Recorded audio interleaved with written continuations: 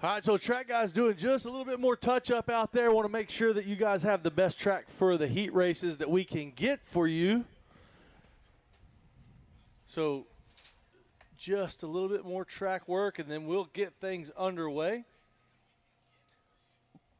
Want to remind you while we're sitting here thinking about it, still got time to go over to Dunlop, see Rob Fox, Jeff Cernick, and get you some fresh Dunlops all the way around on all your bikes.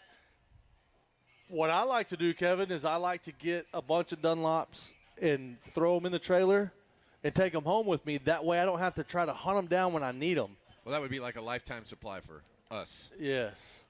And so you mean for the people who actually race? Yeah, I'm talking like and when, ride. Yeah, like Load up. When my kid was racing, I would always get a stack while I was at the races because it was extremely convenient. And then I didn't have to hunt them down when I needed them, right, or order or none of that.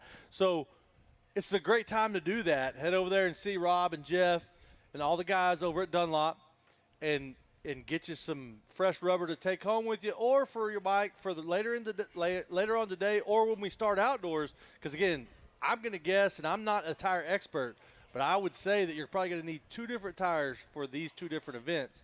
And then while you're over there, talk to them about Fuel Factory. And see if they can get you lined out on that. Fuel Factory, the best fuel on the market, runs clean, burns cool, all the good stuff. Also, Amateur Moto Show is live streaming video of the race on YouTube. That's youtube.com/@AmateurMotoShow. So, again, you can go to @AmateurMotoShow on YouTube, and they're going to stream the race live, which is a pretty cool deal. That's pretty cool. Pretty cool deal. A lot of action going to take place here shortly, so go lock in on YouTube. That's right.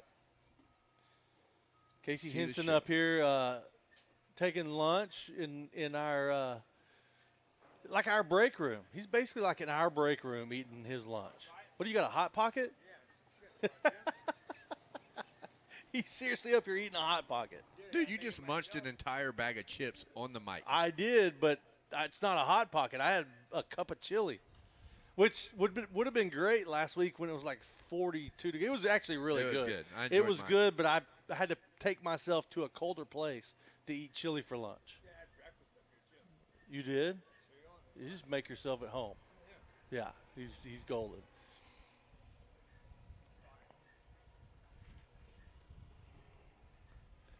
So, again, the Amateur Moto Show is going to be broadcasting the races live here. And we're going to watch them live. But you could tell your people at home they could log on to YouTube. Oh, this is right on me. Yeah. Like Kevin, yeah. And Casey back there eating his Hot Pocket. Yeah, you can log right on to Amateur Moto Show on YouTube and from home. See our ugly mugs. Yeah, hopefully it's not going to show much of us. Yeah, it's probably that's probably already you got your fill. Probably. Yeah, hopefully they've seen all of us. They want to see. Hopefully it's going to be more aimed towards the track, and maybe they can just hear us. Yeah, that's a great way to get your fill of Supercross today. Yeah, you had. Like we always look forward to at my house, everything is on Saturday is scheduled around Supercross time, and makes sense. Yeah, but no, then you have to wait for another Saturday to come for you to do that. Right now, you don't have to wait for another Saturday. You can do it today and tomorrow. Well, a lot of waiting going on if you're waiting for. They now have an off weekend, right? Yeah, they do have an off weekend, but not an off weekend here. They didn't see. No, you get your weekly fill here That's at Springading. Right. Yeah, for all those people that are getting a paycheck at home or at work, getting a paycheck, but not actually working, that are probably on their computer, on Amazon or You're whatever. Living your best life right now. You could just log on and watch the races and then put an earbud in. Nobody will even know. Fake it till you make it. Pull a screen down that is your actual job, and then if somebody walks around like they're going to look, you pop that screen up real and you're quick. like, yeah, man, I've been over here slaving away. I've been grinding. Yeah, I'm sweating because it's like watching cops, but working really hard. High heart rate. But but meanwhile, you're actually watching Supercross. Here at Spring-a-Ding-Ding. We have great ideas, Kevin. Full of them. Great ideas. But we don't eat. Normally it's like how to cut a corner here or there. Yeah, but we don't eat Hot Pockets for lunch. We do not. Cup Hey, of if chili. you are locked in on YouTube or here at the track trying to wonder or figure how long your moto is going to be, this is Jen. I'm relaying messages, right? Yeah, So don't shoot the messenger if don't- it's not yeah, right. Don't. But If you got to shoot somebody, go to the other tower. yeah, go to the other tower. What I'm hearing is this 8-minute motos for the 50, 65, 85, girls, women, and C. And that it'll be a 10-minute moto for Super Mini, 125, Schoolboy 1 and 2, B and A. You know what's crazy? You know what a heat race is in Supercross now? You probably don't even know. Man, I don't even know. 6 minutes plus 1 lap. That feels like a long time. The 50s are going to do longer than the pros do at a Supercross. That's great. What makes you think I don't know the length of a heat race? I Well, lock in every weekend, bro. Yeah, but a lot of people don't know the length of them. I had to look it up like a lot. Like people ask me when we're practicing, and say, "Hey, we're going to do a heat race," and they ask me, "How long is a heat race?" The racers, current racers, how long is a heat race? Well, and I have to Google search it every single time because I can't remember. a lot of times you just go off like, whatever beverage you're having. Like it's a beverage and a half. Yeah. Or maybe it's 2 sodas in that race. Yes. Oh, I'm sorry, 2 waters. 2 waters, always healthy. Yeah. With the healthy stuff.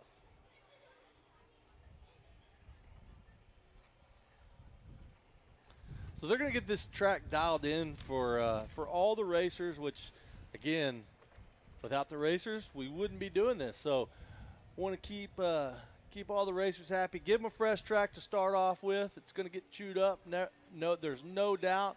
But we're going to start off fresh, and we're going to go racing. It's going to be exciting. We've got some classes in there that are going to be lap times were extremely close. So Yeah, it's going to be some exciting racing if it works out anything like it did in practice. And that, you could tell that they got the memo, the riders. They got the message that this was going to be for something because we were seeing some pretty gnarly block passing and honestly like a race of practice. Which is great. It's great for the spectators. It's great for the announcers. It's great for the guys that talk about dirt bikes and then get cash at the end of the week. But if you look, like still on our screen right here, Kay Johnson, 51.9, fastest lap of the day. And then you got Anton Nordstrom, 52.0, second fastest lap of the day. Jonathan Getz, 52.3, which I'm going to guess is I think it's the third fastest. Third fastest, or at least times it. And then Andrew Short, 52.4, 52.8. Like and then somewhere right in that area of timing right, is where the you B started class. getting into some of the B-class Right. riders as well. And then honestly, like even in some of the 85s, I think we were seeing like high 54s and 55s. They were going fast. I know on 65s we were seeing a minute flat. So they were going fast. Heck, we might have seen a 101 out of a 50, I think. Doubling through the whoops. Oh, and yeah. A lot of the First lap. One of them did it first lap. A lot of the e-bikes just sending the rhythm sections, doubling their way through. And yeah, it's some impressive practice.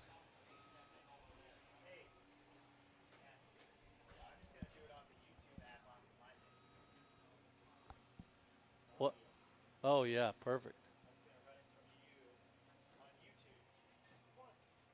The audio. Mindy's at Walmart getting one right now. His works better than FM. Unless we lose it. The FM is stagnant crap. Is it good or not? This is actually clear, nice. Yeah, the audio is perfect. Yeah.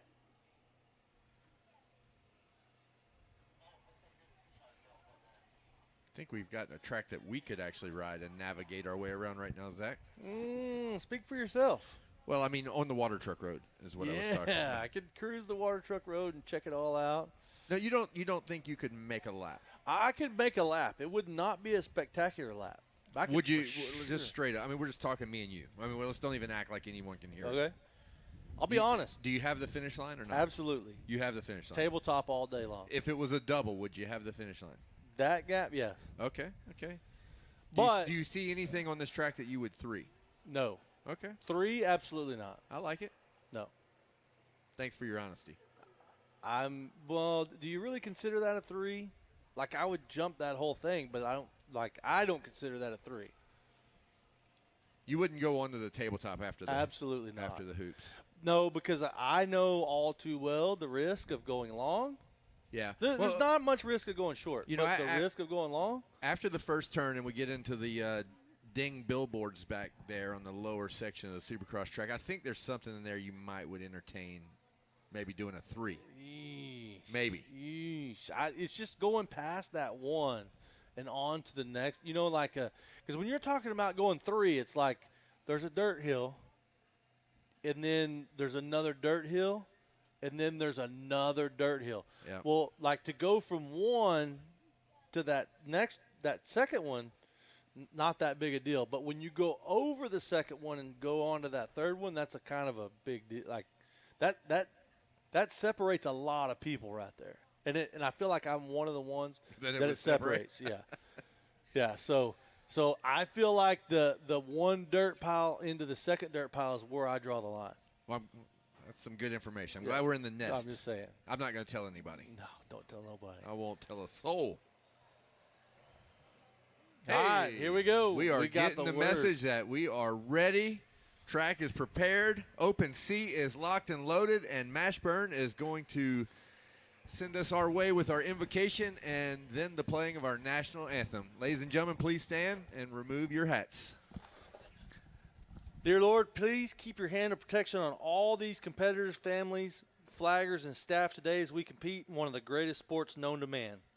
We ask that you continue to watch over our country. We thank you for the many blessings that you bestow upon us daily, and also thank you for sending your Son to be our Savior. Although we may sin day to day, what a blessing it is to know that if we ask for your forgiveness, we will receive it. We thank you for waking us up for yet another beautiful day on this earth. In your name we pray, amen. And now, if you'll remain standing, as we have flown in none other than the great Leanne Rhymes for the singing of our national anthem. And the crowd.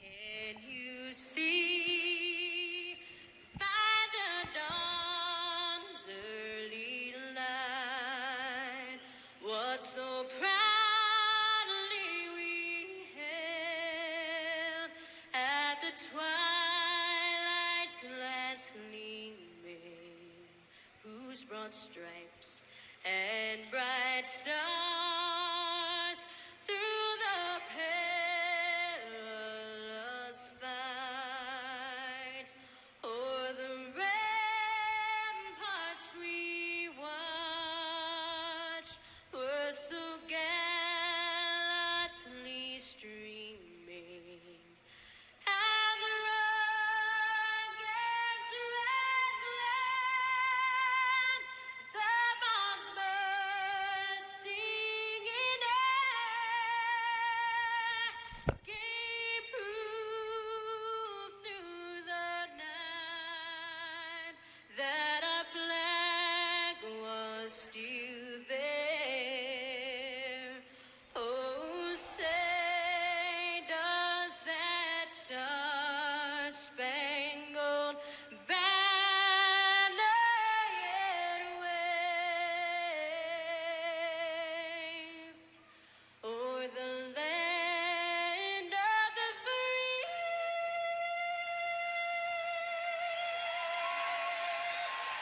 and the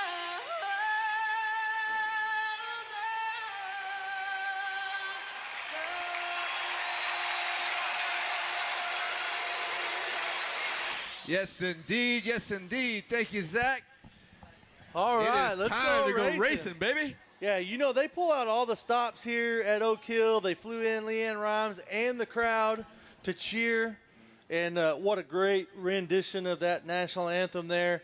As we're into race number 1, we've got Open Sea down there on the gate. We've got Jagger Edgar out of Due West, South Carolina. Aiden Corville out of Alexandria, Louisiana.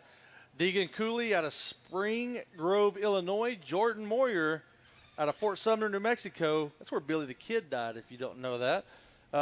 Cooper Cuyette out of Maple Lake, Minnesota. Alessio Chavez, Rock Springs, Wyoming. Jace Rader out of Odessa, Texas. Hunter Brennan, Winchester, California. Jack Dawson out of Arkansas. Mauro Salazar out of Colima, wherever that may be, Mexico. Sebastian Benavidez out of Texas. Colton Moe out of Texas. Kenyon Abeda out of Colorado. Kean Majors out of California. Ryder Novak out of Nevada. River Shakespeare out of Utah. Adrian Harders out of Guatemala. Robert Seeger out of Missouri. Colton James, Odessa, and Dusty Westenfelder out of Wyoming. What do you see out there, Kevin? Well, I see Alessio Chavez leading us around on lap 1 on the number 19, off to a great start. And it looks like you're leading around Corvell in second, as Corvell doesn't get the best run through the whoops. Well, lap times don't lie, Kevin, because I believe Alessio had some of those fast lap times in practice earlier, and here he is leading the way around. Lap number 1 of the Open C class. You're right. He is leading them around, and he has been strong all day. With practice, he looked consistent and always at the top, near the front. Secures a great start. He obviously had a great starting position as they were qualifying for that in practice. So off to the races and running and continuing what he's done all morning as he comes around to check in another lap. Real quick, Kevin, I want to make sure that our 50 shaft, CR50, TTR50, and JR50 classes are down on the start gate as you're up next. We need 2 divisions of that, and then we're going to move into Open B. We're going to be 2 divisions of that, and then first call 85cc C beginner. CCC beginner. See your way to the staging area right now. Look, as we take another lap, it is no fluke that Chavez is fast, and he's fast in the whoops. He's got a little bit of a buffer over Hunter Brennan, that's now in second, and Aiden Corvell. They're riding great on 90% of the track, but the whoop section just seems to be going Chavez's way. It's separating them a little bit right now. Hey, and I'll tell you, there's a couple of different things that separate people in the whoops. Sometimes it's brains, meaning sometimes it's the mindset you have to attack those whoops. Sometimes it's the mindset you have to not attack those whoops. To chill a little, yeah. And then sometimes it's just straight up brawn. Like, am I scared or am I not? So no telling what we're seeing there. We see that Suzuki go through there with a little bit of that rocking horse. Yeah, he was doubling more. Hunter Brennan doubling a little bit more than the blitz technique that Chavez is using right now. I'll tell you what, though, Hunter Brennan's not letting him off the hook as he's hanging in there, 58.7, just a few tenths off of Chavez lap time. So Hunter Brennan hanging in there and wanting to make this a battle. Well, like I said, 90% of the track he's on this march, right? Right. And right there with him. If he can figure out the whoops just a little bit, he'll really tighten up the gap, but it is not insurmountable at this point as we check in for another lap. This will be lap 4 going into the books for the Open C. Chavez, Hunter Brennan, Aiden Corvell, still your top 3.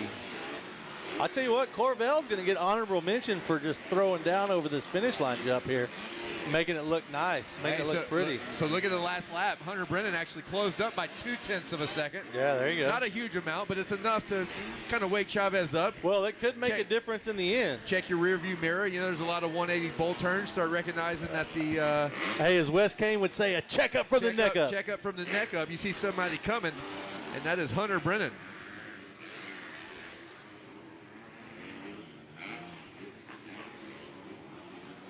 Jordan Moyer in 4th.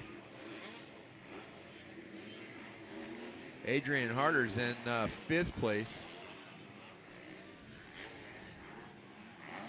Kenyon Abeda in 6th. Ryder Novak 7th. Kean Majors in 8th. Colton Moe gonna round in 9th, and Cooper Couette gonna round out your top 10.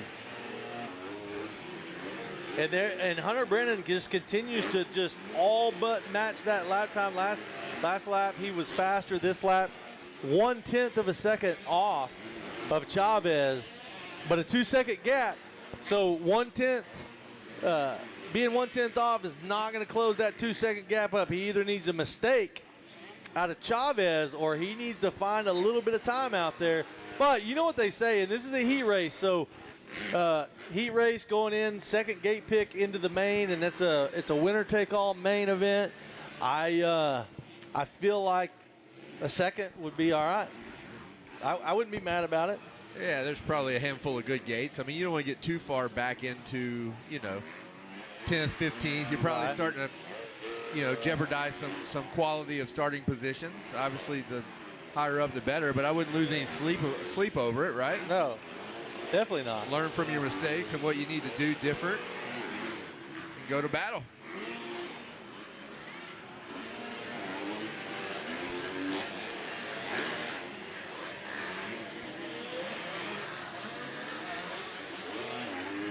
You know, 8 minute. Were they doing 8 minutes? 8 minutes. Yeah.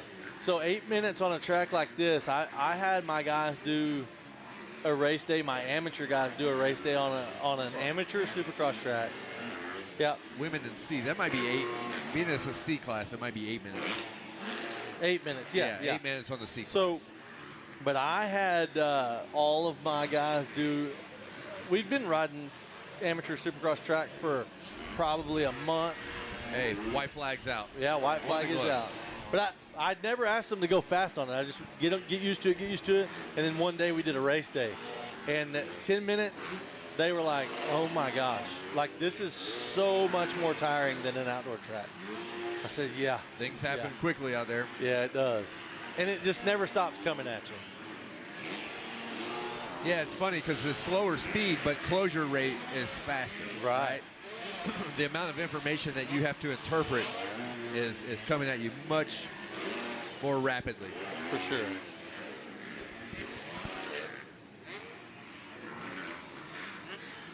All right, so Chavez still lead the way, but down to 1.6 seconds. So Hunter Brennan closed that gap. And this is the closest it's been the entire moto. Looks like he's going to be able to hang on, barring any, and looks like Brennan's just going to cruise it on home. Yeah, he made a little mistake, did Hunter, in that last corner. So Chavez, here we go. Yeah, Chavez is going to take the win. Dude, he made eye contact with us. I missed it. He whipped, turned back, looked, and I think our guys on YouTube are probably checking that out. I just felt his soul. He was just staring at it like, hey, did you see that? Yeah. I just threw it down. I completely missed it. Well, you missed a big opportunity. Yeah, it always makes for a good time when they throw down right here in our face. All right, so it's Chavez. Oh, no footer there. You got an arm swag. Like, this C class is really putting on a show here at the finish line. Chavez, Brennan, Corville, Moyer, and Harders are your top 5. Open C, the first race of Spring-a-Ding-Ding 2025. There we go. So one in the books. One in the books, and now we've got one of my favorite classes in the world, in the history of the world, the Shaft 50, CRF 50, TTR 50, and JR 50 class. This is some of the most fun racing that I ever did with my kids. I loved PW racing, absolutely loved it. I love to watch it. I love to work these races. These kids, you stop, go help them when they crash, and they will tell you a story while they're trying to get back on their bike. It's just so much fun. It's the purest of motocross racing right here. Gates down. All right, I got my guy down here real quick, and I'll get back to you guys. Alessio Chavez, come on up here, bud. You got a moto win here, or a Supercross heat race win. Come on up here. You look great. Great job. Congratulations on a heat race win. That means you're going to the main. You're going to do good. Tell us about it. Who do you want to thank? I just want to thank my mom, my dad, my whole family, Chavez Concrete, Let's Ride, GBR Floor, Charlie Designs, Chelsea, and everyone else. Thank you. Well, congratulations. We'll see you in the main. Hold that up. Let them get a shot. Take it away for you, boys. What do you see, Kevin? Right now, we're checking out the longest running class of all times. The running of the Pee Wee Dads. It's always a good time. Well, here, all they can do is run to the mechanics area. So if they run any further than that, they might get disqualified. The longest running class, right? I mean, I raced it. Well, there was a time, like when I was a kid, there was no such thing. The only 50 there was the shaft drive. Was a PW50. Now, did you have one of the stretched out ones with the Weisinger? Yeah. You had it with. I got one stretched, but not for my first bike. And so what I mean by the longest running, like there was 60s. Did you just say? Yeah, I did. But I want to be clear that back in our day it was 60s, right? Now it's 65s. Yeah. Right. Oh yeah, everything's 60, 80s. Now it was 80s. Now it's 85s. Yeah. There's no CC change. This was which? Do they still only have one radiator? This no, on like 65s and 85. Yeah. So I had a Yamaha 80. And the radiator was behind the front number plate. Tell me if you remember those. I do. Yeah. Behind the front number plate. You remember those? You old enough? No. And it came with a number 1 on it. Not that old. It came with a number 1 on it, and I actually ran that for a little while. All right, here we come. Here we come to the finish line with Jackson Boyd. Maybe we should actually give some shout-outs. We should focus here. Yeah, we should probably talk about the race. Jackson Boyd's on the number 17. What make? Oh, a Yamaha. He's on the Yamaha. That's right. Donnie Luce, very happy with this class. Axel Middleton there in second. This class is a win-win for Yamaha.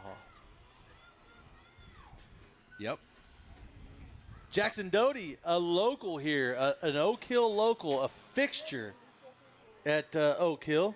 In third, Carson Wilson, Slade Anderson, little Slade. His mom calls him Slady Butt. Isn't it cool to see some of the families with multi-kid families, and you're starting to see the last names pop up in different classes, and good to see the Anderson family out here with another young ripper. They got a pile of them. They got a pile of them. Just keep buying dirt bikes. Well, they're not on the Fitch level, but close. No, they're getting there though. They're getting there. Speaking of, I don't believe we have a Fitch in this moto, do we?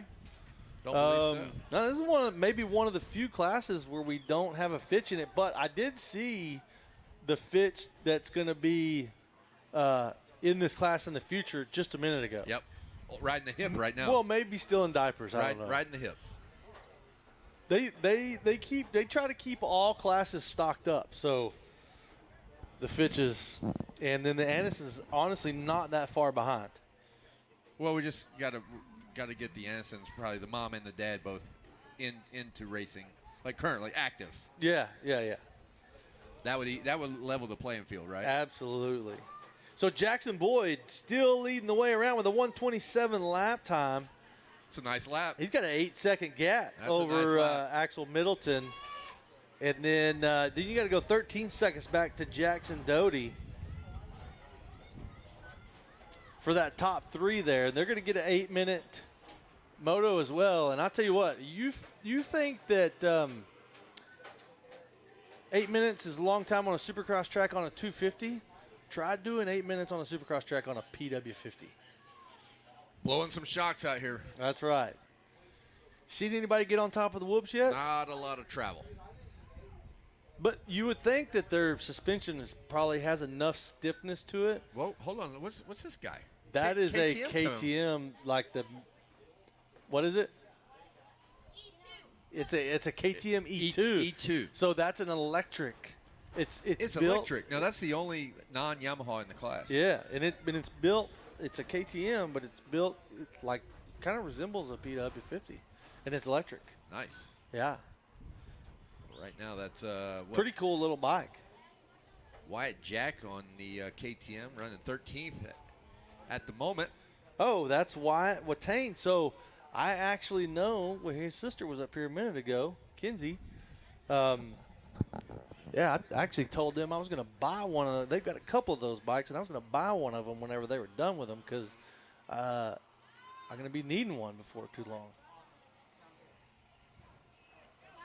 Might be something I need as well. You will be. You're a few years away, but you will need. I mean, the crazy thing is you can start riding them things at 2 or maybe a little bit before. You can. And right now would be a good time to also thank Little Trouble for their support here at Spring-A-Ding. apparel company for kids that like to go fast. They are the official sponsor of the PW class. That's awesome. PWs are the heart of our sport. If we don't have PWs, at some point, we're going to run out of riders coming up the chain. So really cool to have Little Trouble sponsoring the PW class. We're going to have Little Trouble PW podium winners. Your kids deserve to look just as fast and cool off the track as they do on. Little Trouble has you covered. Check out littletrouble.com. Cool clothes for rad kids. Well, right now we have a rad kid in Jackson Boyd who just completed lap number 5 and oh, look at this. Speaking of Little Trouble, yeah. Chad Ward walking up the yes, indeed. Little Trouble. And I'm not talking about the baby.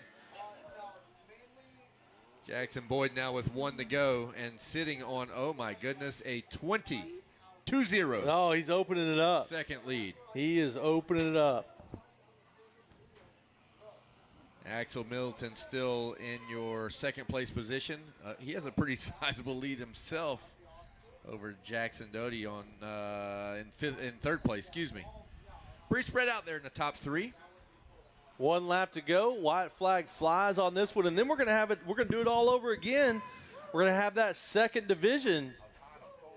I know. I was just thinking the same thing. We're going to have that second division of the 50 shaft and all other comparable bikes out there.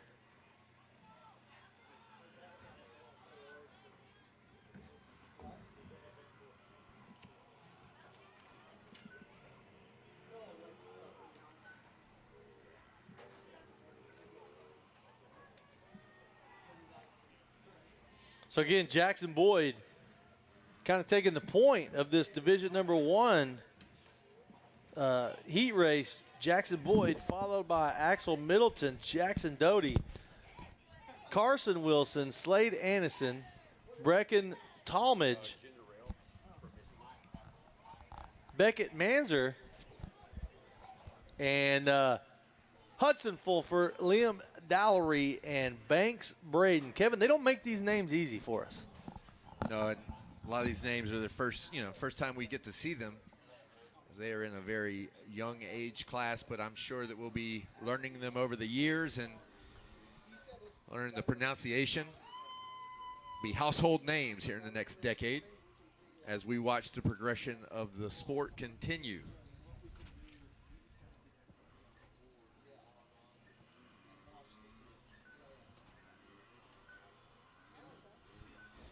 As we congratulate Jackson Boyd, our 50cc shaft Division 1 winner.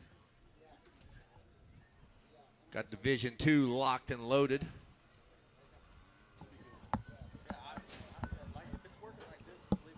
He said he likes it how it is. Perfect. That's all.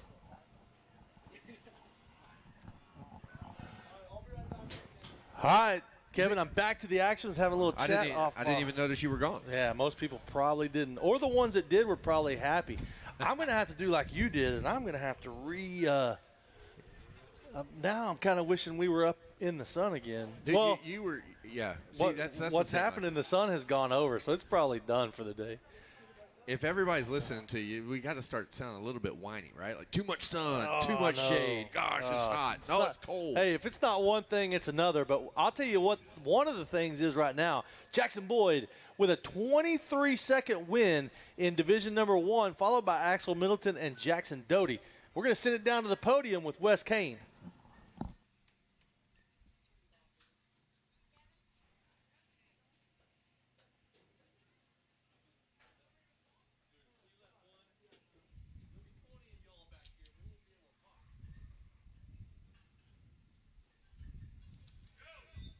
Take it away, Wes.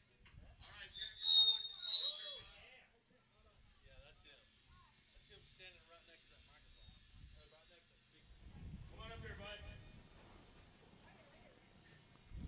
Congratulations, Jackson Boyd. Got your heat race win, man. Good job. Dad's not the bike over. Come on, bud. Come over here. Tell everybody who you want to thank. My mom, my dad, PC Goggles, Noga Shops, O'Neill,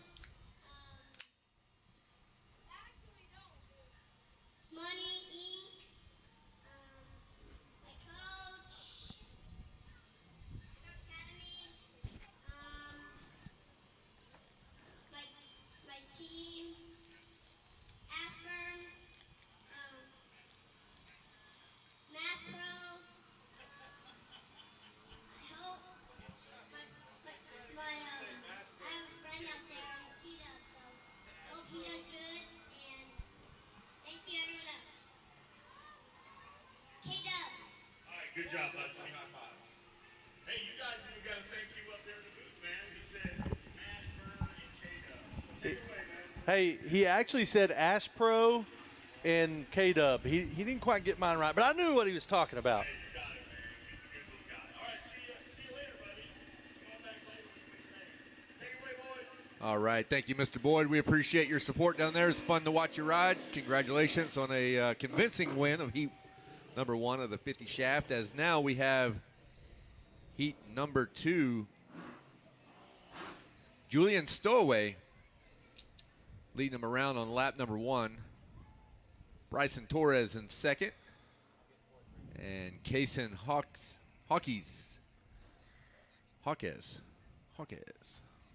in third.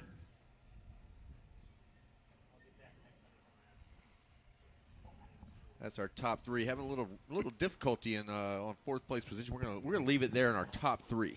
But wait for it to populate another lap.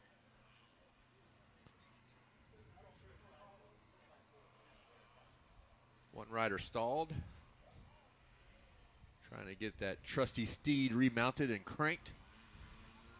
Look at this. They didn't know you. Oh, my God. The 99 you see him Stowaway coming around He again. sent that finish line on a P-dub. Turn to 131. Julian Stowaway, Torres Hawks, Cruz Galvan, Trip Roberts, Jackson Conley, Wyatt Otto. Another name we've heard before. You remember the old Western Auto story? Yeah, well, I guess Weston Otto might be his brother. I'm going to go with probably brothers. Yeah. Easton Craig, Tayton Davis, Weston Fry going to round out your top 10. 2 laps in the books. Now, they might not do as many laps as let's just say a B class is going to do or something 8 minutes. like that. But the time is the same. They're going to do 8 minutes worth of them. That's right. We're going from 52 seconds or 50 or what did we get down to? 51, 52, 51. 51.9, yeah. Yeah. We're going from 51 to a 131, so quite a bit of difference in the lap time. But there's a lot more jumps for these little riders to hit. That's right. I mean, they're hitting There's every another one of those. Yeah, another KTM out there. Yeah. Elapsed time will always be the same, though, no matter what.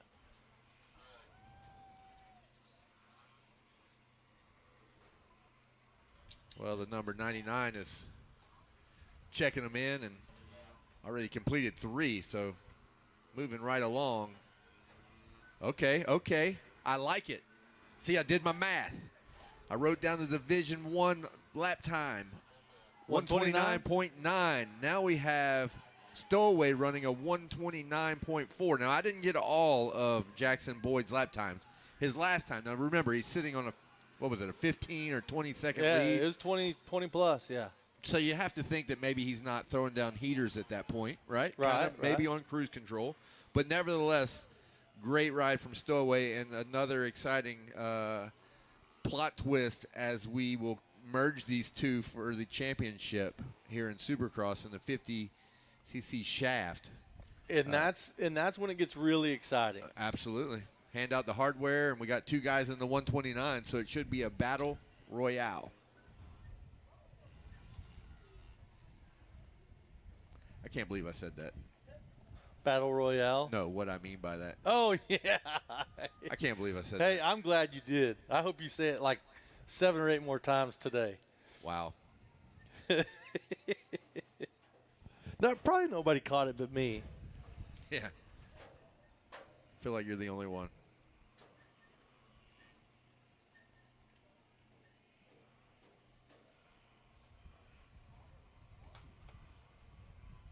I mean, hitting every jump with no travel, and then sitting the finish line is the number 99 of Julian Stowaway. You just think it's got to be painful, but then the kids just keep doing it. Their joints are made of rubber at that point, true. right? I mean, it's you and I would break in half. Oh, I couldn't do it.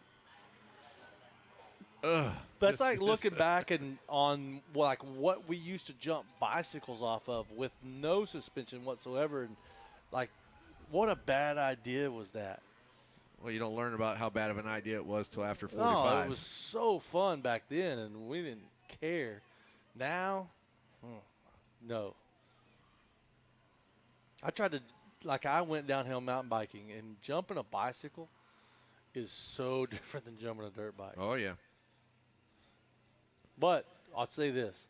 They were having a cross-country mountain bike race at the mountain the same day. And so as I was on the lift going up to the top of the mountain, I was watching all these kids, these collegiate kids, ride their bicycle up the hill. And I was like, that I will never do. The lift up and then ride down, that's my cup of tea. I don't know how these stories always end up with how lazy I am, but finds a way into the conversation most of the time. Yeah, it does. All right, white flag in hand as we have the number 99 of Julian Stowaway coming around for 1 to go. You know what? A lot tighter battle here. It is a lot. Well, only 5 seconds over Bryson Torres, but he's got some company here with Hawks. Oh, look at that! Top 4 came across almost simultaneously. Bam, bam, bam. So we have some shaking and baking here to do on the last lap. That's right. Stowaway has a little bit of a comfortable. I'm going to say a little bit of a comfortable lead, but then behind him you got Torres, Hawks, and Galvan. Just boom right there. Now we lost Trip Roberts on that lap somewhere, so he must have had some problems. He was up there in that battle as well, but the top 5 here are close. And then, look at Weston Auto. He's right there. So it's Wyatt Auto. It's Weston. Oh, yeah, Wyatt. You're talking about his brother. Yeah. I didn't even read it. I just went to the saw last Auto name. and you just went for it.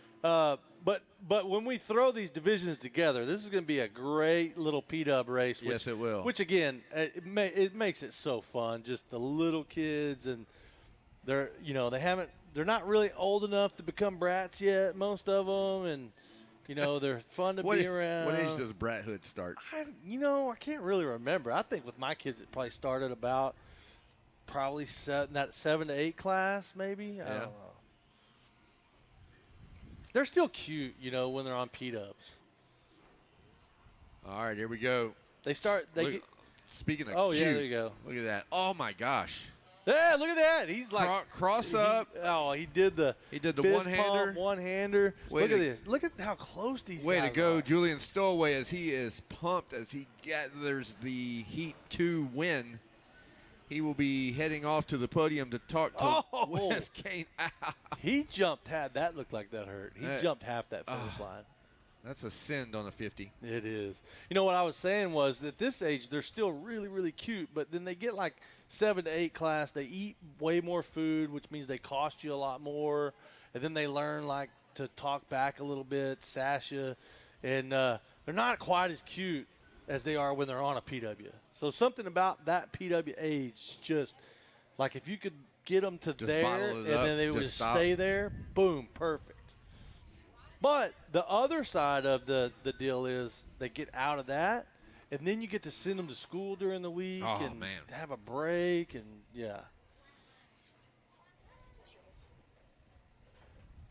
there's just like, it's just like you have to weigh your. All righty, race 2 is complete, both divisions. Now we go to race 3, our Open B. This is also a division race, Division 1 and 2 in the Open B. That will have our 85cc beginner up next, 51cc 7 to 8 limited, and girls 9 to 15, both in the pre-staging area. As Open B is locked and loaded, and we will be getting underway shortly. This is going to be one of those good races, Zach. I think I just lost it. Here you go. There. I got one right here if you want to give a rundown. I was feeling kind of like it was your turn on this one. Well, we got Kai Gentry. Yeah, there you go. Read them off, Kevin. I don't really know his number. His number's KG. Then we got Christopher Harris on the number 12 here from Lippin, Texas. Lipan. That sounds like a rabbit. I can just say that because I also lived there. All right, real quick, guys. I got Noah down. Oh, there we go. Wes Kane. We're going to get a word from him, man. Come on, sit back 1 second. Who do you want to thank? I want to thank my mom and dad, Pax Racing, Roscoe Barbecue, Brad Factory, Don Dales, and Chris's. Congratulations, high five. I like a rider that's sponsored by a barbecue place. You can't get it. Say no better. I'll see you up here in the main event, all right? Good job, bud. Take it away. Who's out front? All right, here we go. Looks like we got a battle shaping up right now as Max Shane has made the move. He is up to the number 1 position. Will Campbell, I believe, got the whole shot. He was at least in position to lead him around for the majority of that lap. But as they come to the last corner, right before they got to the finish line, Max Shane made short work as he triples up in the rhythm section and now sizes the gap just a little bit because, look, he's going at it. He's doing the threes right off the bat and going to work. Hey, I'll tell you what, if Max Shane doesn't match that fast lap so far of the day, I'm going to be surprised. He looks so comfortable on this track. He rides Supercross kind of like a veteran. Like he wouldn't seem out of place at all if he was out there in the A qualifier in the 250 class next weekend. No, he's doing a great job of racing through the jumps. Absolutely. And that's hard to do. Now we got Christopher Harris moving up to the number 2 position. He wants to try to grab a hold and latch on to Max Shane if he can. Look at that. That's his that's his fastest lap so far. There we go. Now watch him after the whoops. Now coming out, going to 3 up onto the table, off. See if Christopher Harris follows him over. He does. Third place, Campbell Shane's does as well. going to 3 in, 3-3. Yep. So Harris doing Harris the 3-3. is as well. Look, so is Campbell. So look, they are all latching on. They realize that we have to get these jumps done if we're going to have a chance to get a great gate position here in the heat and ultimately win the main event. They are starting to feel the need to send all of the rhythms. Well, I'll tell you what you cannot do. Max Shane looks so comfortable on this track. What you can't do is give him an inch. Because you give him an inch, he's going to take a mile. He looks so good on this track and a good start. And he's going to, he's going to start to open this thing up. He's a little more than half a second faster than the field on that last lap. Got a good drive through the whoops. He's going to 3 onto the tabletop, off, and double into the corner. See if he gets that 3-3 again. And he does. And he's a smaller guy. So, you know, when you put a smaller guy on a pretty good 250, they have an easier time getting through those rhythm sections. Top 5 just did the rhythm. There you go. They're I don't think top 5 in the A class did it. They're doing it now. Yeah. Top 5's making it happen. Here we come around again for lap number 4 into the books for Max Shane. 51.9, buddy. Yeah, 51.9. Hey, and I'm telling you, I said it. I wouldn't be surprised if he matches or beats that fast lap of the day. And man, he's matched it. We'll see if he can beat it. Opened up a 4-second gap over Harris. Four laps in. This is going to be a 10-minute heat race. So they're going to have he's going to have time on his hands. And the rest of the field is going to have some time to work with, try to get up there and remedy that gap that he has opened up. He's just riding really flawless right now. Tried to 4 out of that corner. Yeah, he did. Case wow, that was big. Yeah, he went. That was the first lap he had tried that I have seen. Most of the other guys going outside 3-1, and I don't think that was something that was a mistake. No, I think he's like, okay, let's see what we can do to really push our limit. I hadn't seen anybody try that. Now I've got a monster can in between me and that, but that was big, really big. Well, he only missed it by about 3/4 of a bike, but I don't think he'll try it again on this next lap. I don't know. Sometimes. Looks like Harris closing up a little bit there. 4.2 second gap. And Harris they almost ran identical times. Harris matched his lap time that last lap. So we'll see. Right, here he goes in the corner now, talking about outside. Max Shane. Oh, yeah, he did. Oh! Man, that was about... So that's 2 laps in a row, and he didn't make it either time. Yeah, I don't know how long he stays with that. Probably till he gets it. Well, I don't know that he's going to get it. He's going to have to really execute a great corner, but in a 10-minute heat here, you know, things start happening. You start getting tight. You might start getting a little arm pump, you know, when you start casing things like that. Right. You know, he's in control of the race, sitting on about a 4.5 second lead. I don't know if I would continue to do that.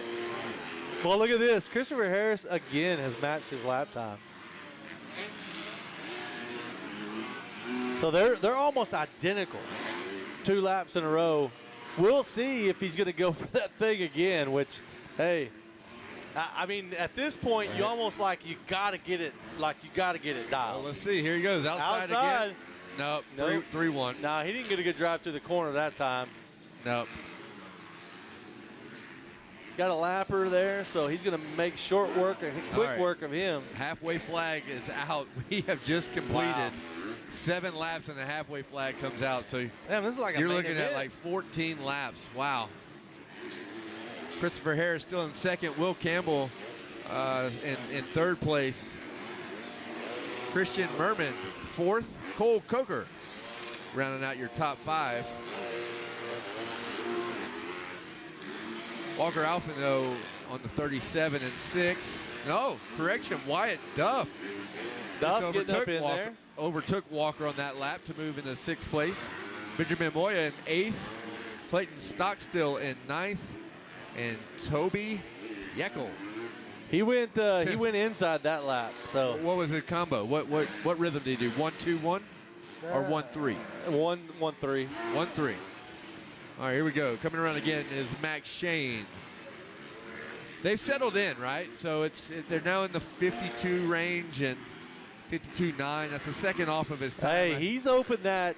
I don't know if Harris had a problem on that last lap or what, but he's opened that gap up considerably on that lap. Well, we'll have to see if Christopher Harris answers the call on lap 9. You never know if it was an issue that just happened for one little tuck on the front. What I miss? Well, Max Shane just came up short on both triples in there, and the second one was ugly, considerably shorter. So, yeah. So anyway, back to Harris. See if he can rebound this lap. Obviously had a bad lap. We don't know if he got caught up with a lap or tucked the front or what, but we'll see. We'll see shortly. Yeah, real quick.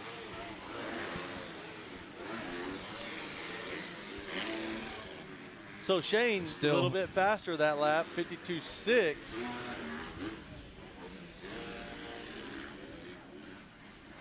Yeah, 54.1, so he's fallen off a little bit. He was able to match him early on, but lap time fell into the 54s, and they stayed there for a couple laps. We'll see if he's able to regain his composure. We got no white flag yet, so they're still going strong out there. They should do 14 laps. Yeah, 14 laps. That's a long heat. That's almost a main event. Pretty dadgum close. It'd be I think it would be a main and a half for a guy like me. Yeah. Maybe 2 mains. I don't know if I could do 14 minutes on this track, or 14 laps, excuse me. A month worth of riding for me. Here we go. Max Shane coming across one more time, and he is checking in at a 53, so he's backed it down a little bit. He realizes he's opened up that gap quite a bit now. So 53.6 for him, 54.6 for Harris. Open that gap up to 8.3 seconds, and then you go back 6 seconds to Will Campbell. Christian Merman in 4th, Colt Coker 5th, Wyatt Duff holding down 6th, Benjamin Moya in 7th, Jonathan Yelton 8th, Clayton Stockstill in 9th, and Toby Yeckel in 10th. And what I have forgotten during this entire heat race, Kevin, this is a division. So yes, it is. Yeah, so we got a whole nother group of them we're going to do this with. Division 2 is definitely on the line. That's going to bring us to our 85cc beginner in staging, as well as 51cc 7 to 8 limited and girls. Here we go, white flag. Not quite 14 laps, going to be 12 laps. Well, you know what? He gave a halfway flag, but the lap times have dropped just a little, but either his math was off or we've had a small adjustment. I don't know what overall time. Oh, here we go, race time. No, we don't have our overall time right now, do we? I don't think so.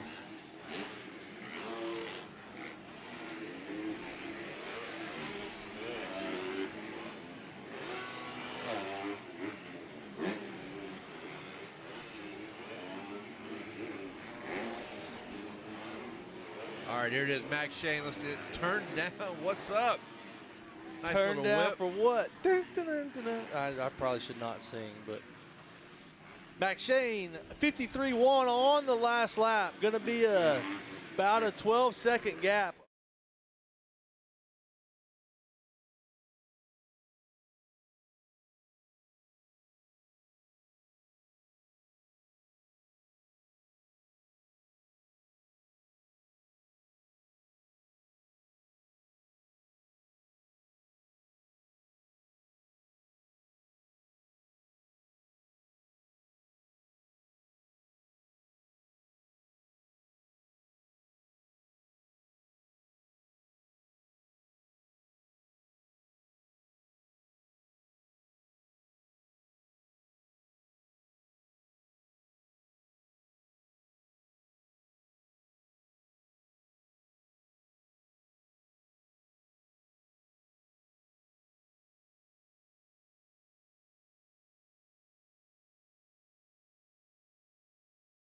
Out of Colima. I don't know where Colima is. Is Colima in Mexico?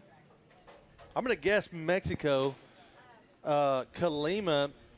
Devin Scripps out of California. Talon Staggs. He was one of our fast guys earlier out of Fair Oaks, California. Trip Carr out of Florida. Jaden Schmedley out of Colorado. Schmedley. Caden Mitchell out of Ohio. Nate Hummel with the hole shot, Nate Hummel. Oh, that guy doesn't know how to get a hole shot. Nate Hummel out of St. Louis, Missouri. Gavin Fortner out of Florida. Eric Vasquez out of Texas. Jaden Riley, California. Chase Lawton, Here we go. Rhode Look at the Island. battle up in the front real quick as Nate lost it, gave it back, got it back, now gave it up again. Who's the 77 machine? I don't know. Watch this drive Nate has going down the, not enough That's to get it done. Jaden Wolf. So Hummel, Wolf leading them around. yeah, Wolf, Hummel, and Staggs there. I look to see Staggs get up there in that battle, as he had one of the faster lap times in this group earlier today. So, well, the 77 and the 28 of Wolf and Hummel have literally passed each other 4 times in the opening lap. So he's a little bit of a stretch. oh, Staggs going 3-3 there, and then Here we go. We got to go to the podium. Oh yeah, take it away, Wes. Who do you want to thank? Big thanks to my mom, my dad, everybody around me, all my friends and family. Big thanks to Shorley Designs, making me feel like a professional. And I think that the help all they do for me. Big thanks to Team Husqvarna, Greg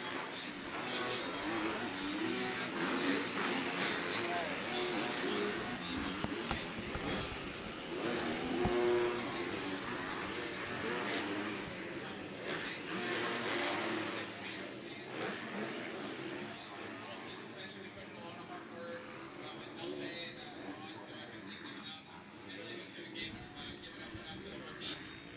Congratulations, man. Be early again tomorrow. See you out here.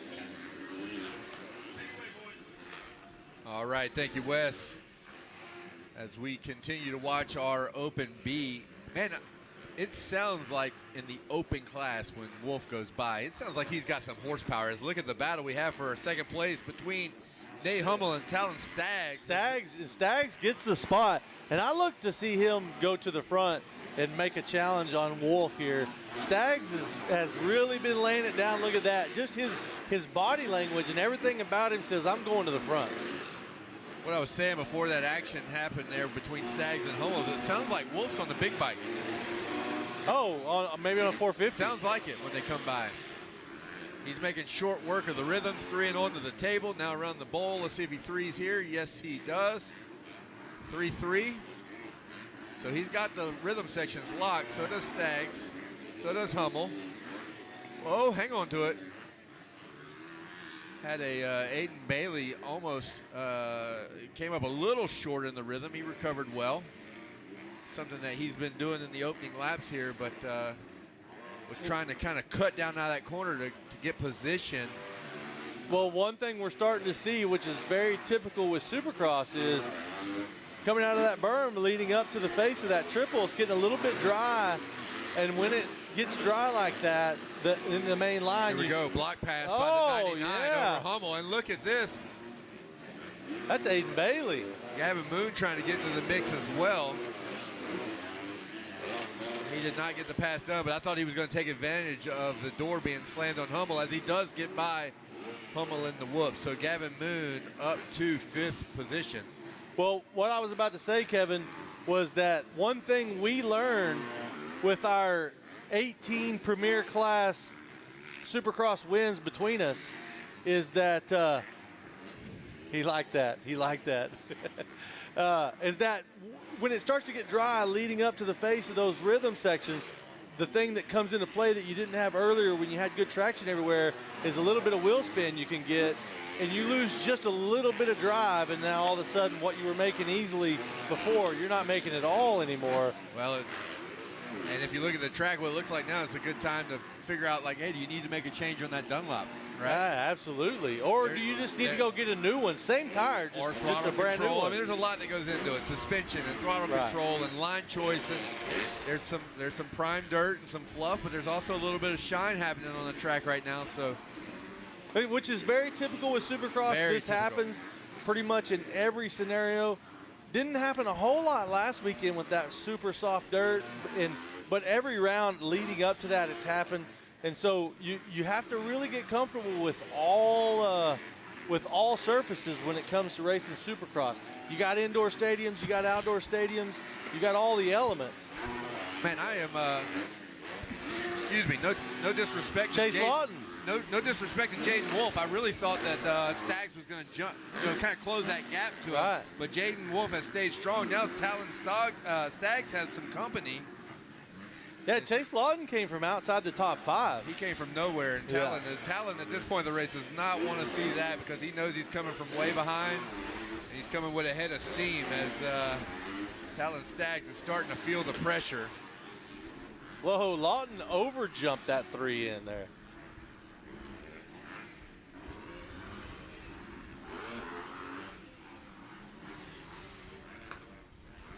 So Wolf, Staggs, and Lawton, your top 3. Aiden Bailey in 4th. Gavin Moon to 5th. Nate Hummel 6th. Trip Carr 7th. Cameron Green just moved into the 8th place, knocking Maverick Gish back to 9th. And Gavin Fortner rounding out your top 10 as our leaders are by yet again to clock in lap number 7 and again receive the halfway flags. But we do not expect this race will go 14 laps as the previous division, what was it? I think they did 11 laps, right? Right. So no, 12. 12. Was it 12? Yeah, but real quick, I want to say 85cc C beginner class is on the starting gate now. So that's race number 4. And then in staging, we've got 51cc 7-8 limited Division 1 and Division 2. And then I'm going to go ahead and say first call for girls 9 to 15. So if your races 4 through 6, you'd either need to be on the starting gate or down there in staging. Well, I got to be honest, you should probably go ahead and send a little shout out to your Vet Open guys as well, because it's time for them to start. They got to warm up. Put some Bengay on. Start rubbing the creams on. Yeah, that's right. Start warming up. Well, putting those knee braces on probably takes them a good 20, 30 minutes to get those on. Jaden Wolf, I'm not going to lie, I'm impressed. He's opened up a 9.9 second gap, and he's maintaining it. And although Chase Lawton is going really fast, moving through, taking over the second place position. spot. Yeah, we missed that on the last lap. He's still not really closing into that Jaden Wolf lead. Staggs just took a hard hit on an overjump down, going into what I would call the back straightaway next to the ding billboards. He overjumped in that rhythm, took a lot of momentum away from him. Something's happening here. Let's check the distance between him and Aiden Bailey as they check in here to complete lap number 9. And we have Staggs with a 55.4 and Bailey with a 54.7. So some more company coming. I don't know if you know this or not, but I can go ahead and tell you that when you get tired and then you absolutely frame case something, you may not have ever done that, but I've done it multiple times. I've been tired and I've frame cased. Yeah, well, when you do that, it just takes the life out of you. It's like you just want it to be over. Definitely, that was part of the reason I wanted to point it out, because he's had a lot of pressure. Talon Staggs has had some pressure this race. And what I really thought was going to happen is doesn't look like it's going to happen. You know, Lawton closed in on Staggs and made that pass pretty abruptly, and although he's moved away a little bit, And he's finally starting to eat into that lead just a little bit on Wolf. It's just not quite enough. Not going to be enough. They're probably going to have 2 laps to go right now, and he's still almost 8 seconds down, so he's going to have to, something crazy is going to happen. Right now I'm watching Jaden Wolf. This lap time will probably be not very good for him just because of the fact that he's involved with some lap traffic. So we are running out of time in this race. I would expect Lawton to have a much better lap time than Wolf, but I do see the white flag in hand, so looks like Wolf will have an open lap. He had some lappers that last lap, but should have a mostly open track here for his final lap of Open B, heat number 2. I'm gonna, look at that, 56 for Wolf. Yeah, I'm going to go ahead and tell you, I don't know a lot about Jaden Wolf, but I'm impressed. I'm pretty impressed with his riding. He, like I said, he opened up a really nice gap. And except for that 1 lap, he pretty much maintained it. Now, I'm also pretty impressed with Chase Lawton, and this is nothing new for him. I mean, he's been a fast guy, but to come through the pack the way he did, and he kind of plateaued once he got up there in the second, but being that this is a heat race, you know, he's going to have 3rd or 4th gate pick. He's going to be fine. Yeah, so got to wonder what happened to Hummel out there. But this thing's going to finish up. Here we go. Checkered flag's going to fly for Jaden Wolf. Nice. Oh, nice little fatty there. Like the whip. Yeah, and here comes Lawton. And I tell you what, Lawton, he did some work out there. He was pretty impressive. Chase Lawton in second. Talon Stagg's going to hold on for 3rd. And then Aiden Bailey with a close 4th. And then here comes Gavin Moon. That top 5 not real spread out. Yeah, that was a great race, and we still have another half a field to put together and merge for the main event here, as we'll get to our main events here. Not today, obviously. But we're going to send it down to. I don't think he's ready. Oh, is he not ready? I'm ready for him. I think we should do should give him a little rundown. What's on the line? Is this the seat? He's going to come in like a wrecking ball whenever he is ready. So well, we'll give it to him. Look, the card's up. This is 85cc beginner.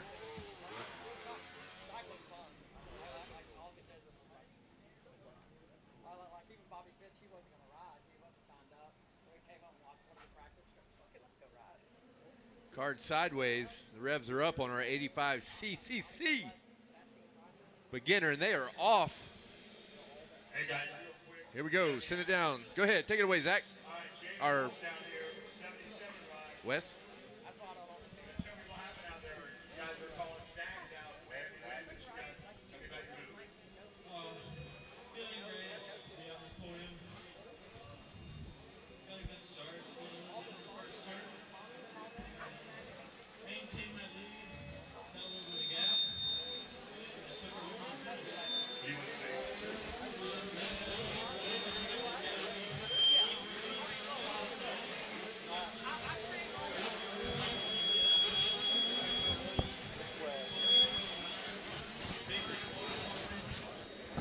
it's him.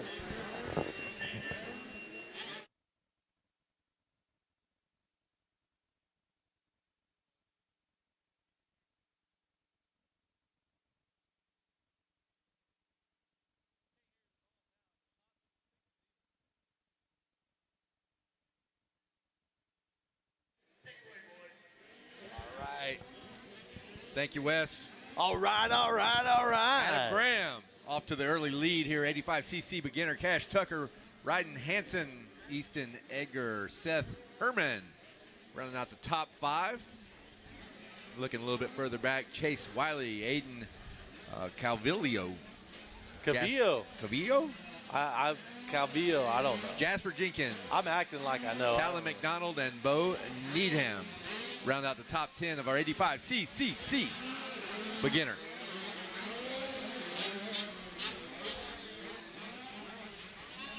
Two laps in the books already.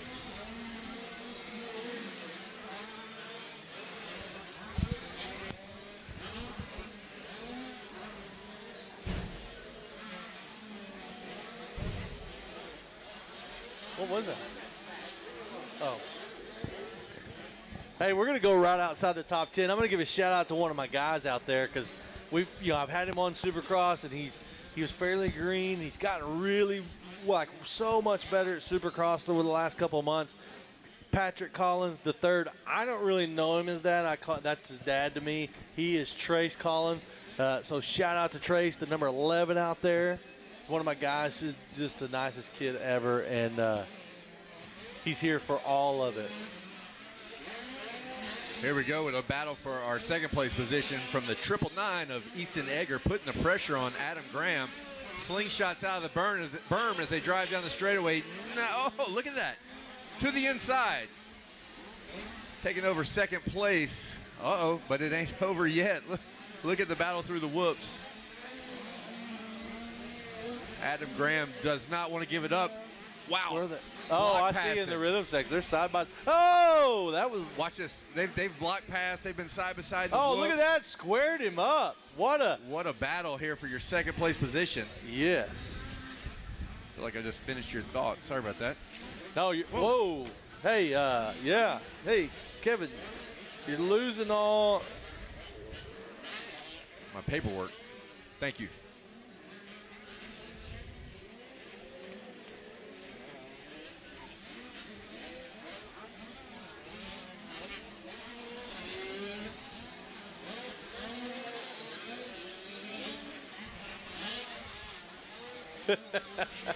Need some binoculars up here in the tower so we can call some of these numbers. Yeah, we need to be able to call races.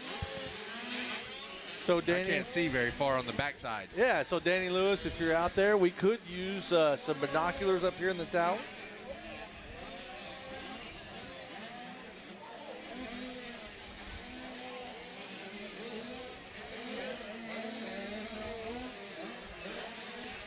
All right, so we got action out on the track. We got action out behind the track. We got action everywhere. Cash Tucker with a 103. As well as Adam Graham, as well as Easton Hager, as well as Seth Herman there, as well as Aiden Cavillo. And Stanley. Look at the top three, the 103s. 103, 103, 103, 103, 103. I'd say the top 10 is pretty evenly matched in this class. Top 8 riders right now are all solidly in the 103s, and Easton Egger wants more as he now turns in a 102. He's 2.5 seconds behind our race leader of Tucker, but throwing down what I think is the fastest lap time of the race. No, Cash threw down a 101 early, but now he's in the 103s, and Easton Egger is on the move.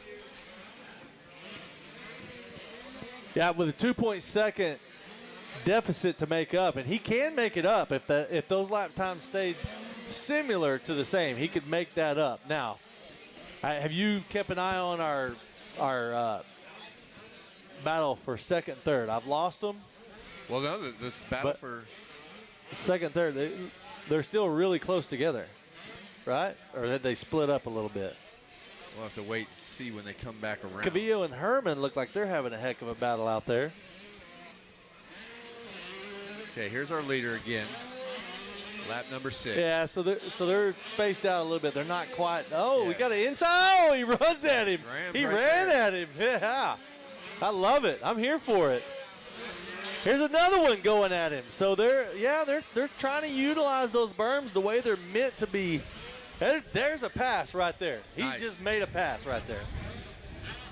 Hey, speaking of a little shout out, our 6th place rider, number 13, Jackson Stanley, he actually had a really good lap the last time. Competitors in front behind are at 105. He's at a 103. So expect to see some moves coming from Jackson Stanley. Nice. With some time left in this race, see if he can run down the guys in front of him. He's, now it shows him in 5th place.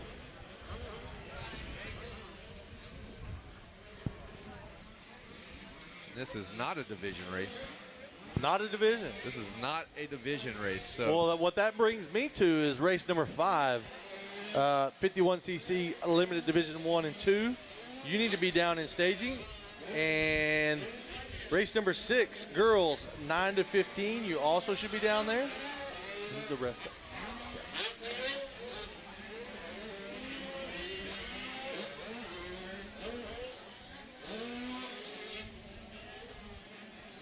Is there?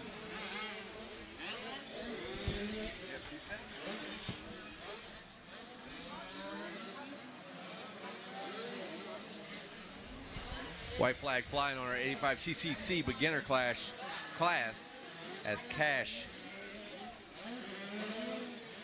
Tucker still in a lead with about a 2.5 second lead.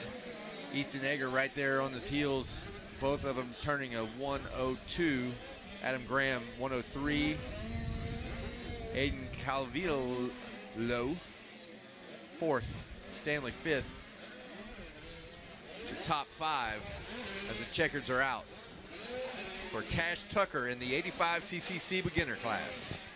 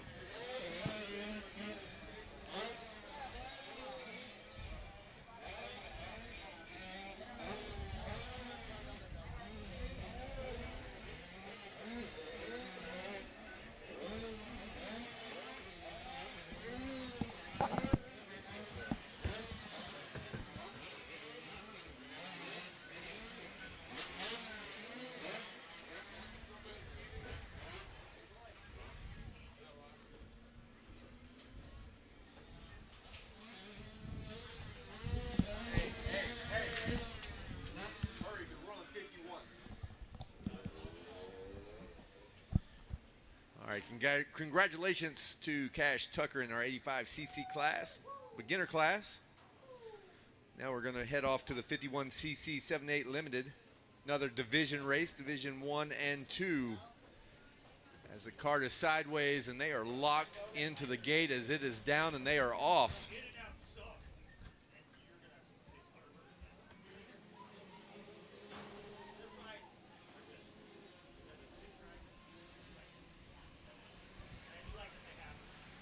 Wow, two riders doubling by your early race leader. I cannot make the numbers out right now, but very important for these young riders to catch their rhythm as two of them have jumped to the lead, as I will pick up their numbers here shortly.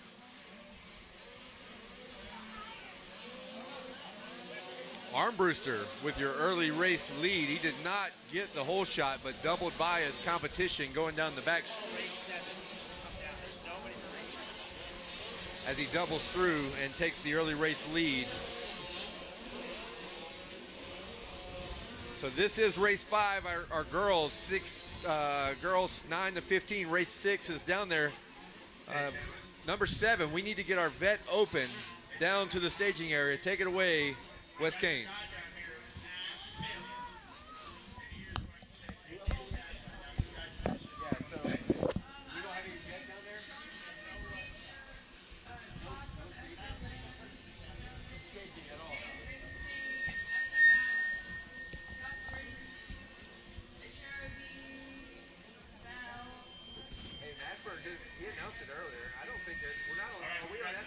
Good job, Cash Taylor.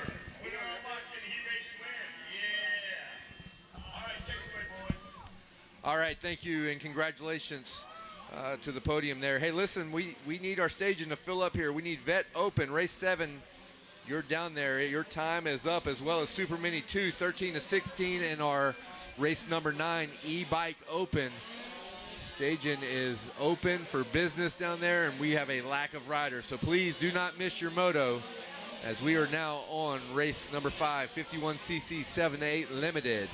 Ezra Armbruster continuing to lead this race, but he has some competition as Raiden Riley, both of those guys turning 116. Boone Lloyd now with a 115.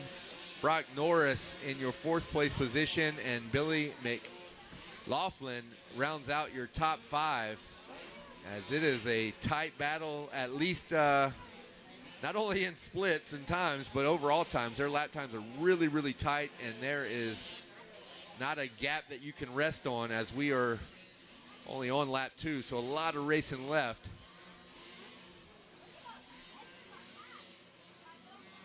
Riders going to inside and outside. You got our first and second side by side, our third and fourth side by side, as well as our fifth and sixth place riders. So there are plenty of battles here as Armbruster now gets past. Wow, Lloyd having the lap of his life. He went from third place to first in one short lap, turning a 109 to Ezra Armbruster's 112.2. So Boone Lloyd was the man on the move, and he went from third to first in a single lap. Billy McLaughlin now in your third place position. Riley in fourth. Mickey Fluhart now into your top five, bumping Brock Norris back to sixth. Mason Bradshaw seventh. Jackson Castro 8th, 9th, Wyatt Tedesco, and 10th, Carter Reneker.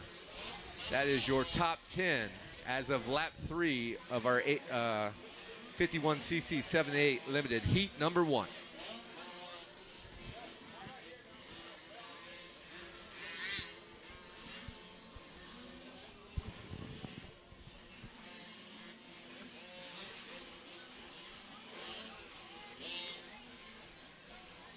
Here comes Lloyd around again to check in for lap number 4. It looks like Armbruster has raised the bar. Yeah, he turned his fastest lap of the race now, 111.4. So he felt the pressure from Lloyd. Lloyd made the move around. It looks like Armbruster's trying to find another gear to latch on to Boone Lloyd, our race leader. McLaughlin still third, Fluhart fourth, and Riley rounding out the top 5.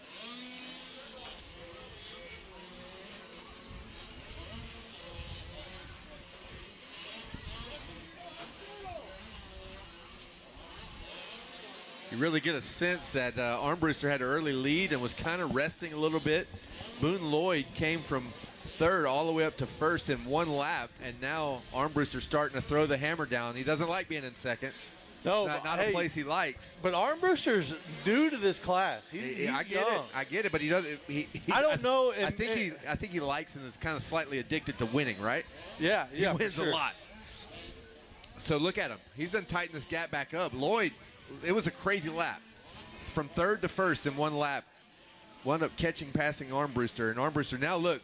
Armbruster now down to the 109.1, the fastest lap of the race. So Ezra is answering the call as Boone Lloyd now back to a 110, and he's only sitting on a 1.5 second lead right now. So pressure is on. Well, I'll tell you this: the future of the sport is in great hands with all these. You know, you not only do you have the fast top of the age group kids, but the level of speed and the level of being able to compete with these younger kids. It's unbelievable right now. Yes, it is. As we have a lot of them running the 11s, 12s, 13s, all super tight battles. Got a lot of tight racing in this class. All right, you're going to have to. I had to step away for a moment. You're going to have to help me find the leaders here. Yeah, Lloyd's coming around now. Here we go now for our leader. The blonde locks. Our leader's coming along right now over the finish line on the 412. Okay. Oh, and then there comes Armbruster. Armbruster fell back a little bit that lap. Look, now they switched again. Boone Lloyd now to the 109 and Armbruster back to the 110. So they're got a little ebb and flow. A little accordion effect there between our first and second place riders. But they're also in lap traffic now, so things could get very interesting as they have 6 laps completed. Going to go to the number 14 of Mickey Fluhart. Fluhart's a man on the move. Yeah, by the way. Third. I know you just got here. Billy McLaughlin, Little Billy, and fourth. Raiden Riley in fifth. Brock Norris sixth. Mason Bradshaw seventh. Carter Reneker 8th, Jackson Castro in 9th, and Wyatt Tedesco going to round out the top 10 with 6 laps in the books. This is in heat number 1. Yeah, first time I saw Mickey Fluhart, he was down about the 8th or 9th place position first time I said his name, and that was not on lap 1, so good ride for him. I hope that we say that right. We had to You know, was it me and you doing that at Yeah, you had to Ponca? sing it. M-I-C-K-E-Y. That's Mickey. It's the way the cartoon always told me to say it. That's what we learned when we were kids, yes. All right, white flag's out. Boone Lloyd, Armbruster, Fluhart, and McLaughlin are by.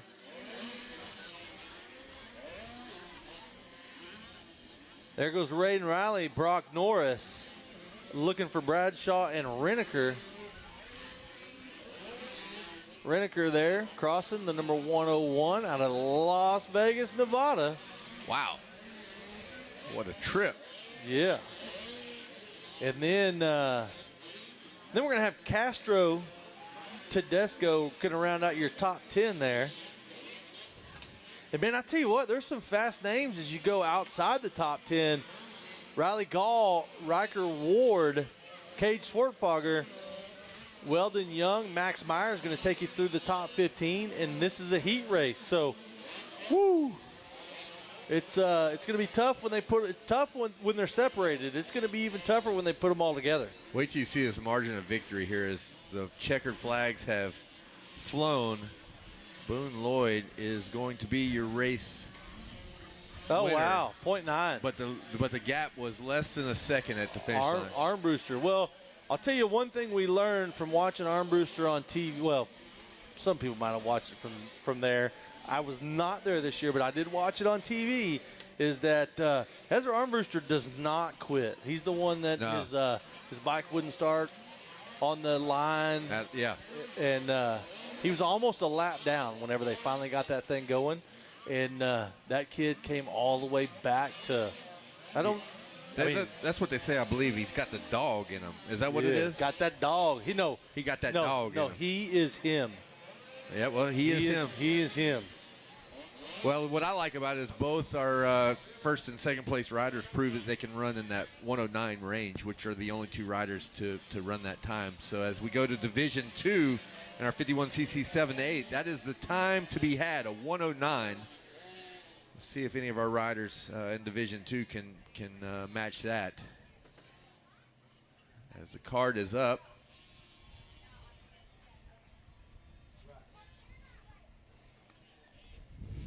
Elbows up. Gate is down. Revving into the first turn. Got a rider from the outside. Oh, got a little pileup. They had some guys and girls coming in super hot from the outside. So, well, you know, when you're out on the starting gate, one of the last things Dad says before the gate drops is don't let off. Or do not let off. And then they listen, and then that happens. Then it happens. So. And then Dad's going, what are you doing? He said, what you told me to. You told me not to let off. Wow, look at the gap on lap 1 here for our leader on the number 36. Oh, we got Wes Kane down there on the podium. Take it, Wes.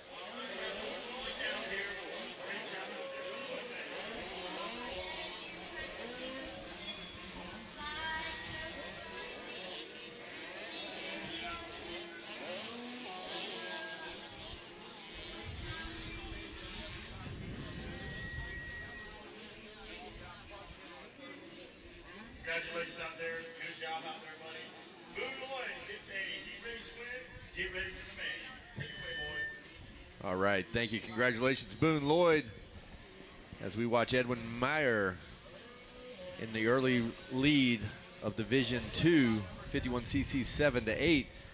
When I first saw him come by, I was like, God, that's a really big lead. And then it looked like Luke Witt was kind of closing up, and now it's stretched back out again. So we'll see as they come around for lap 2. We'll see lap times and how things are looking. Noah Forte in third.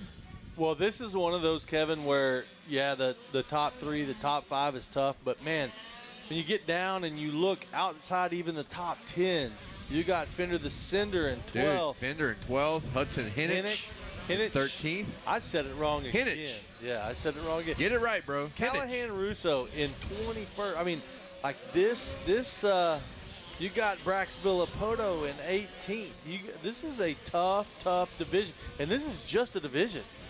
Little S.J. Meadows, Taylor James, just recently on the cover of, oh, man, why am I forgetting? She made a cover of something. Made a cover of something. She made a cover. But right now, covering the field is Edwin Meyer. As he threw down a 112, all right? Remember, Heat 1, I wrote down 109.0, so he's got some work to do. The problem with that is young kid, he's in the lead. He's got a 5.5 second gap. Does he really need to throw down a 109? Sometimes they just do what they got to do. That's right. That's right. So, hey, Dad could be out there doing the call sign, doing the. You never know. Yeah, hey, got a big lead. Back her down. Back her down. All right, we got a mom here throwing her hands up in the air. We don't know what's going on, but I believe it has something to do with Hudson Hinnich, who had moved into the top 10. We got it wrong. Are we saying it wrong? No, it's Hinnich. Hinnich. Not the way you say it, the way I say it. I say it wrong every time, and I apologize.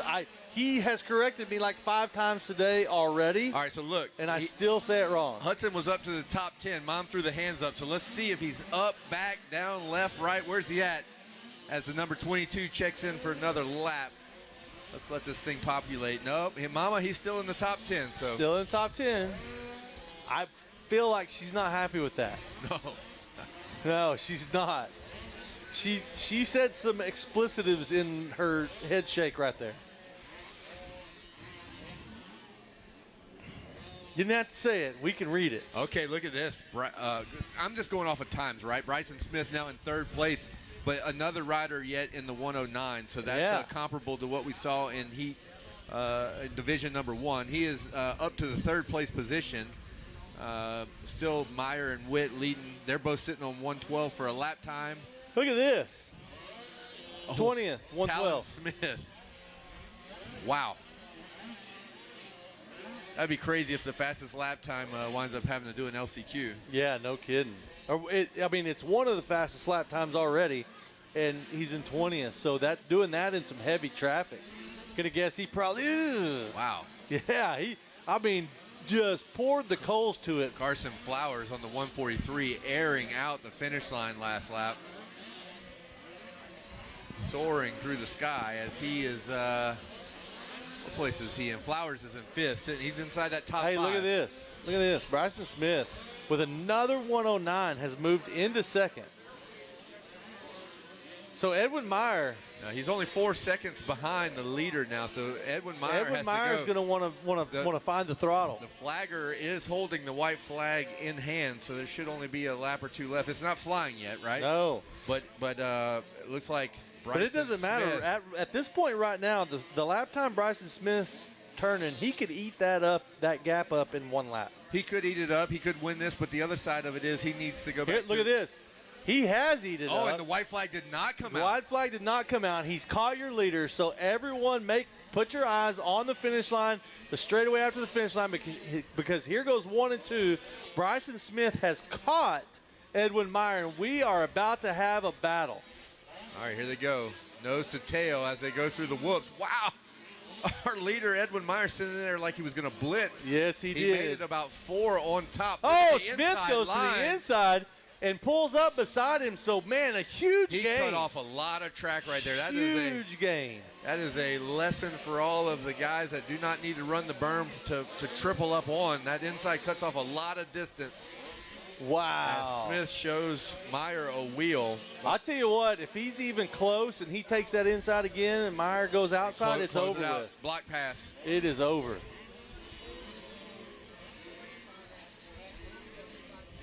So as the battle for 1st and 2nd continues, we still have Witt. Look at this. Look how close they are now. Oh, Meyer goes to the outside. Smith to the inside. And he makes the pass. Here it is, right over the finish line. Gives him a look over and says, "What's up?" Squared him up. Edwin Meyer goes underneath Bryson Smith. Smith's able to hang on for right now. How's that? Wow, look at for it. For 50 racing right there. That is unbelievable. Let's see if Meyer will now blitz the whoops. Oh, he goes. He sends it into the whoops. Wow. Here's the inside. That inside's just too much to overcome. He goes too far out. To cut off. Whoa. Bryson Smith jumping there. Wow. And this is just a heat race, a divisional heat race. This is unbelievable for these young 50 riders. So they head over to the back section, and we'll see if Smith able to hang on. I'll tell you what, Meyer is on the pipe, though, as he comes around the outside. They're up. They're side by side one more time. Oh, that air. Yeah, Smith just sent that big jump the entire thing. So he's looking to open that gap up. Meyer, oh, look at this. Look at Bryson Smith. I mean, he is going for it right now. No white flag yet. So it's coming Bryson out this Smith, lap. yeah, no, it is not. Oh, yeah, it is. Yeah, They missed Smith. Yeah, they missed So Smith. white flag Smith is gets the out. White flag. Wow, what a battle. Got me on my toes there for a minute. And it's always seems to be the 50 classes that get it done. And look at him. Into the whoops. Here we go. He sent it. He's skimming them.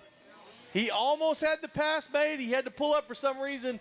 Oh, he goes did Bryson down. Smith go down? No, Bryson Smith went down. So Meyer takes the lead back over as he heads into the infield rhythm section. Meyer's got the lead now. Bryson Smith got into the lapper there, and it looks like unbelievable previous. Oh, look lap. at this, 107 for Bryson Smith. Wow, that's incredible, and he's a young one too. When you lay it over, it doesn't matter though. You got to keep the bike on two wheels. He's doing all the risky jumps and little brake tap, bring that front end doing down. it all, but you cannot afford to fall, as it looks like he is going to come up just a little bit shy of our race win, as it's going to be Edwin Meyer, taking the win. Oh, he's mad. Bryson Smith sliding back to second. What a great ride. Don't be too frustrated, young Yeah, man. hey, goggles ain't cheap. Get them goggles. Hey, You don't want to get them. That was a great race, a great laps. You did. But Good. you did not get the win there, and he won. Hey, only a heat. It's It's a heat race. One, and main event only matters. And an unbelievable heat race at that. And I don't know about Meyer, but I know Bryson Smith just moved up to this class. So, again, just a testament. These 7-year-olds are a testament to how strong older. Okay. So it's just a testament to how strong motocross is going to be in the future because, man, the young kids competing with the older kids. And yeah, look, we got Edwin Myers winning, Bryson Smith in second, Luke Witt third. So those two kids, yeah, very close in age for those two kids. And what a battle they put on. To me, honestly, it doesn't matter how old they were. They put on a heck of a show for us to watch. I was just doing a rundown. Oh, I'm sorry. I'm just like, wow. Well, look, speaking of rundown, I'm glad you took a little pause there because we had some last lap changes as Bodie Roberts holds on the fourth. Robert Fender the Cinder now in fifth place. He moved way up. He did move way up. Brody Jones, sixth. Hey, Hudson Hinich was in 10th. Now he's up to 7th. We will try to give the rest of the top 10 right after we send it down to West to talk with Meyer. Thanks, Kate. Edwin Meyer down here, great job out there. Training at Team Moto. Who you want to thank? My mom and dad, the good Lord for keeping me safe, the whole Game Moto team, great opportunity.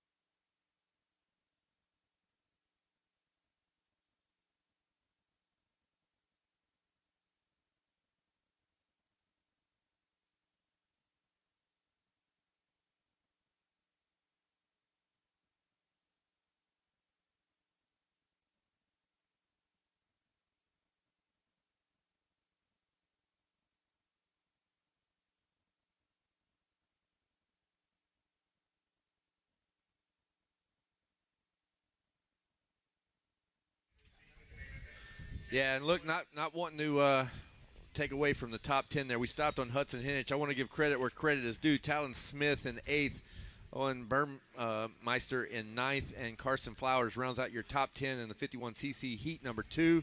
And now we are off and running with the girls, 9 to 15, race number 6. And they are off and running. Hey, can you imagine we get to put all of them together in a bit? That's gonna be a great This is time. an amazing race. Hey, earlier we had a little, I don't know where my lineup is, but we did not have anybody in staging, so we need to make sure that we get, I know our vet open is.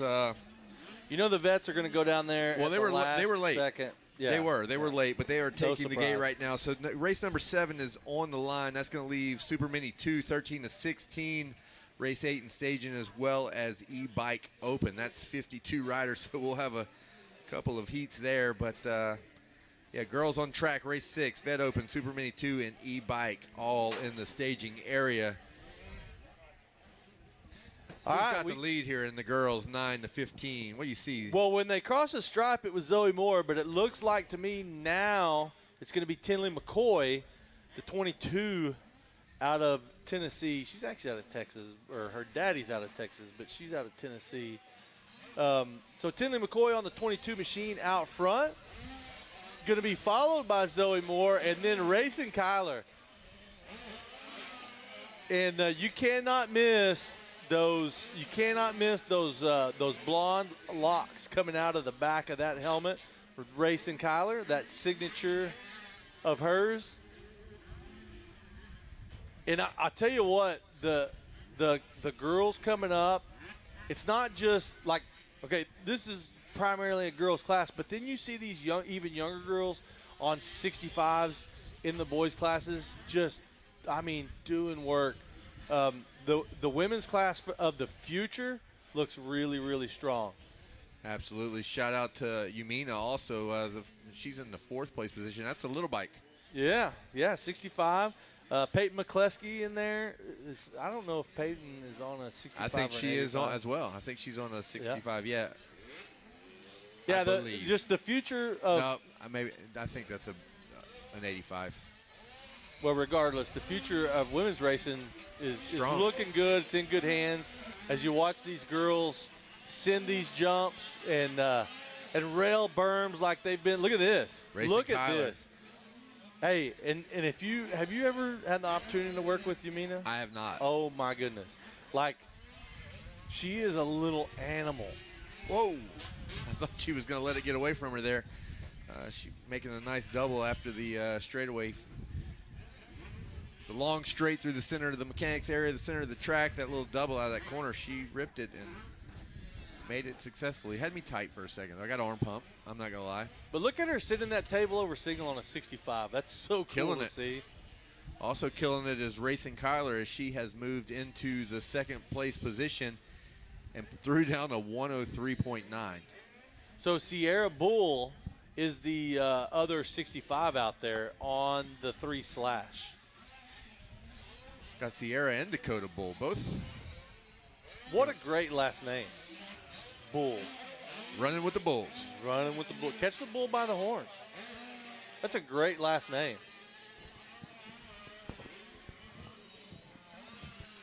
Tinley McCoy answering the call there with a 104.1 on the last lap. Racing Kyler had kind of closed in. 104.8. So Racing Kyler, and she's. Well, she was tightening up, and Tinley said, "No, ma'am."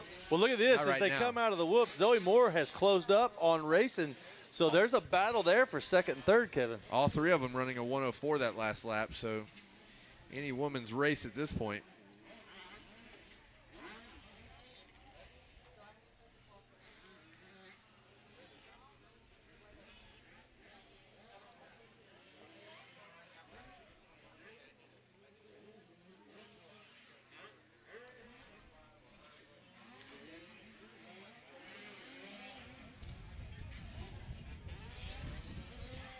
Hey, I want you to look at this. Yumina and Sierra Bull are 9 years old out there. 9 years old. Unreal. Yeah.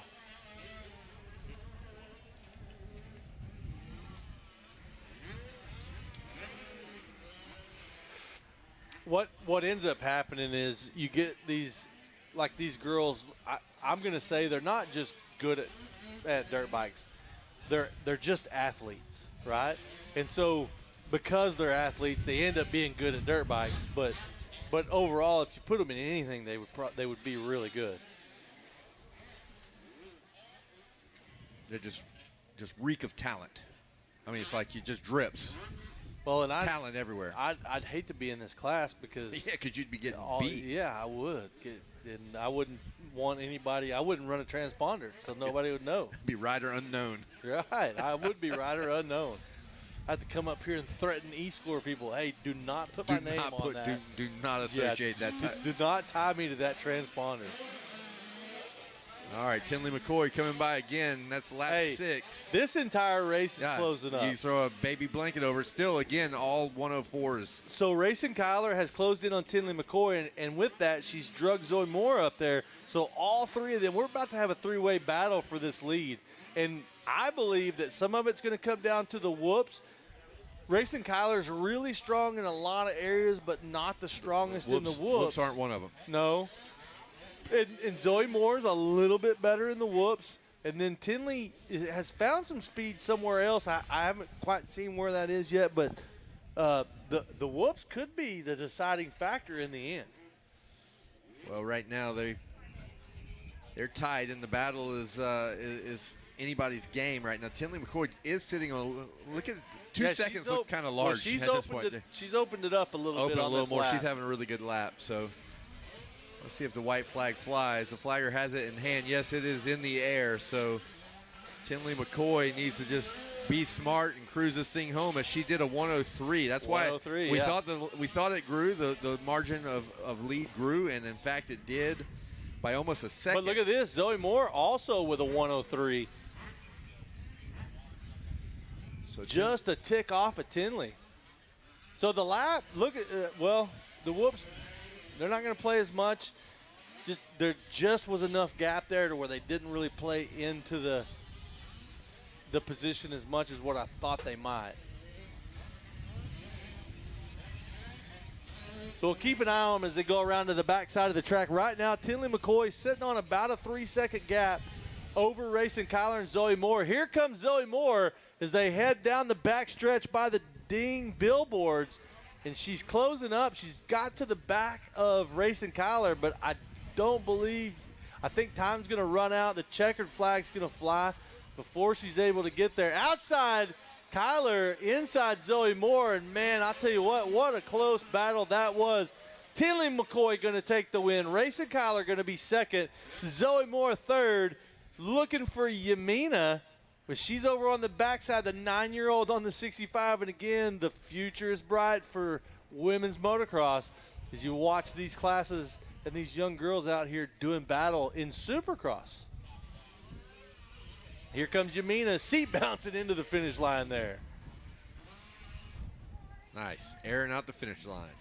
So up next, we're going to have Vet Open, the ones that took so long to get down there on the start gate. Vet Open.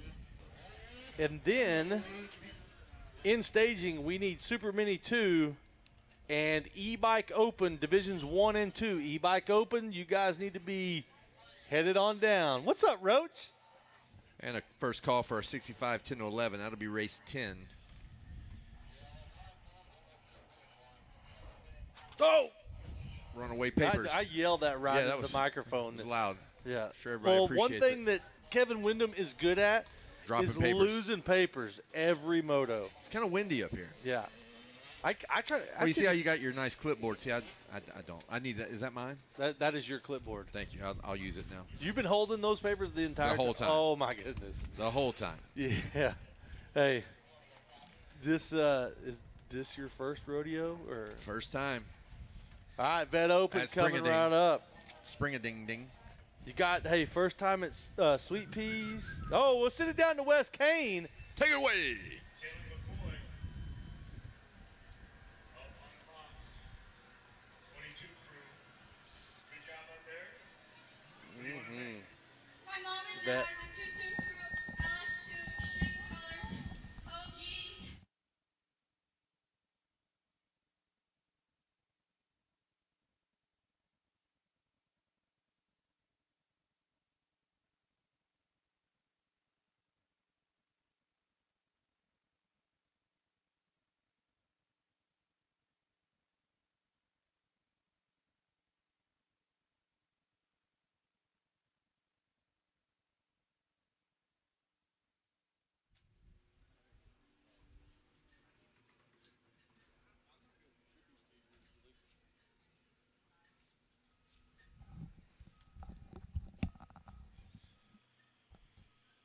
All righty. Thank you Wes Kane, and congratulations, Tinley McCoy, as we do a little bit of track maintenance. When I say we, I mean they, because right now, Mashburn and myself, we're doing a little stretching. We got to stretch out a little bit. We got to hydrate. Oh, that stretch feels good. I feel like a vet open guy minus a bike and, talent and fitness.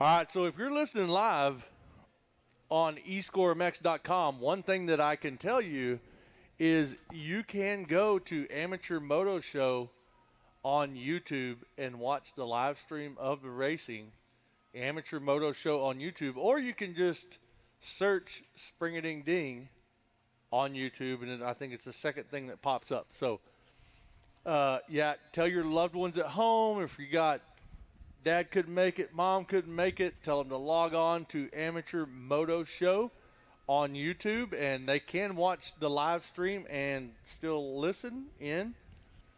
And that's a great service being provided to us by Amateur Moto Show. Boo. And the owner did that.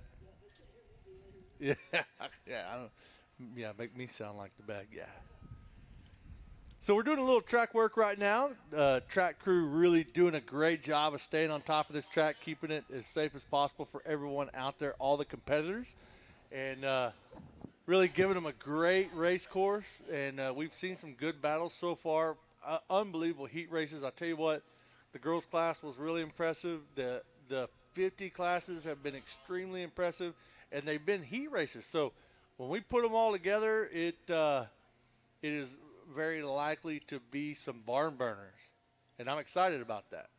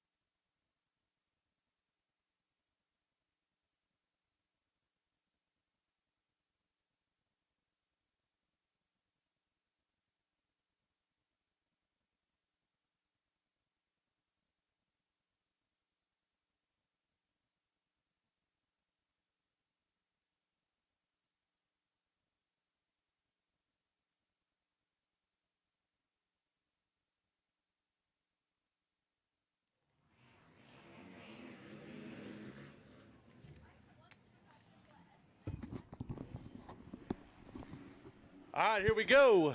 Vet Open out on the track now. Vet Open out on the track now.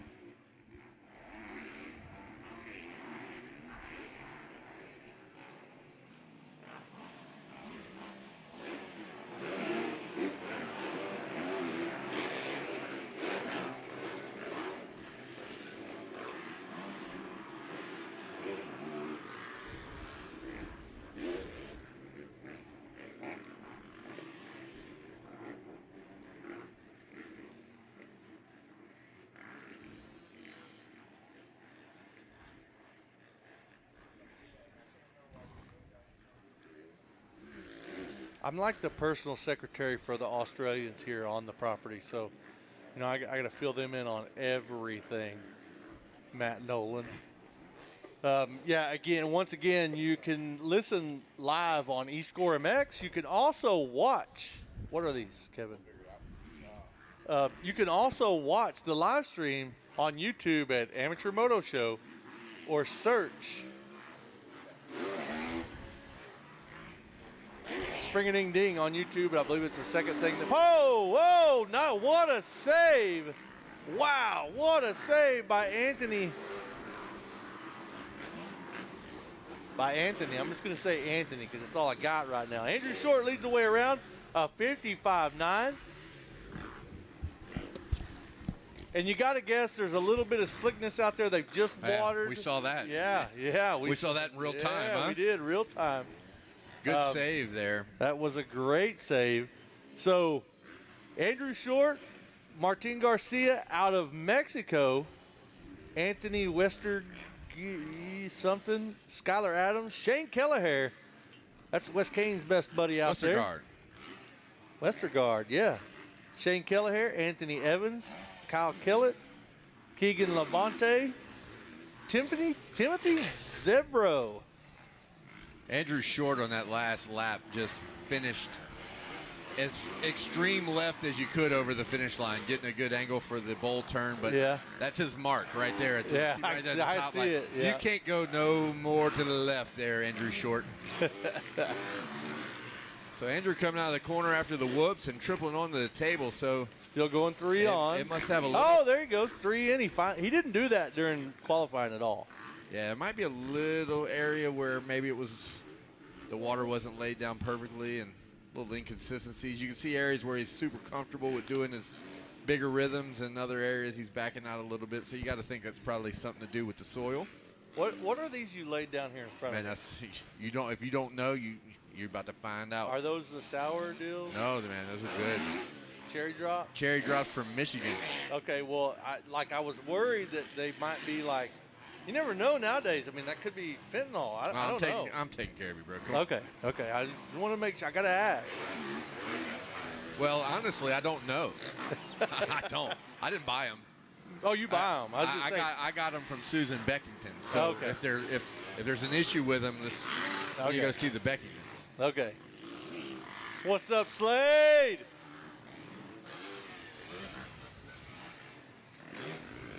Yeah. All right, Andrew Short, 54.8. So he started to drop it down a little bit, maybe tacking up a little bit. Well, he's just in his comfort zone. I mean, he's sitting on a 13.5-second lead, so this is a guy that you got to feel. Look at that line. Did you see that line? You see he's landing on the far left. Now watch over the finish line. He gave himself a little more push, about a foot. Turning down a little bit, a la Cooper Webb. Hey, these pro guys, ex-pro guys, whatever, they're not worried about riding edges. That's where the future is, on the edge. Now, hang again, on to it. It's the same guy. Again. Wow, that was got the heart racing there. Hey, look at him. He's like. Yeah, he's like, I think. Oh, he stalled it out. He stalled it. Yeah. Wow. Well, with a back-to-back mistake like that, and I'm guessing, I don't know, but then you stall the bike. Yeah. Like, hopefully he's not riding too tight. Well, I was gonna say maybe Anthony take a lap, take a breather, reset a little bit. Yeah. He might be having some arm pump or something, because that's 2 really close calls that would have sent me kind of over the edge here.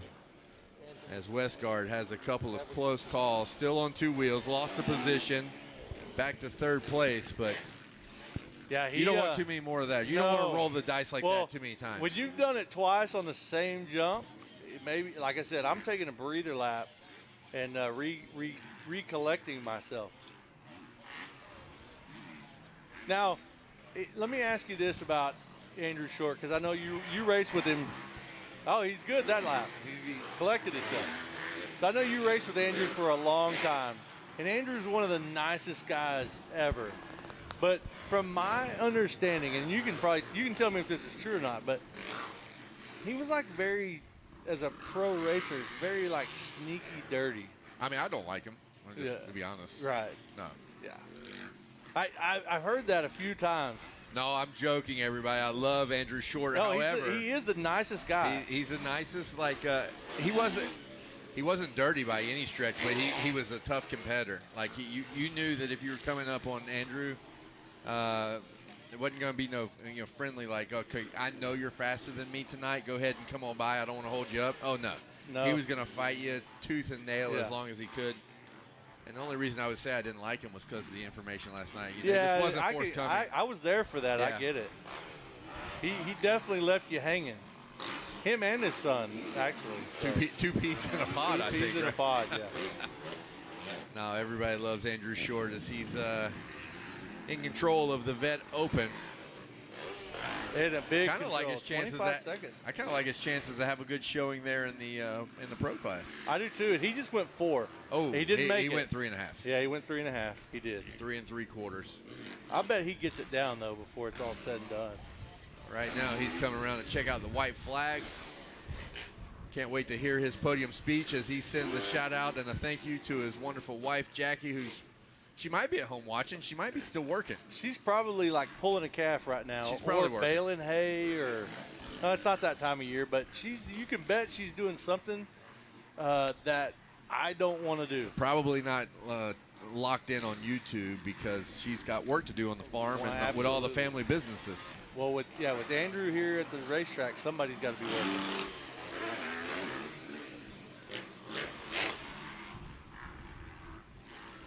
All right, Mark Garcia up one position as he makes a pass on Anthony Westergaard. Straight out of Mexico there. Mexico. Here we come. We're going to put this one in the books. Andrew Short. Andrew, show us something. Okay. Oh. I feel like he's got more in the tank there. That was a vet style. It was. That it was. See, I whip like that these days, and I ask my friends, I'm like, dude, I was upside down. Did you see that? And like, they show you a picture, you're like, damn, that's all I had.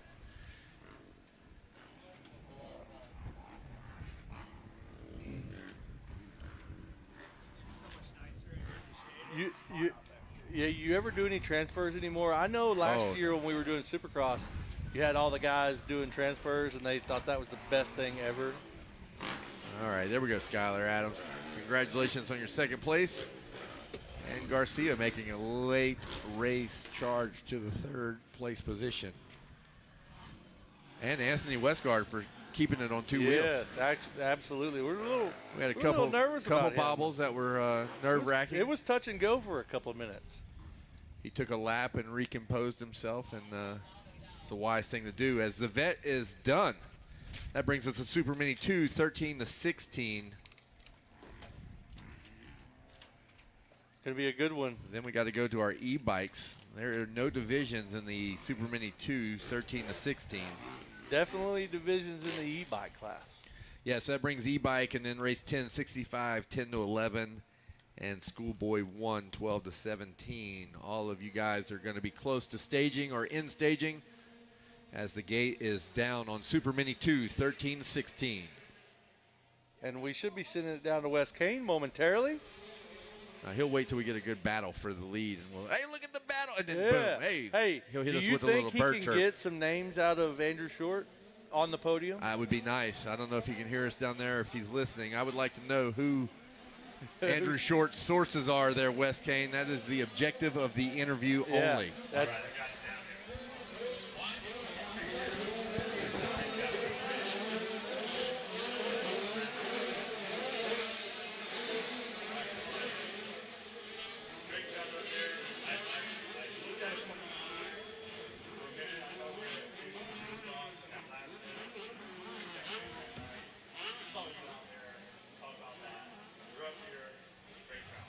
Thanks, yeah. Kevin's, I'm a big fan of Kevin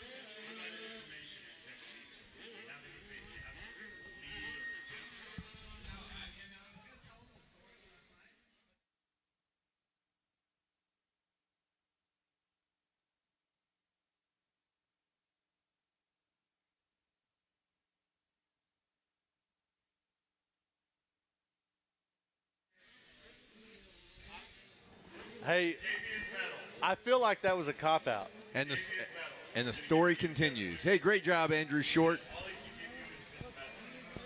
I get it. Hey, and great ride there in the vet, and I love what he said, that he's wanting to find some lines for the pro sport. Yeah, that's he's like, exactly. I love that. Andrew Short, another rider that we would say got that dog in him. He's ready to go on a hunt. He is him. He still didn't give up his source. Nope. At Super Mini 2, 13-16. Now they already have 3 laps into the books. Wow. Reese Seba. Well, what that means was that was a long podium interview. Knox Lewin, Cash Anderson, and look at the Cashes together again.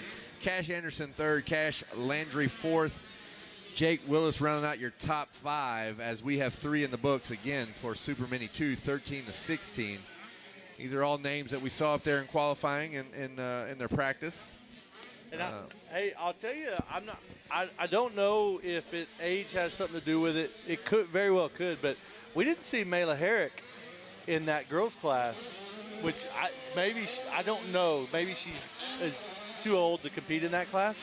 But here she is running 6th in the Super Mini 2 class. So I stopped at top 5. Thanks for that recognition there. A lot of great names just outside the top 5, so give them their credit as well. Well, she's another one of those that just, when you watch her ride, you can't even say she's good for a girl. She's good for a motocross racer. And there's so many of those nowadays. So many of them. It's actually unbelievable. Going back probably in the last 30 years, there's never been a time for girls and women like there is right now. Not that I know of.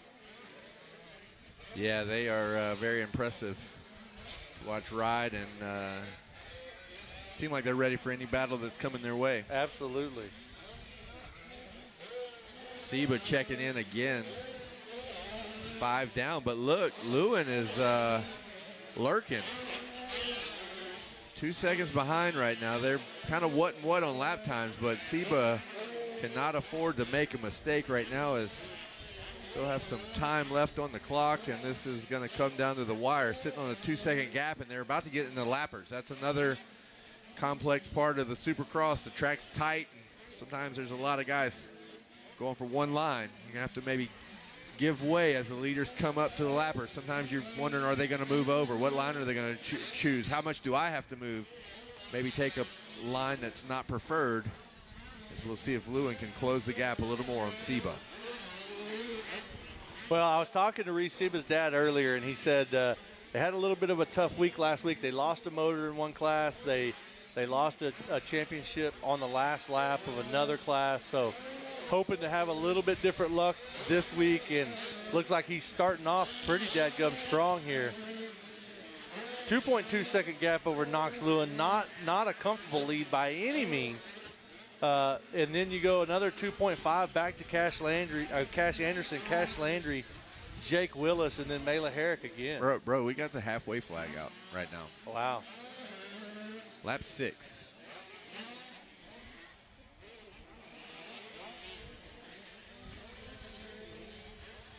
So a lot still can happen as the halfway flags are just now out on lap 6.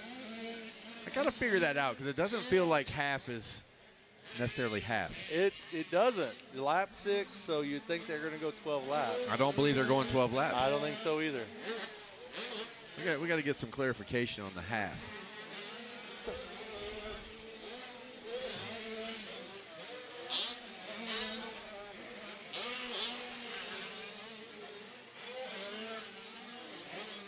Man, this is a great thing brewing here between 1, 2, and 3. Reese Seba, Knox Lewin, and Cash Anderson. Yeah, look at those lap times. They are just what? They're super tight in lap time, super consistent. But you just feel like something's going to happen before the end of this race. Oh, yeah. Well, they're only halfway through. Something for sure is going to happen. Oi, oi, oi. Where's my Tim Tams?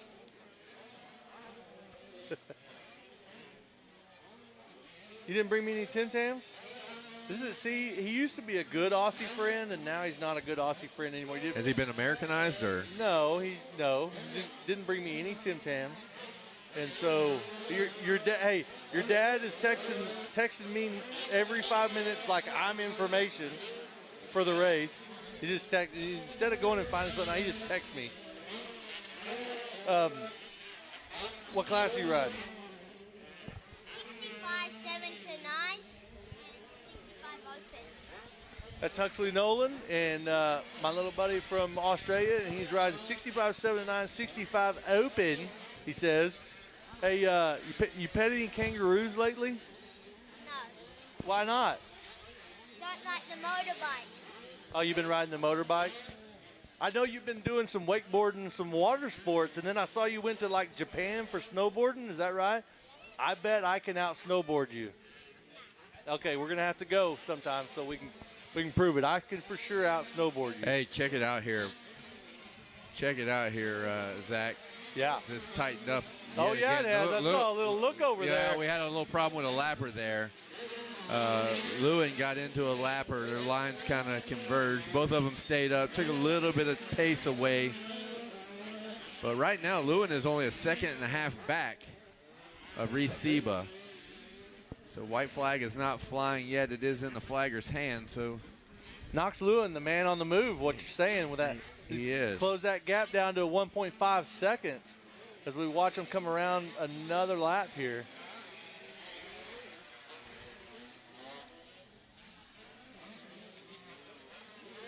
Looking for our leaders. They go, look at that, over the back side of the track, and it is getting closer and closer. So Knox Lewin is, I mean, he is up in there. Oh, that's a lapper. That's Sorry, a lapper, I was yeah. a lapper. I was like, whoa, this battle just changed. No, it's Knox Lewin, Reese Seba going to get the white flag. Lewin going to go to the inside. And I believe that sort of some kind of mistake on this last lap. Seba's got enough of a lead there where he's going to be able to hang on. 1.8 seconds. Yeah, he made a run a couple laps ago, and I think Seba answered the call. He saw Lewin coming. Yeah. Great moto for all of the top three there. They're all kind of in that same little area of lap times. Who would have, who knows what would have happened with a different start or whatever. Right. Still got the main event to come. I think those top three and even maybe top four with Cash Landry as well. Landry was faster in practice. Oh, yeah. Than he is in this moto. In another start could change everything. That's what I'm saying, That's why, like a lot of times the riders, there we go. We're going to take the checker flag with Reese Seba. He's going to go down and get him a moto medal from West Kane. And, that's sometimes the deciding factor in the Triple Crown races. The guys say, it's not the three races, it's the three starts. Yep, no doubt. So we'll have to do it again. And winner take all for the main event. Another little mention of Mayla Herrick. Young lady was riding well up in the top five, right around the 5th place position. She is now back to 13th, so mishap in that moto. But our top five, Reese Seba taking the win, Knox Lewin in second, Cash Anderson and his good friend, I don't even know if they're friends, they should be friends, his friend Cash Landry in fourth, and Jake Willis rounding out the top five of our Super Mini 2, 13 to 16, as we head into the e-bike open divisions 1 and 2.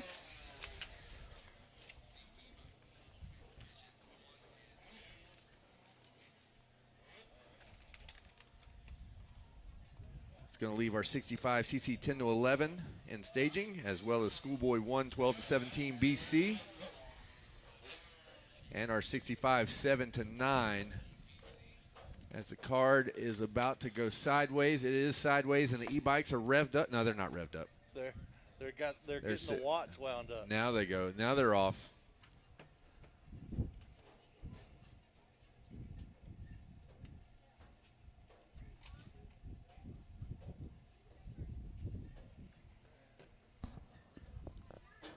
E-Bike Open Division 1, Bryson Smith, Mason Bradshaw, Jackson Doty, Remington Rucat, Brecken Burley, Max Roberts, Eli Labonte, Hudson Hinnich.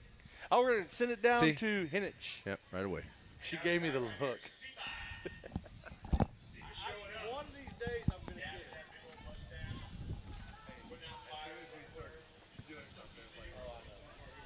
Comes in like a wrecking ball.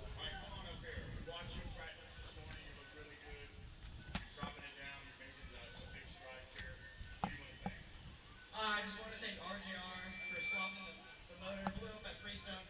so we had to swap the motor over. My mom, my dad, Seven, Adam, Dennis, Fuel Factory, Bell Helmet, Alpine Star, Jack.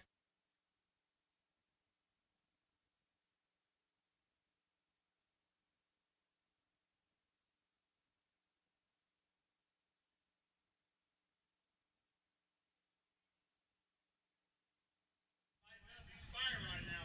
Back to you up in the booth, boys. Fire it is. Hinich. You stopped on Hinich, or as you like to say, Hinnick. I know. I'm saying Hinich from now on. I've taken enough daggers over here. That's where you stopped on the 22. Taking daggers. I'm done. Hinich. I got it right now. I know that look. You said my name wrong. Look. Yeah. No. Just that look. I have a wife at home. I get it. Like, I know. So Hudson Hinich in 10th right now. Bodie Roberts in 9th. Braden Tillery in 8th. Now they're moving around. Oh, they are moving all over. So They're moving around. Let's just start at the top, Kevin. Take it from the top down as Luke Witt has now completed lap 2. Talon Smith also completing 2 laps. He is in 2nd position. Billy McLaughlin, Bryson Smith, and Boone Lloyd round out your top 5. Max Myers 6th. Braden Tillery 7th. Bodie Roberts, Hudson Hinich, and Jacob Heiler rounding out the top 10 in e-bike division number 1. Now here's where we can see how an e-bike actually stacks up to a gas bike, because we know that not too many motos ago, Bryson Smith turned to 109, right? He's 112 on the first lap, but so are the other riders in front of him. Dude, we have a pileup here, and that might be some of our leaders. Nah, it's hard to tell. It is hard to I'm tell. not even going to act like my 47-year-old eyes can see that. But I can see the number 74 coming back around with some pressure. Smith and Witt in the air at the same time. A battle royale for 1st and 2nd. Likewise for 3rd and 4th between McLaughlin and Bryson Smith. And they started to drop these lap times down, Kevin. We got a 110 out of Talon Smith right now. The fastest lap we saw out of the gas bike was a 109. So they're already getting pretty close. Witt with a 111, and then McLaughlin and Bryson Smith at 112s, and then Boone Lloyd with a 113. So it's going to be interesting to see if they can get these e-bikes down to that 109 range like they did on the gasoline bikes and some of the same riders.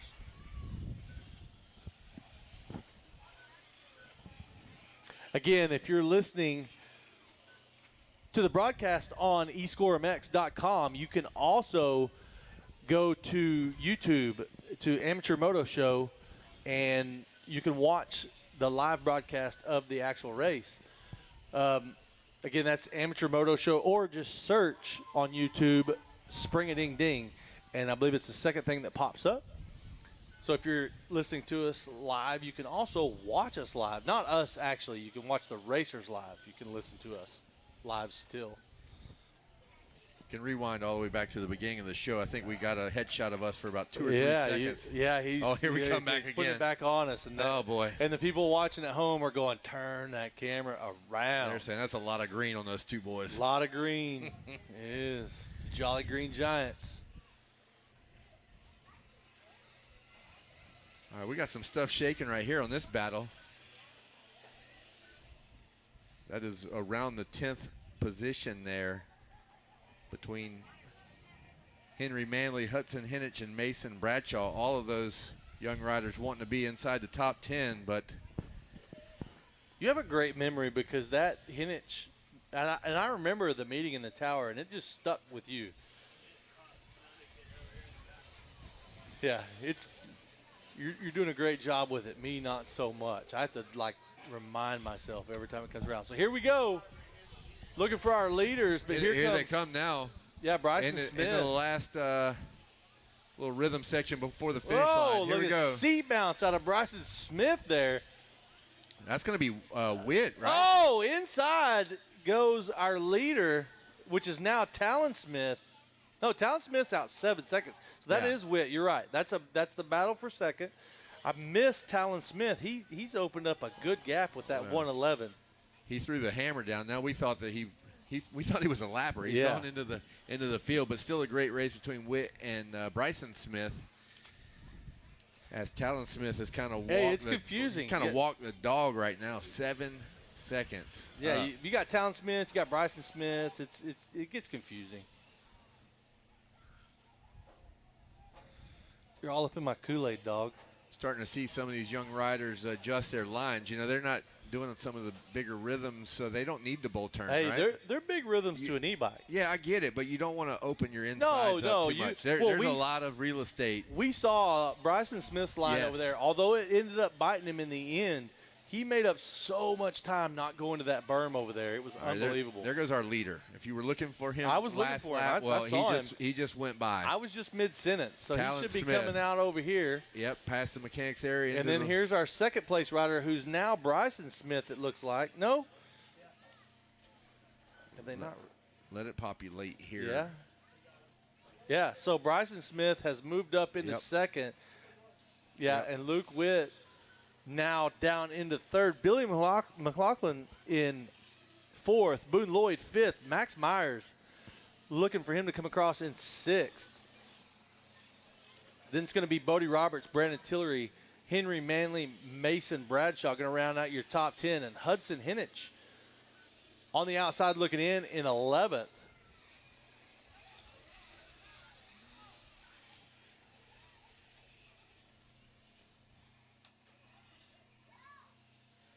So white flag flying in the air.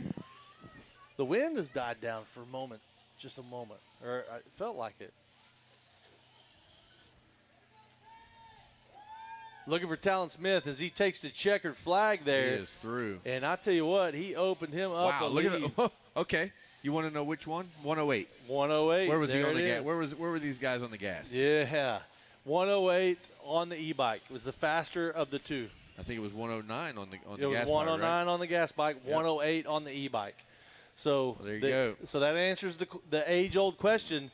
The e-bike was faster with a 108.7 to the gas bike's 109. If you were wondering, like we were, because we were definitely Don't be wondering, because now the comment section is going to get all juiced up. I'm just saying. I just recently wrote a Stark for a little bit. The comments are awesome. The comments are awesome. Because I rode an e-bike, I rode the Stark, which is super fun, man. I didn't think you had social media. I don't. It's a farm thing. Oh, okay. The old Farm 14 page. But, just super fun, man.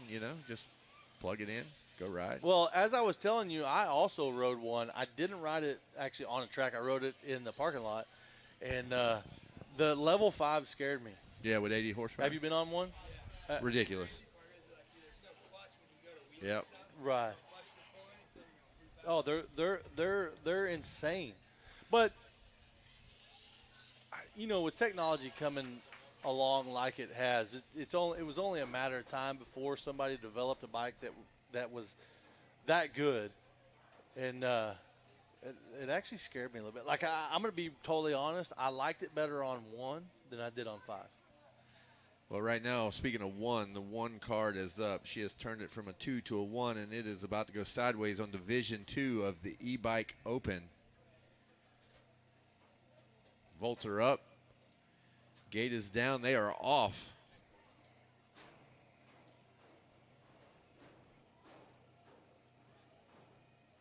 Got Fluhart. Mikey Fluhart in this one. Mickey Fluhart. MIC. Riley Gall. Landon LeBlanc. Kai Borden. Wyatt Tedesco. Easton Rader. Easton Craig. Lawson Workman. Cole Jessup. Challen McKinney. Carter Renneker. Bodie Burke. As right now, the number 29 of Carter Renneker comes around for the winner, the leader of lap 1, and we will send it down to the podium. All right, I got Talon Smith down here. Congratulations. Good job, the 99. Who do you want to thank, buddy? My mom, my dad, everybody else. Thank you so much. Congratulations, Jim. Congratulations on your heat race win. We'll see you up here in a minute. Thank you. High five.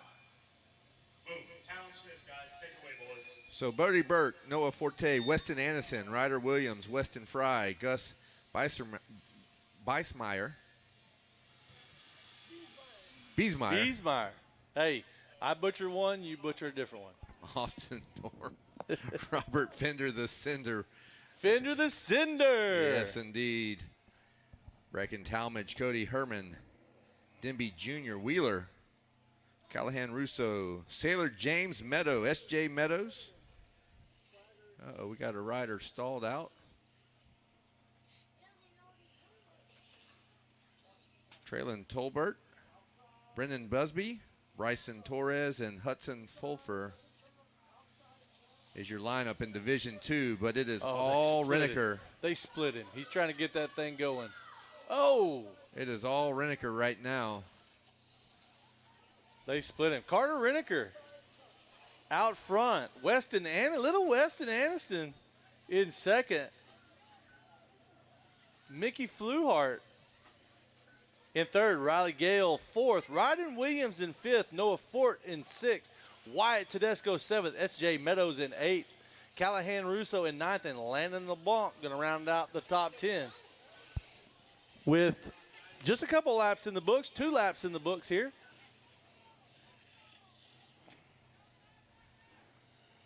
Is that the same one that was stalled out over here? Having a little voltage issue, right? Yeah, I believe we better time. ease that one off the track there.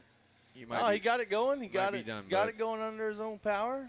And I forgot to charge the battery on that unit. Look, no need to go to the mechanics there either. He's going to keep rocking and rolling. We hope he keeps rolling. Yeah, we hope so. We're going to stick with that young rider.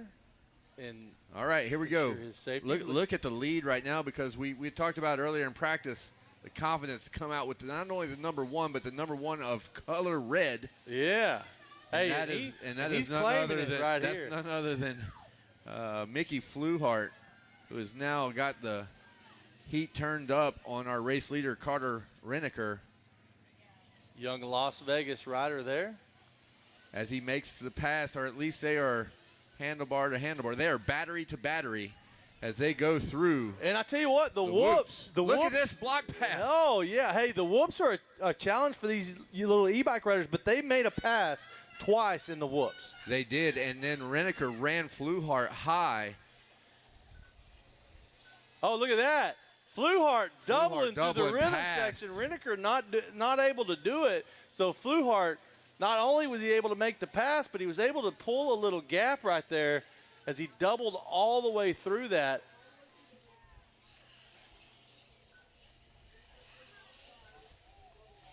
And I tell you what, you get different distractions with the e-bike class than you get with any other class. As I'm focusing on the race over here, and I can clearly hear every word that Robert Fender's mom is yelling at him down there on the track. So Boy, cover your ears, kids. No, it's nothing bad. Oh, I can't hear. Nothing bad. It's telling him to go, but it's we have no bike noise in the background.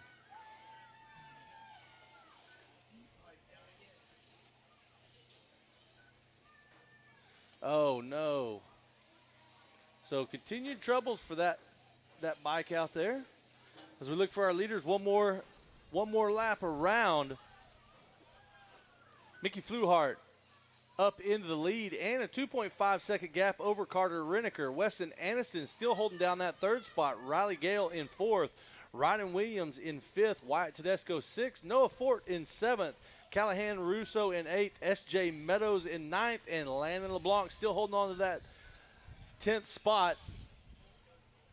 And 4 laps in the books. 4 laps in the books in E-Bike Open Heat number 2. Up next, we're going to be looking at race number 9.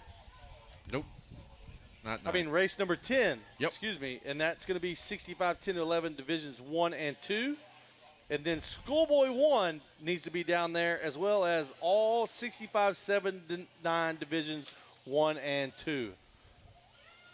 And that'll get us through race number 12.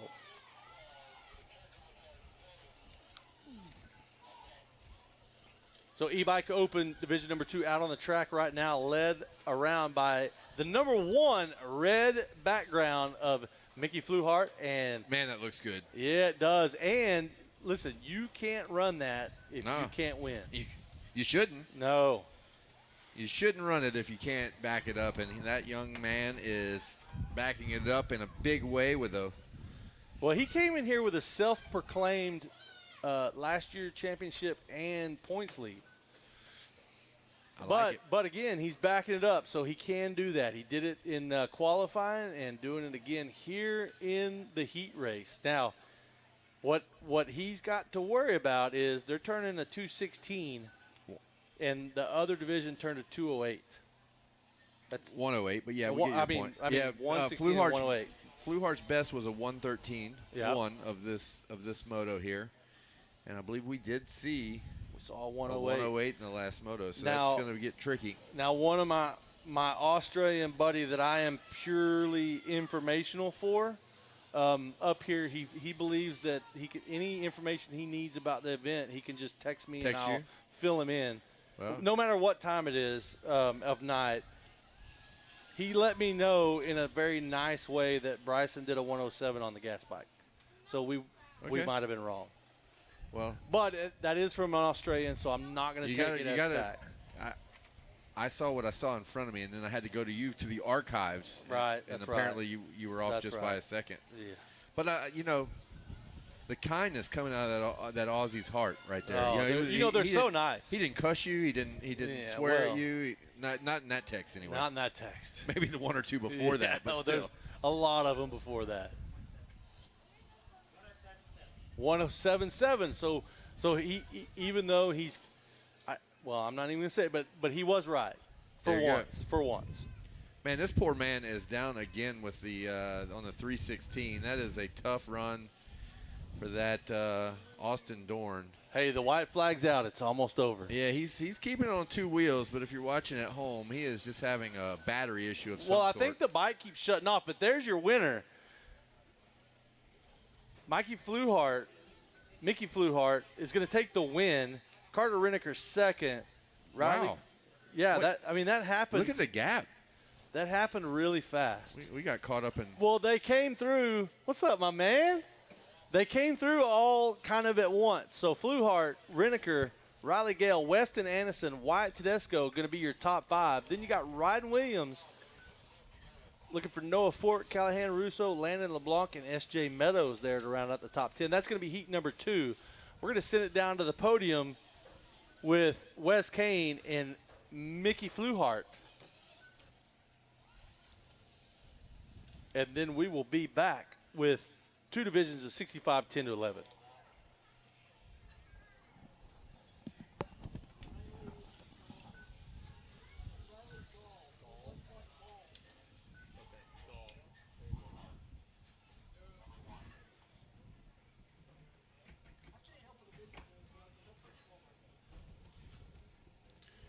What was the pronunciation of that one name I butchered? Wait, Beastmite.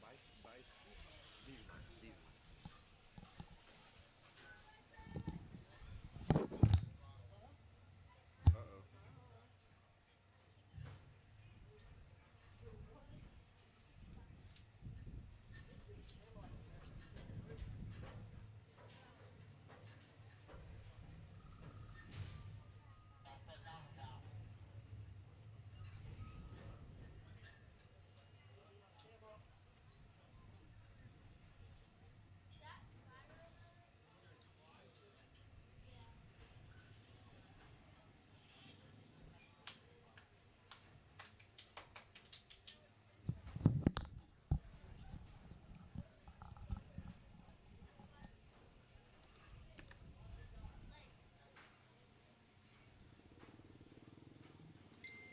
$65cc 10 to 11 Division 1 is off and running, as it sounds like Wes Kane might be ready on the podium.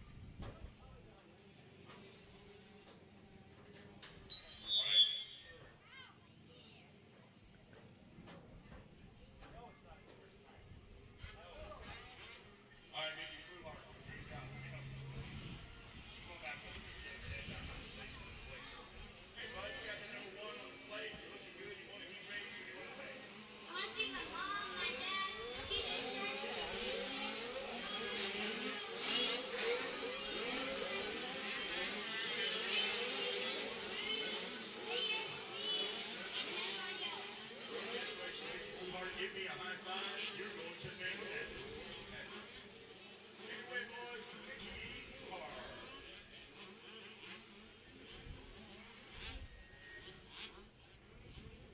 All right, Zach, what you see out there, bud? You gonna help me with our leader? You did that. You did that on purpose. Okay, we have a. You did that on purpose. We're having a debate over. It's just hard, man. It's just so much, and I just realized. Yeah, no, I'm right. There's 3 vowels in a row, and that just makes it really hard. Joao. I wish somebody would. I wish somebody would just come tell us. Joao. Joao Ferreira. Joao Ferreira. Oh no, he is down. He's back up. That is Ferreira, your early race leader, bike number 221. He is up and at him. Oh, handlebars are toast. The handlebars are so far down. He went around the finish line, so it may not have tripped the transponder. We'll have to wait and see. But the bike has some. Oh, he definitely took some damage. Pretty significant damage, and that hands the lead over to Levi Geis, who was in second. Now he is up to the lead. Eli Herrick is in second place now. Maverick Gresham, I believe. Maverick Gresham Lewis. Yeah, it cuts off on our screen. We got to go to our big paper here. Gresham Lewis, correct. It's always tough when you have 2 last names. Absher Hall in fourth. Tucker Tix in fifth. And very unfortunate mistake for Joao Ferreira. There's a 0% chance that was right. 0. Well, maybe not 0, but definitely not good. Can we just go with JF? Yeah, we can. Hard get off there for Mr. JF. Yeah, he took a good one. He bounced right back up, but the bike took some damage. Handlebars are down. Going to be extremely hard to ride that away.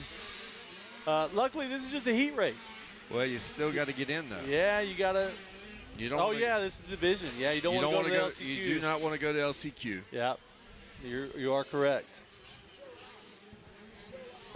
Joao? That's right. Okay. Joao. We were both horribly wrong. Joao. I would have never said that. Joao. Got it, I think.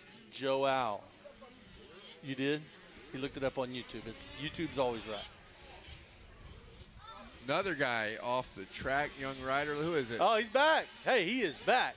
That's the number 3. That's your leader. Yep. That bike is extremely loud. All right, so we got them all over the place out there. We're trying to keep up.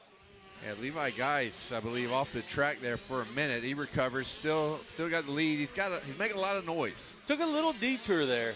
Making a lot of noise there on that bike. That bike was loud. That's a loud 65.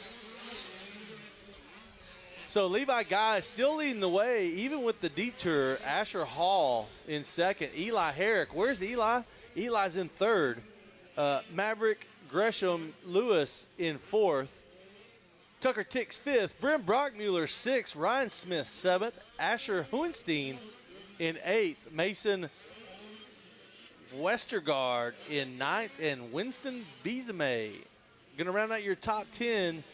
I'd like to give a shout out to Joao. Oh, I thought you were going to give a shout out to me for pronouncing all those names. Joao, because he is remounted and he's now in 12th position. And I like just saying Joao. Yeah, Joao. Now I feel confident. Joao.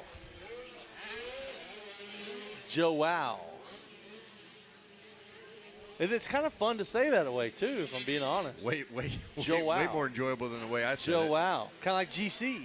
Joao. Yeah, it does feel more. It's like saying Target, Tarjay.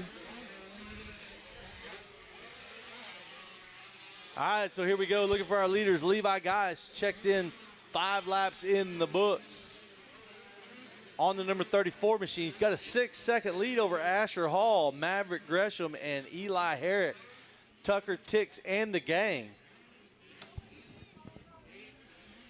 So, again, Levi Geis still leading the way around. Here he comes. Oh, he comes up a little short on that tabletop. He about took another ride over there in that same section. Got him up over his handlebars for a minute.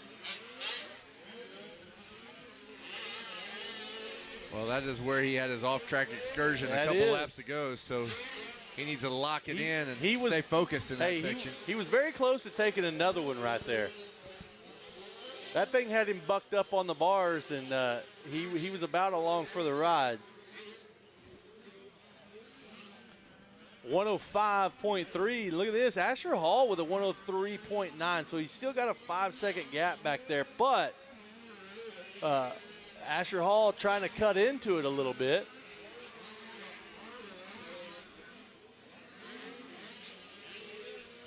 Oh, yeah, look at this. Joao really on the move with those bars down. I don't think I could do it. But he's making it happen out there. Up to 8th. We'll have to see when they come by. Here comes our leader. He was clean over the tabletop that time, so no hiccups in that section over there. And he's got one to go. Yeah, white flag's out for our that bike leaders. is loud. It is. I didn't notice it being that loud on the first couple laps. Well, he's taken a couple of hits and slaps and cases and off-track excursions. So Joao should be coming around just any time now. The 221 machine with the bars down. A lot of times you get, you mispronounce something or state a fact incorrectly, or Right here, right there.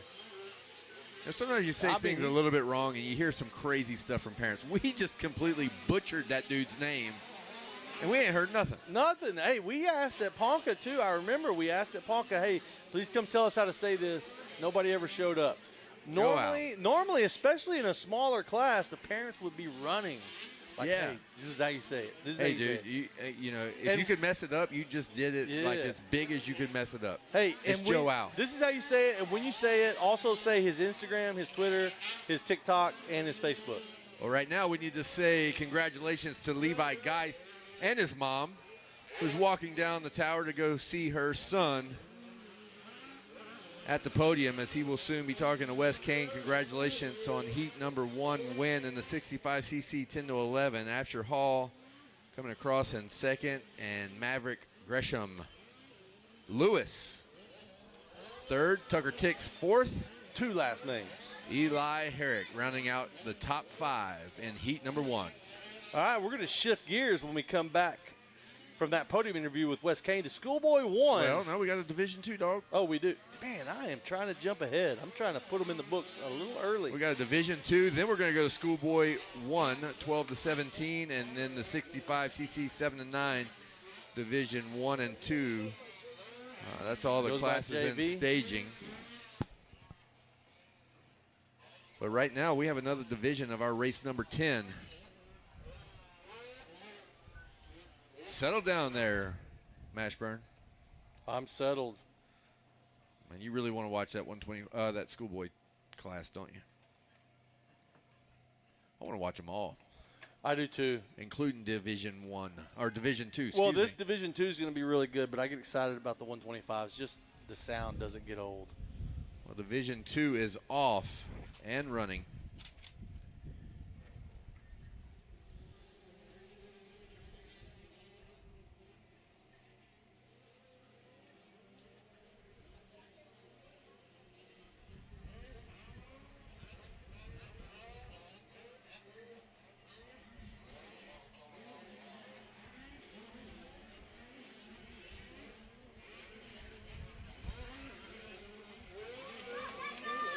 Beckham Smith out to an early lead with heat number 2.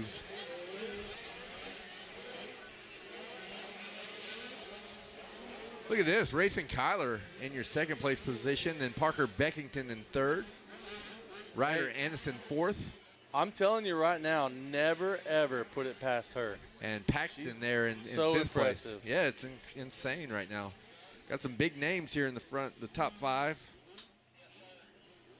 of our heat number 2.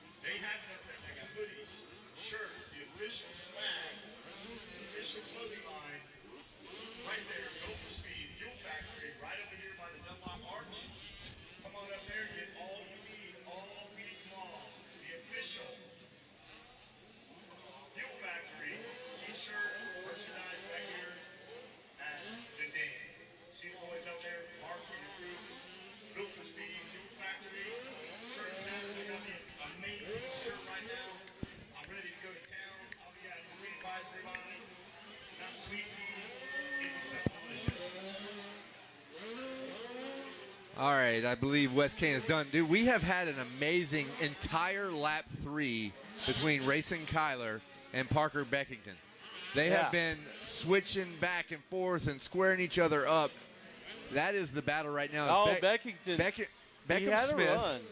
Just watch that. It's been insane. Yeah, they have been Beckington side had by a run. side. He doubled in before the whoops, but then Rayson Kyler just got to drive into the whoops and pulled on him again. So it's always so impressive. I love watching her ride. No slam to Beckington at all, but Rayson Kyler just, man, she's impressive. And watch them side by side again, down past the ding billboards over the step up. And Beckington finally able to make the pass. But let's see if it can stick, because they've done this about 3 or 4 times. As Beckham Smith now comes around to check in lap number 4. Well, she just came off of an 85. Like, she just raced an 85 not too long ago. All right, look, little mistake by Parker.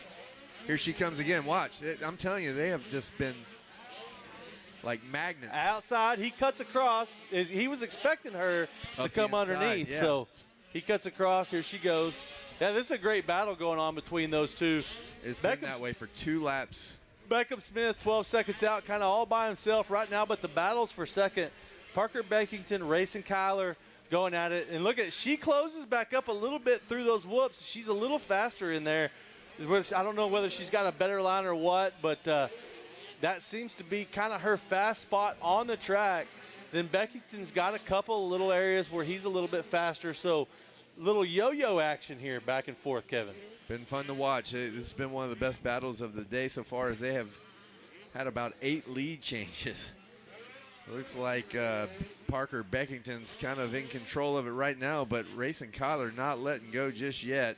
Well, Beckington just had a kind of a little hang-up with a lapper there and allows her to close back in one more time. He's inside. She's outside. See, he didn't double the first one, right? Yeah, he didn't double, and she did, so she's closing right back up on him. Now we've got a lapper that's going to come into play here as they both go outside after the finish line down that start straight. And I'll tell you what, Rayson Kyler's hanging in there. She's not willing to let that second place go just yet, probably because she knows this is a heat race, but here she goes inside. Like, she doesn't do that double, but watch how much she's able to close up on him in the whoops. Well, she doubles the first 2 and then just kind of finds her way through the rest of them. She does double, and then just figures it out. But she figures it out well. She does figure it out well. She's not, doesn't look like she's about to go down or anything. Makes a little bit of time, and then Parker strong in this section. And somehow by the time they get back to the finish line, they seem to be tied again. Yeah, it seems to be back. They're back together yet again. Beckham Smith, again, 16 seconds out front of everyone, followed by Parker Beckington in that battle with Rayson Kyler. Zayden Cantu in 4th. Braden Paxton 5th. Braden, a very popular name here. So Ryder Anderson in 7th, Hunter Myers 8th, Grady Rosser 9th, and Raylan Seagraves going to round out your top 10. 5 laps in the books on this 65 10-11 heat number 2.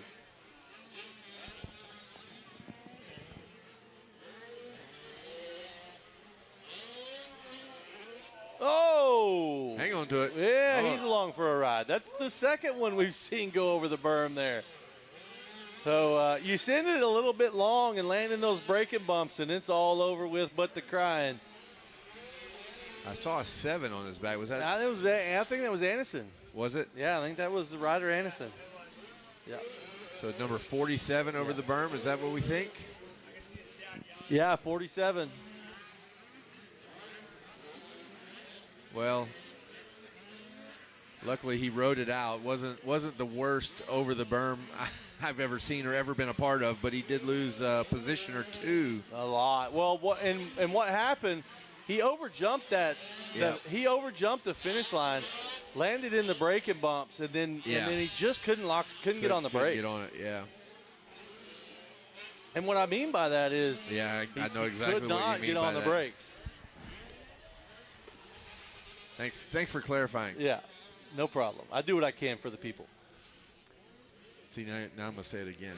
Hey, but right now it's all Beckham Smith, 18 seconds over Parker Beckington. Beckham Smith, we look for the number 3 machine, the 23 machine, switching up the number on us. So here comes the 23.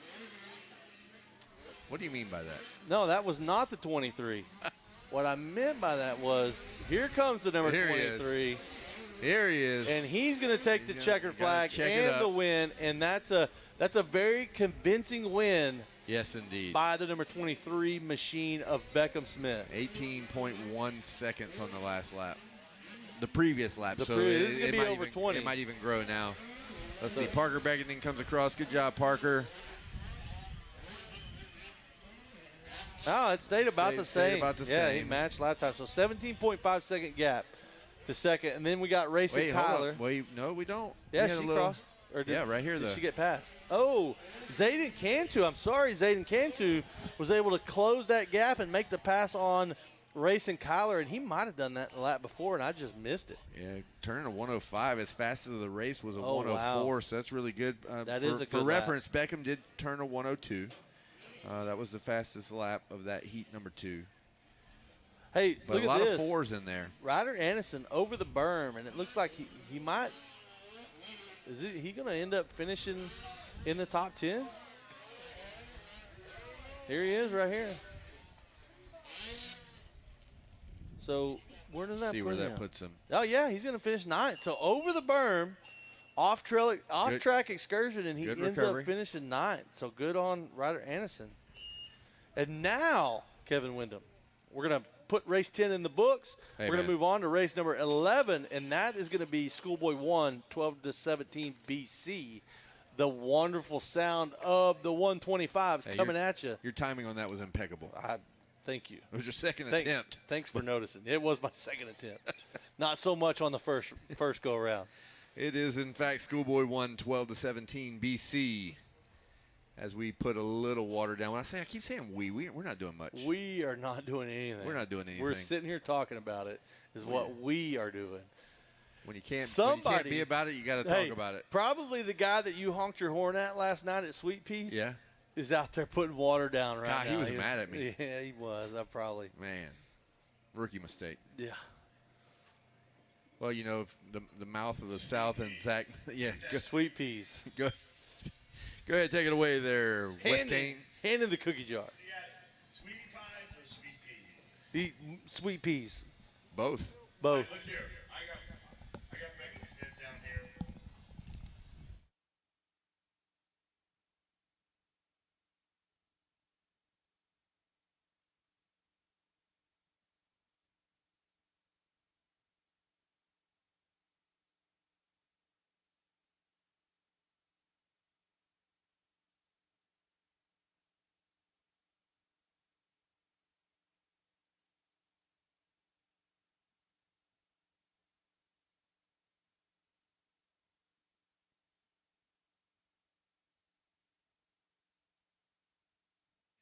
We're seeing some noms down here getting me dialed in.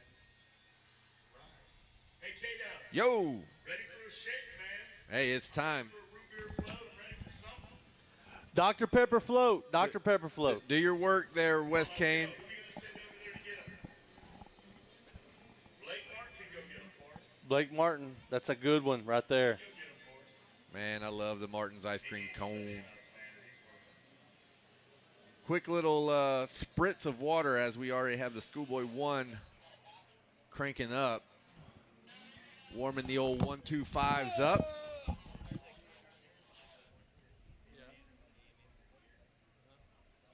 Oh, premature crank.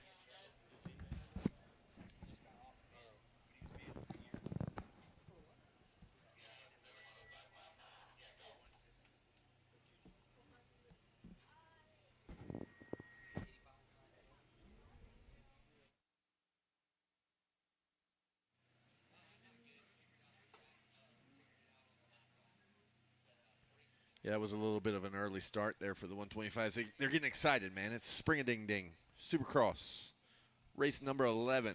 They're excited for the heat, but we are trying to, again, we being not us, trying to put down just the right amount of water, keep the dust settled. It's a beautiful day here in Texas at Oak Hill, spring-a-ding-ding. However, it is a little bit windy and the sun is shining, so... Hey, Kevin, I'm going to give you a quick heads up, something you're going to want to put in your calendar, like something you're going to want to know. Don't pull these headphones off with one hand. Because I just smashed the tar out of my thumb. Do we need to contact someone, or we might need medics over here in a little bit. I'm gonna try to tough it out for now. I was wondering why you was hopping around with the one-handed little jump and.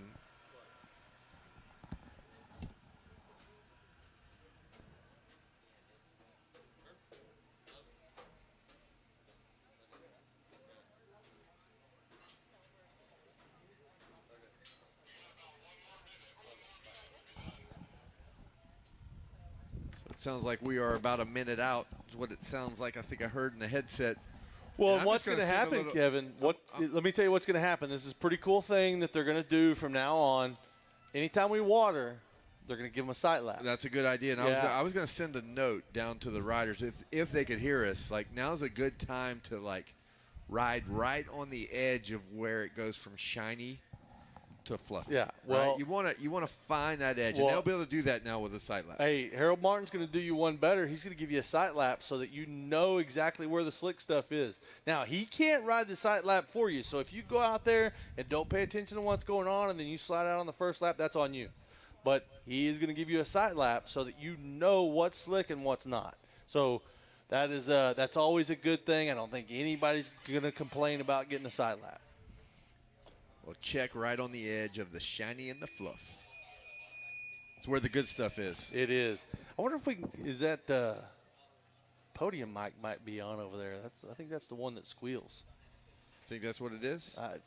He probably left it on when he left the podium because he left the podium to go get us some ice cream. Oh, yeah, good. Well, I'm not going to complain then. Last I heard was he was going to walk over there. Not going to complain. That's kind of like not complaining about them side laps.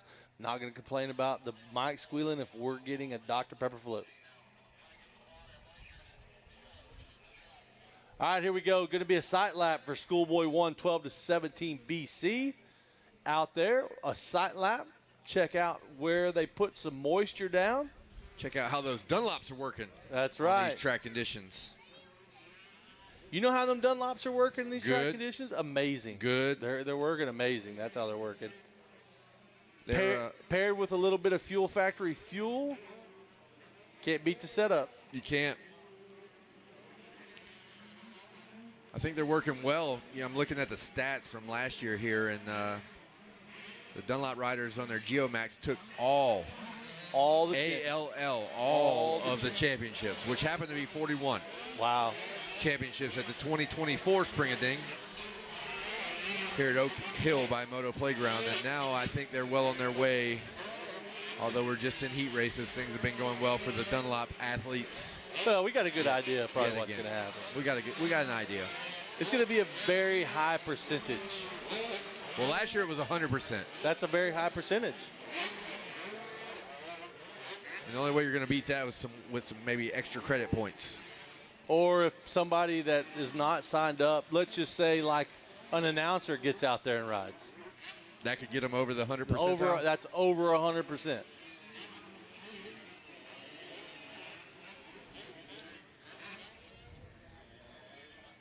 All righty, very appreciated hot lap is complete here on our Schoolboy 1 as they head back down to the gate, get locked and loaded on that metal grate. Love that. Rocket ship. Oh, why are you shaking your head like that? I love them. They're great. Not very obvious by your head shakes. Love them. Well, let me ask you this. If you weren't going to like the metal grates, what would be one thing that you wouldn't like about the metal grates?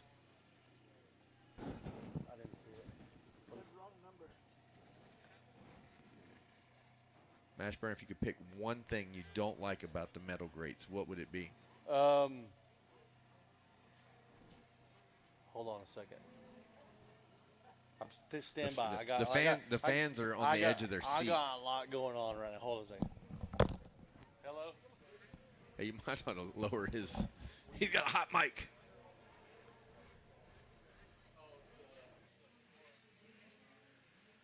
All right, a one-man band now.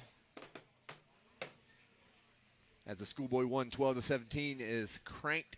It is locked and loaded. The starter has pointed to the card girl. Sorry. 2 to 1. You have no volume. Sorry, Kevin. I had a lot going on there for a moment. Don't even answer the question now because the card is sideways, and whether they like the expanded metal or not, they are off and rocketing to turn number 1. I'm not great at multitasking, if you could tell or not. I don't know if the president or somebody called, but your world just like got shut off for a second. No, you just got. Well, I was trying to read his text. I was trying to answer a phone call, and I was trying to talk to you at the same time. It's not a good combination. It wasn't a good combo. Here we go. Number 7. That's Tristan Pruitt. Tristan Pruitt leading the way around. Going to throw it nasty, fat nasty over the finish line. Lap number 1, just like, hey, here you go, get some of this.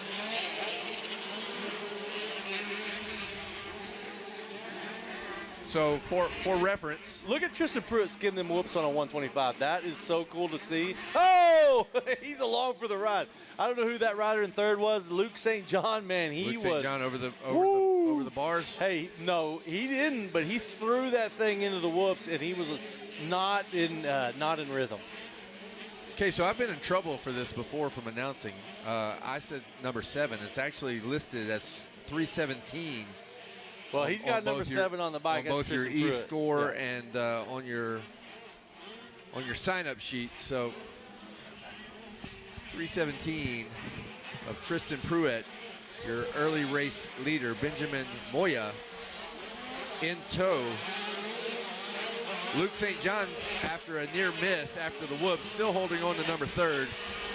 And Alessandro Carminati is now in your 4th place position. Bentley Walker rounding out the top 5.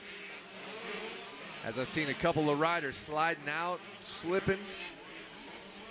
They better look for lines that are going to be gripping as those Dunlop tires are fighting for traction after a small water break. Track looks good. They did a good job on it.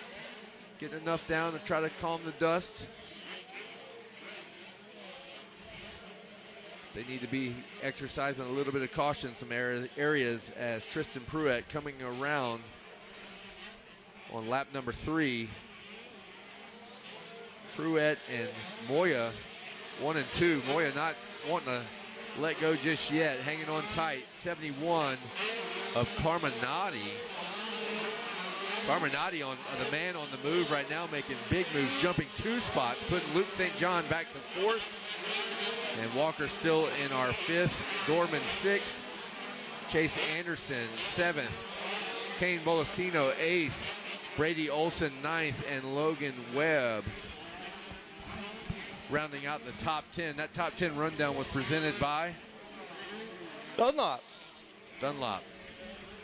Always Dunlop.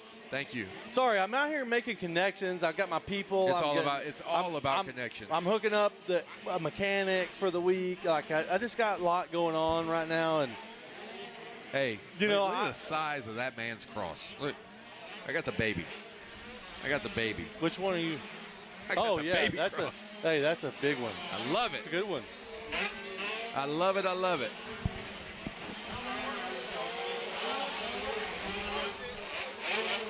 There you go.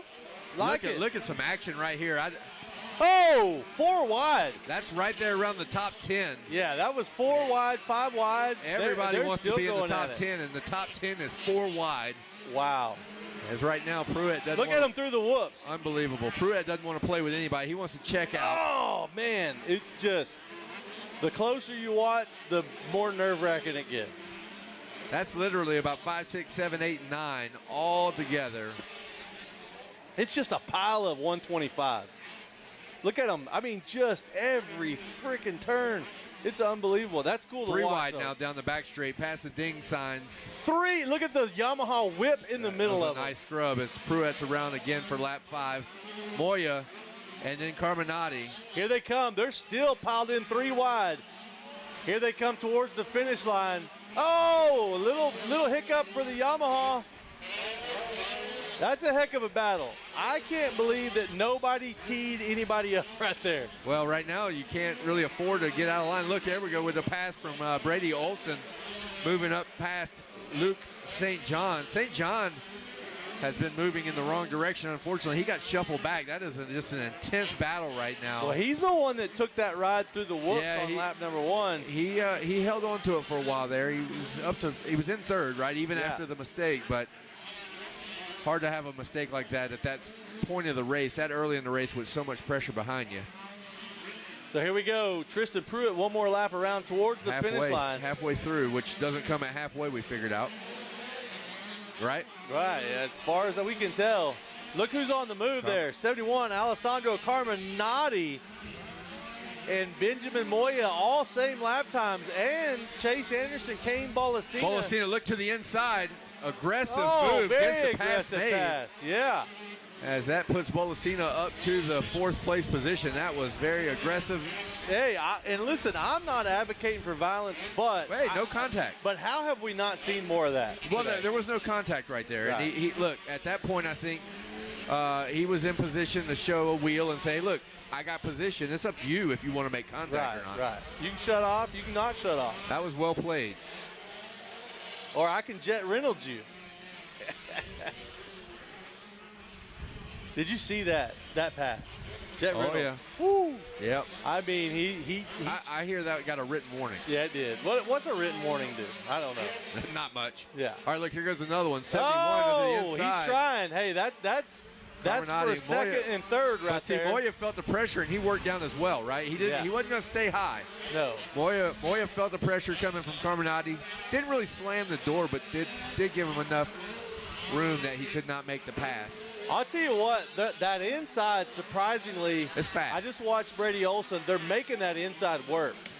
Where it's paying off is in 2 turns later. But they are making it work. Brady Olson made that pass starting right here. Yeah, so we got a lot shaken up. That's now Webb just in 10th place. St. John back to 9th. Olson to 8th. Walker 7th. Dorman 6th. Anderson, Bolasina, Carminati, Moya, and Pruitt is your top 10. As Pruitt now is by. Oh, Pruitt giving us a little look over. Yeah, Did you well, see it? He's like, hey. Lap 8 is in the books. I'm going to focus on that a little more. See if he can make contact with us. Give us a little what's up, little style check. Man, he is hammering those whoops on a 125. Absolutely hammering them. Still such a great battle for second position between Moya and Carminati. Carminati was back a little bit on the start. He has worked his way to the front, but a little bit stalled out right now as Moya is answering the call. And hey, he's look at this. Riding defensive, right? Bolasina, fastest lap of the moto. Yeah, 55.0. Great lap. In 4th place, so you got to think what might have happened had he gotten a better start, That's in better right. position early. But again, this is just the heat, so. Well, the starts are so important. Look at Tristan Pruitt. I mean, he is just throwing down over every Look jump. at this battle for second again. Both they inside. Both going to the inside. It's just a little slid slip out. up there, but he's able to pull back fight out. through it. So Moya still hanging on for the time being. Carminati going to get up beside him as they go into the whoops. Who gets a better drive? Carminati drops the front wheel. Moya answered the call on the whoops for sure. So Moya, man, he is rock solid under pressure. And I tell you what, Pruitt is in some traffic and just kind of cruising. He's got the white flag. He's cruising, but this margin of victory and this gap is going to be awfully tight. Look at him. He's just having fun. He's throwing whips over every jump, giving a look over. All right, 2 turns to go here between Moya and Carminati. Oh, big mistake there by Carminati. Not going down, but watch Tristan Pruitt here. See what he does. You give it a little nasty. Moya able to hang on. Yeah. What a battle there, though. Carminati, a small mistake. Nothing detrimental, but enough to take the pressure off with 1 turn to go. Hey, but I will say this. It looked like, to me, Moya had pressure that entire Yeah, he dealt with it quite well, moto. too. He really did, and he dealt with it well. He had a good offensive race, a good defensive race. Didn't let the pressure get to him, right? That's right. Again, escoremx.com for all your live timing needs. And if you want to watch the live broadcast of the race, where you can actually watch the race, log on to YouTube and go to Amateur Moto Show. They are live and broadcasting the show. Yeah, look at here. Whoa. Yeah. I hope he shares. I hope he shares too. Oh, look at him hiding it already. All right, so Pruitt, Moya, Carminati, Bolasina, Anderson is your top 5 in the Schoolboy 1, 12 to 17 BC, and that will bring us to 65cc 7 to 9. It is a division race. Division 1 is on the line. The card is up. We will be in the action about as quick as you can open that beef jerky bag. Well, let's just say this: Adrenaline Jerky. They've been to they came to our race. They've been to several races through the winter, and they're a supporter of us, of motocross and the races and the announcers. Wow! Thank you, Adrenaline Jerky. That is actually maple. Woo. Sorry for the smacking that we're about to do on the mic. That's bacon. Oh, that's bacon jerky. Yeah. What do you got up there, boys? Don't worry about it. Don't worry. We got nothing. We ain't got nothing. We got nothing. All right, I'll remember that next time. We got some beef jerky. Come get some. No, you're supposed to share. Got some Adrenaline Jerky. Came to the tower, not the podium. Sorry, Wes Kane. As here we go, 65cc. Oh, we're interviewing.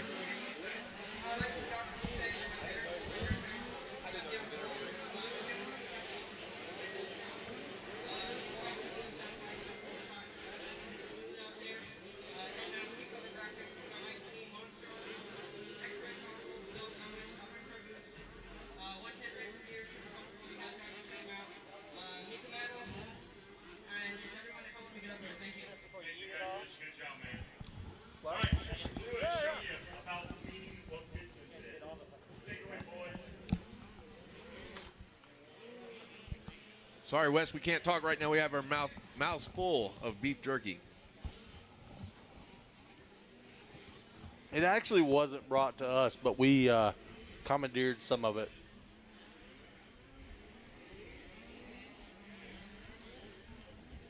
Man, Mickey Fluhart back on a roll.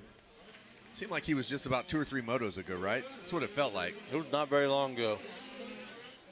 Well, he was in the lead, but I think it has flopped to Talon Rogers yeah. now in the lead. So Rogers and Levi Meyer, and now Fluhart on the way back. Something happened to Mickey Fluhart. Is now Matthew Semino loves to ride in 3rd place. Matt Semino loves to race GNCC and then drive to Spring-a-Ding-Ding. Gunnar Lusk in 4th, and now Fluhart checks in 5th. So that was a terrible lap. We didn't see what happened. Apparently went down. He ran a 1:14. Not what he was hoping to see, as he was in the early race lead. Now back to at least salvaging a top 5 at this point. Boone Lloyd, Connor Etch. It's early. 2 laps in. I get it, dude, but I mean, it's not a great lap 1 when you go from 1 to 5th. It's got to. No, you're right. We got to let everybody know. That's a significant change. That's a significant change.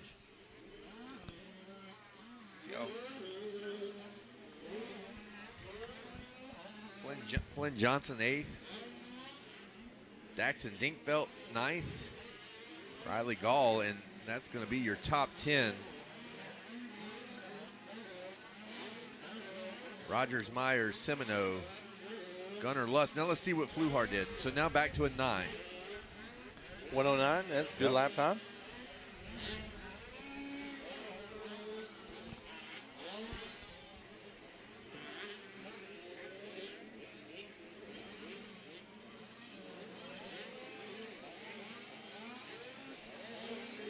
Talon looks really smooth. I mean, just. Oh, he is. He's a jumper. He's got great bike control. I would say a bit of a Supercross type specialist. Well, hey, we're in Supercross at Spring-a-Ding-Ding. That's right. Good time.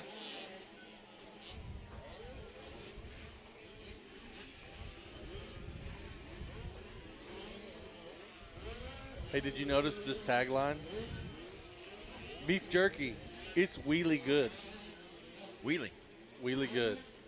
I'll try not to take out. It really is good.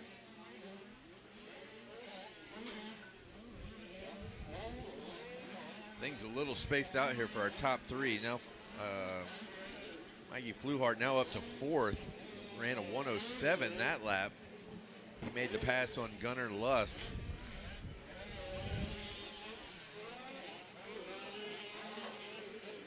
Boone Lloyd now the 6th. Talon Rogers doubling all the way through those whoops. Doubling everywhere.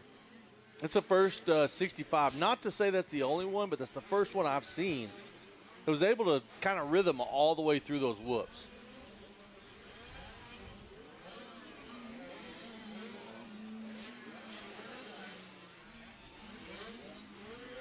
So Talon Rogers with a 104. Levi Meyer 106. Matt Semino with a 108. Mickey Fluhart 107. Gunnar Lusk 109. Boone Lloyd in 6th with a 109. Finn Johnson with a 110 in 7th. Daxton Dinkfeld with a 110 in 8th. Connor Etches with a 115 in 9th. And look at this, Luke Witt with a 112 back there in 10th. Pretty solid lap time. Hey, he was one of our riders that was running up front earlier, right? In an earlier moto battle, I think, for second, third for a bit. Must have got a bad start in this one.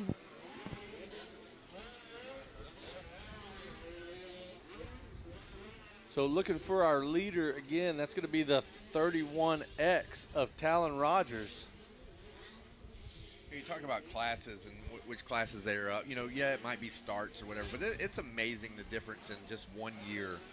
Like if you're in the younger one in one of these classes versus an older one in one of these classes. It's a huge difference. You know, these kids riding 3, 4, 5 different classes this week, and the difference in the moto can be tremendous by just a year or two, right? Oh, it's huge, and then we're seeing.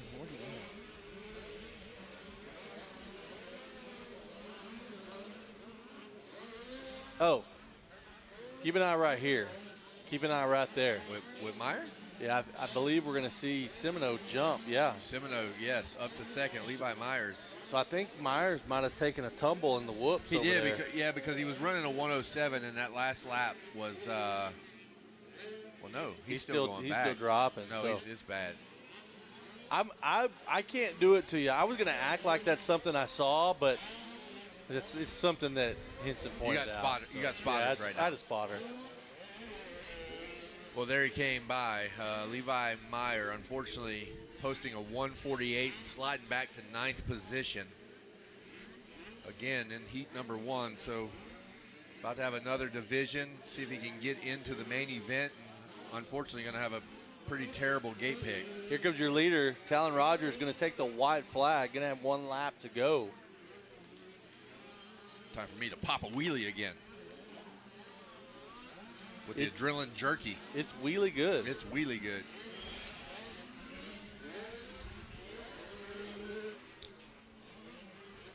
So 1 lap to go. Here comes Matt Semino, second place rider. And he is going to be, look at this gang of riders right here crossing the finish line now. Matt Semino going to be 22 seconds back at Talon Rogers. Man, there. Big gap for the leader, but man, 2, 3, 4, 5. There's a lot of stuff that can happen with one. Oh yeah, there was a whole pile of them that crossed right at the same time there.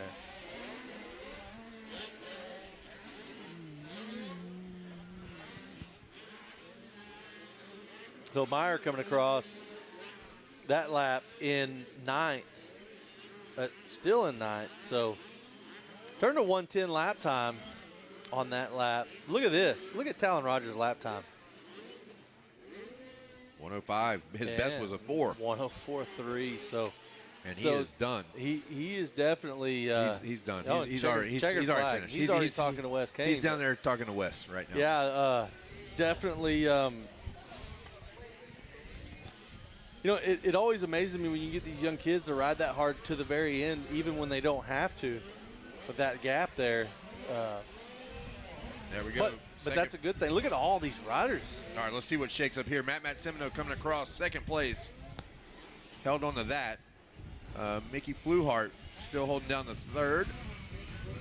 Gunnar Lusk fourth. Boone Lloyd coming across in your 5th place position. Finn Johnson, 6th. Oh, Daxton Dinkfeld actually sliding back. Levi Meyer made the pass up to 7th on that final lap. Daxton Dinkfeld back to 8th. Luke Witt, 9th. And Connor Etch They're in 10th position. My little buddy Wyatt Fullerton back there in 13th. Shout out to him. Let's go ahead and give a rundown to 15th. We'll go Sierra Bull on the 3/ in 11th. Jackson Castro 12th. Wyatt Fullerton 13th. Caden Wood 14th. And Raiden Riley. Going to round out your top 15 in this heat number 1. We're going to move on to heat number 2. But before we do that, we're going to send it down to West Kane for a podium visit with Talon Rogers.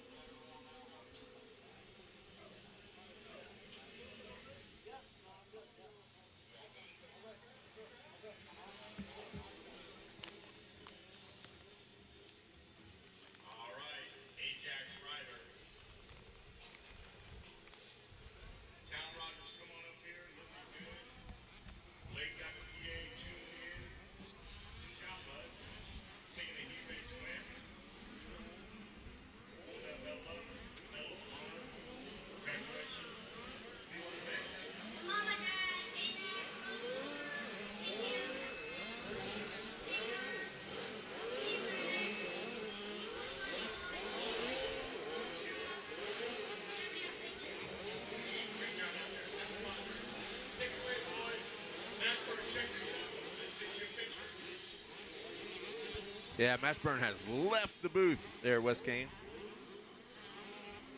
Might have to text him.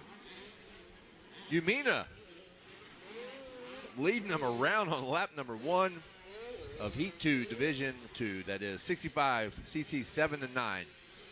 Jet Raw, Dakota Lee, Huxley Nolan, and Trevor Gutschkoff rounds out the top 5.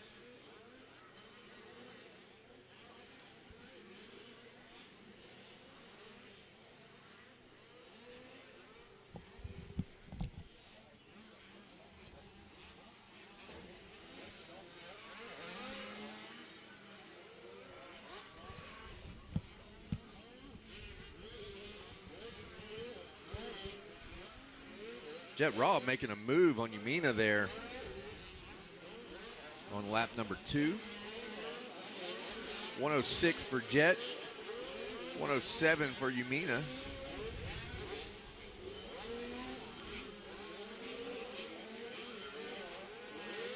Really good lap times by our first and second place competitors.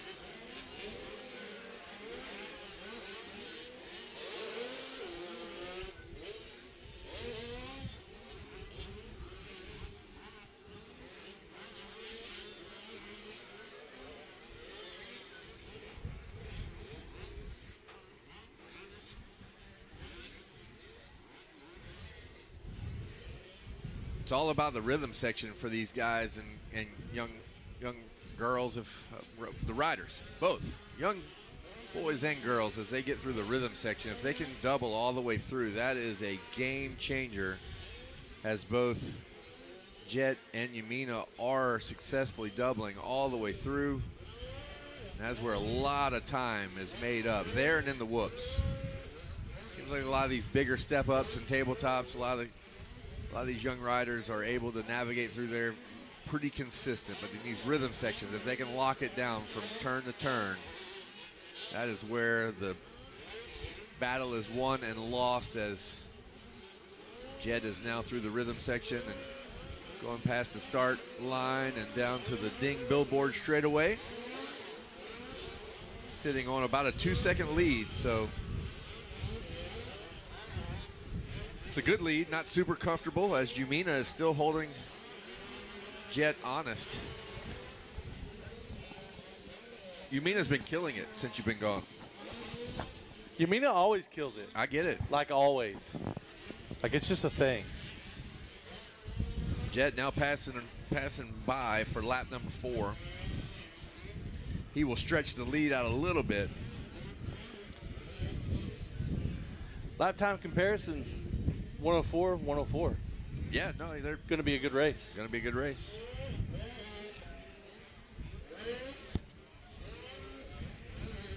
Yamina in second. Huxley Nolan. I'm assuming you. That's my little Aussie buddy right there. You can do it again. His dad does. I'm his information booth. I did top 10 once. All right. Well, in 4 laps. But give him an update. Yeah, Jet Rao is leading the way, followed by Yamina Burning. Huxley Nolan of the Aussie descent. Deegan Mullen in fourth. Ethan Fisher fifth. I'm a little bit out of wind. You walked up the stairs. I came up the stairs, yeah. I get it. We need to see if they can put in an elevator. Yeah. Or dumbwaiter. Yes. Ethan Fisher in fifth. Dominic Steele sixth. Talon Smith seventh. Dakota Lee in eighth. Trevor Guchoff in ninth. And Cameron Buckman going to round out your top 10. Now, I'm going to keep an eye on Cameron Buckman. He must have got a bad start, but look at the lap time. 107, that's a good time, That's a especially good in traffic. time. I mean, right now that would put him in about third place. So we'll see how far he's able to climb. We're going to keep an eye on that 7:53 of Buckman with that good lap time back there in traffic. Little Huxley Nolan there. Little Aussie. Oi, oi, oi. Oi, oi. They had a cyclone over there. Really? So I saw his mom posted. They were supposed to be flying in, getting here at 6 o'clock this morning. Their flights were delayed. And then I guess their new house flooded. They were going to land here at 6 o'clock today from Australia. The mother and the sister. From Australia. Yes. And another kid that was going to race actually today. I went to Australia once. Yeah. And when I came back, I was jet lagged for about 3 months. Yeah. That's a tough travel. Well, listen. This world's really big. I don't know how you travel, but I see how they travel. Well, they're first class. No, I was in first. Lay flat. Lay flat. Yeah. Look, when you take off and you land 2 days later, that doesn't matter if your if your chair lays flat true. or what. Yeah, definitely. I went first. I didn't go on a private jet. Were they on a jet? Private? No, they're okay. commercial. Yeah, okay. I can tell you this. I went to, where was it? I think Italy, and I flew over there coach, and I laid across 5 seats. It was horrendous. But I flew back first class, and I didn't sleep any better in the lay flat. So that's just me. Yeah. I did have better food, though. I actually just got a text from Warren Semino, Matt's dad. He said, needs to work on the whoops a little bit. He said, pretty good for no practice on SX. So, yeah, since you've been doing all those GNCCs, I guess that is pretty good. I mean, it's a little bit like... It's a little different. A little bit like logs. Yeah. The only similarity is the fact that the wheels are still round. Wide flag coming out for Jet Rao. He's going to have one more lap to go. Still turning a 105. So he's deep into the moto, still turning low lap times, 105. How far is Buckman? Buckman's made it up to 6, still turning a 108. So he's. But Yamina falling back there. She did a 113 that lap. So. But look at the gaps. I mean, yeah, she's good. She's comfortable. She's good. I there, see Huxley Nolan solid in third. And then you got Deegan Mullen, Dominic Steele, Buckman up to 6. So he's been working hard this whole moto. Ethan Fisher in 7th, Dakota Lee 8th, Trevor Guchoff in 9th, and Talon Smith going to round out your top 10 with 1 lap to go. There goes Huxley Nolan crossing the finish line, opting to take that inside. Here comes Buckman. Now look at this. Huxley Nolan is in third, fourth yep. now, and Cameron Buckman is closing in. And Nolan must have had a problem on that last lap. That was a bad last lap. So, but nevertheless, Cameron Buckman's right there. So that could be, one of the few passes we see on this last lap. Now, where did they go? Already lost. I see Nolan over in the rhythm section. Here comes Buckman. He's tripling through, so he's right to the back wheel of Nolan. Nolan goes to the inside, a little bit of problem. Here comes Buckman. He's doubling through, and he makes the pass. So Buckman now has moved himself solid into the 4th spot, and that bumps Huxley Nolan back 1 spot to 5th. And that's going to be the change. Jet Rao going to take the win on the number 72 machine. Yamina Burning is also across the line as we look for our 3rd and 4th place riders, Deegan Mullen, and now it's going to be Cameron Buckman. Here he comes. Mullen made it across. Now here comes Buckman to the finish line. And here comes Nolan. Nolan looks like he's having some problems shifting out there. He's stomping on that shifter. That might be the problem. Got it. Just kick it. Yeah. So, but that's going to shake. That's going to be the shakeup in the top 5 there. Wow, did Dominic Steele pass Nolan too? And I didn't recognize. I didn't see it.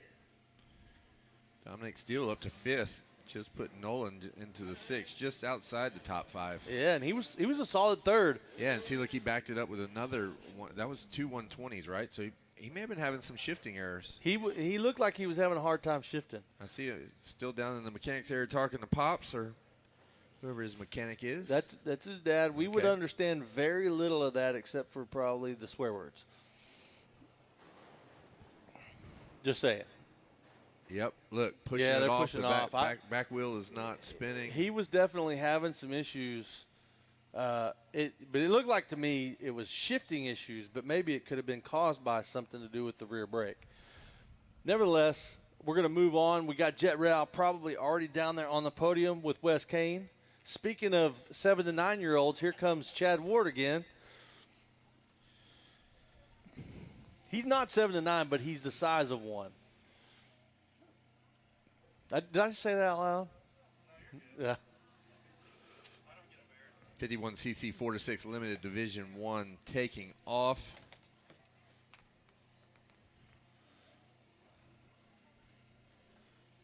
As we wait on Wes Kane to interview, I'm sure, a very happy Jet Rao.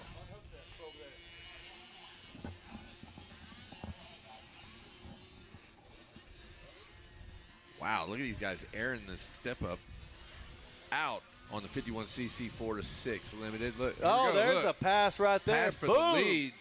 Doubled right by. Kai Borden with the early race lead, but Rivers Rice. We're down on the podium. Launching right on by as we send it down to the podium. Take it away, Wes Kane.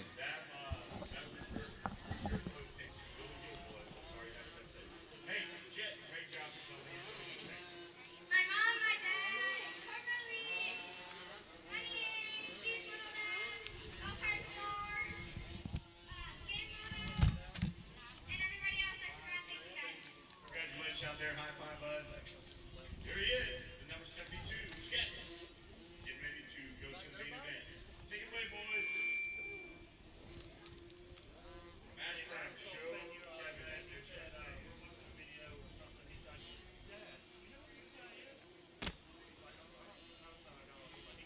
Pulls it up. He goes, he trains. He's pretty good, right? To get on the 125 or something. Yeah. And Axel was like, hey, let's go.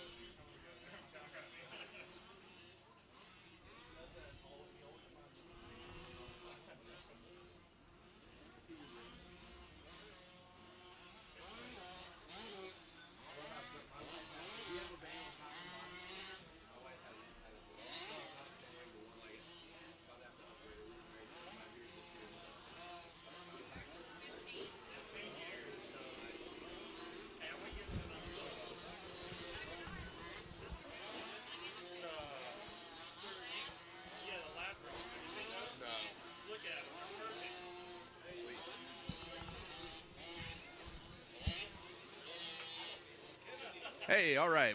Thank you, Wes Kane. Is he done with his interview? We're just up here holding babies and eating beef jerky. 51cc 4 to 6 limited. Rivers Rice in control of this one right now. 3-second lead over Kai Borden.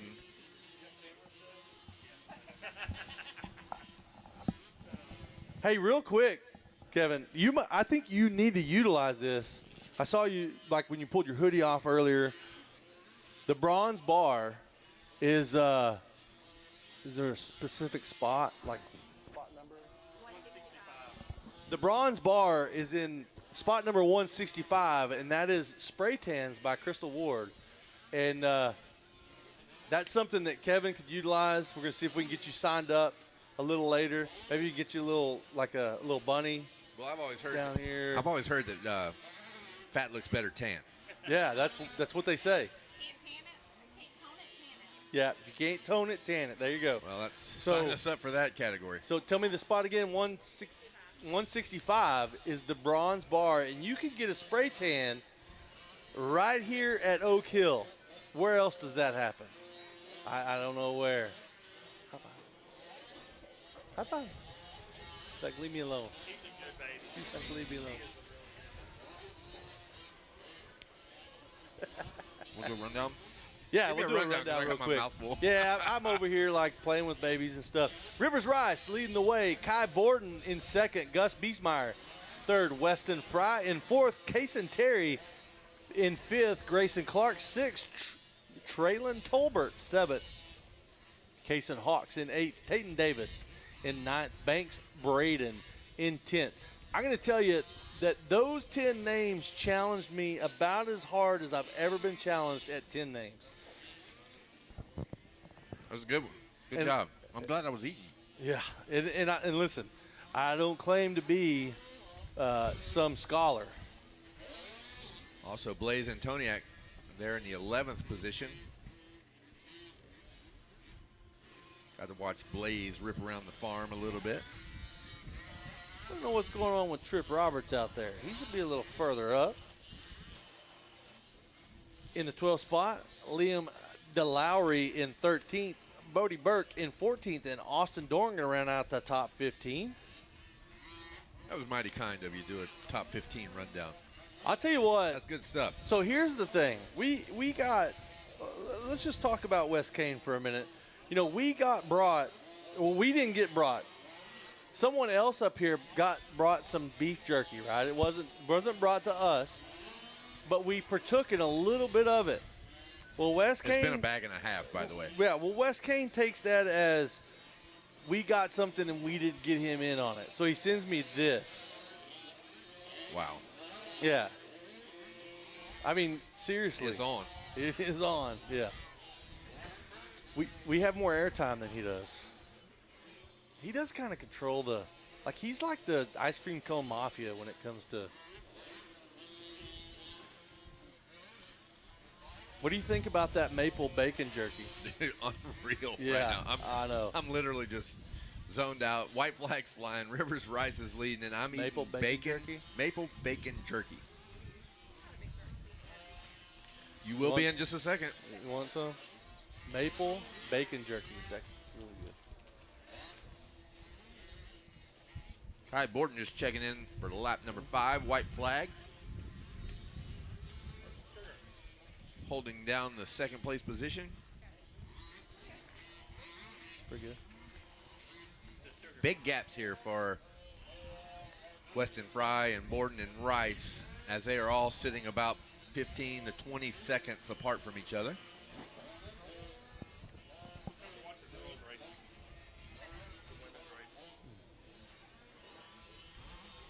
Gus Biesmeyer there in 4th. Kason Terry still in 5th.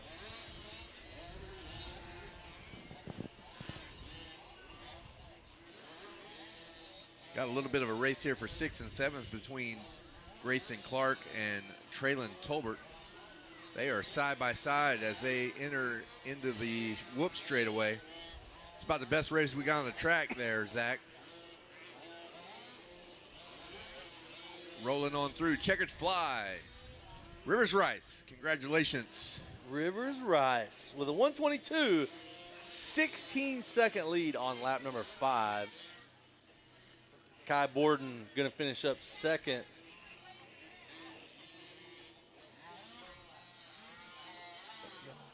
Oh. So Kai Borden going to finish up second, looking for Weston Fry. Going to be just a second there, big dog. Oh, it is. Going to be actually about 21 of them. There's 21 of those big dogs. Hey, speaking of, you want to go, one of us can handle this by ourselves. Yeah. You want to rock, paper, scissors to see who heads down to the ice cream cone? Absolutely. Loser goes or winner goes? I think you're a winner either way. Yeah. Let's just do it, and then we'll decide. Oh, it's rock, paper, scissors, shoot. You were way off. You got to go. Me? I'll go. Okay, what do you want? You go. Dr. Pepper float would be Dr. Pepper amazing. float. That would On be the way. amazing. Hey, That would be I'm super about to healthy. leave. Congratulations, Rivers Rice. I'll be right back. We got to get even with Wes Kane. That's right. We'll send it down. Here, take him the remainder of this just so we're the good guys. We're the good guys. Dr. Pepper. Hey, Wes Kane, I know you're about to take it away down there at the podium, but just know when Kevin Windham gets down there, we're the good guys.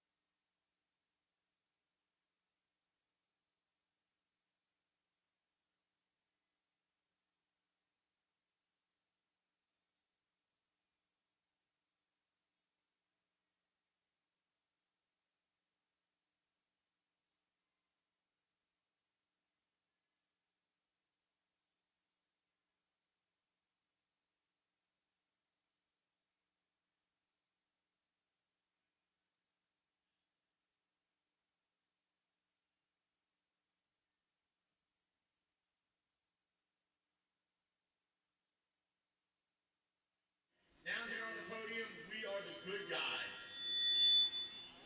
We're the good guys over here. Kevin Windham and Zach Ashburn, the good guys. What's that? We're the good guys over here. We're the good guys.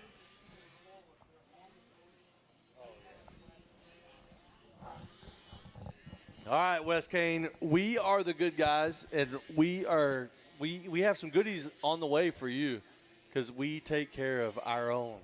But right now on the track, we've got Jackson Boyd leading the way, followed by Max Tucker. Ryden Williams in that number 3 spot. Levi Morrell in the 4th spot. Memphis Lamb in 5th. Wyatt Otto 6th. Bryson Torres 7th.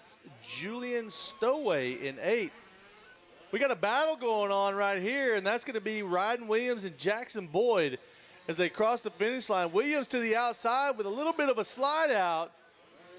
Boyd to the inside. Ryden Williams on a charge right now. He was 3 seconds faster that last lap. So looking to see if Ryden Williams can keep this charge going and make his way to the front. Boyd still hanging on through the whoops, goes to the inside. Ryden Williams to the outside.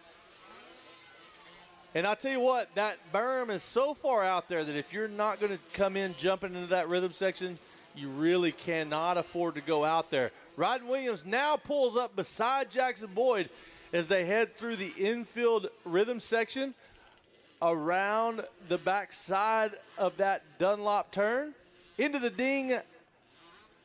Billboard, side by side they go one more time. Jackson Boyd still holds on to the point. Ryden Williams all over the rear Dunlop of that little bitty 50. Here they come around towards the finish line one more time. Jackson, oh, Ryden Williams, big cinder on the outside, going to take the lead. Doubles again, man. He is sending it like crazy. Goes to the lead. Ryden Williams on the number 92 machine.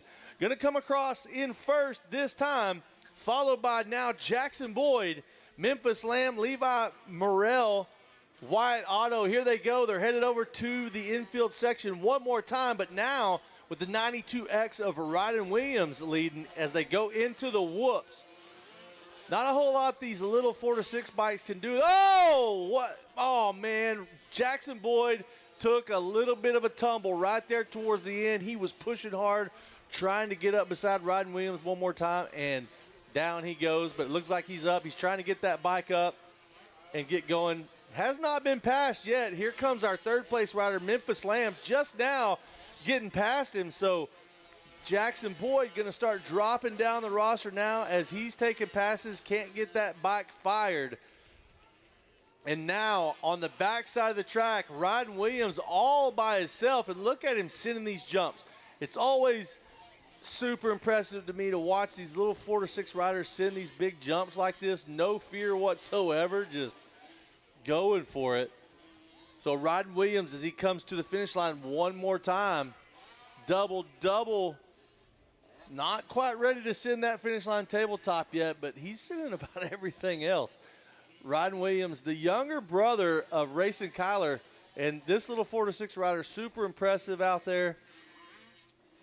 Like to watch him ride. Jackson Boyd, like I said, having a little bit of trouble. He's got going again, but he's going to drop down the order quite a bit on that lap. Here comes our new second place rider. That's going to be the 909 of Memphis Lamb. Memphis is going to be followed by the 56 of Levi Morrell, and then the 309 of Wyatt Otto. Looking for our fifth place rider, and that's now going to be Julian. No, sorry, that's going to be Bryson Torres now.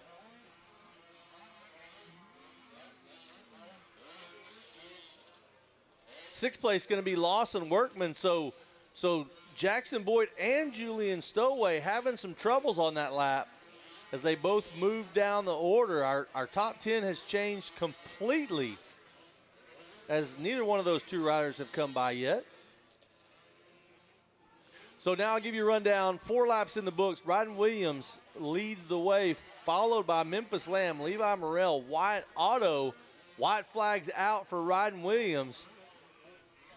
Bryson Torres in 5th, Lawson Workman 6th, Max Tucker 7th, Carson Wilson 8th, Brecken Talmadge at 9th, and Beckett Manzer in 10th. So 2 of those riders that were up there in the top 5, Jackson Boyd and Julian Stowaway, now have dropped down out of contention for the top 10 with 1 lap to go. But right now it's all Ryden Williams, the 92X. He's got a 26-second lead over Memphis Lamb. Just getting through the whoop section in the infield rhythm section. And he'll have about half the track to go before he takes that checkered flag. One more time past the ding billboards. Step up number 1. Opts not to send it that time. Got in a little traffic. Don't want to take any chances. Now he's going to go to step up number 2. He sends that one a little bit. He's got 2 more jumps, and he's going to take him a heat race win. There he comes, Ryden Williams, the 92X. With a little no footage style. We're going to have him down there on the podium momentarily with Wes Kane. The man of the hour, Ryden Williams, followed by Memphis Lamb, Levi Morrell, Wyatt Otto, Bryson Torres. Top 5, Max Tucker, Lawson Workman, Carson Wilson, Brecken Talmadge, and Beckett Manzer going to round out your top 10. That's going to do it for heat race number 2 in the 4 to 6. Up next, we got women's 16 plus. But first, we're going to go down to Wes Kane.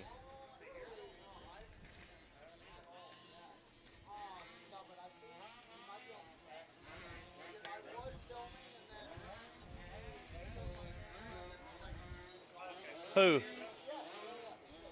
Harold?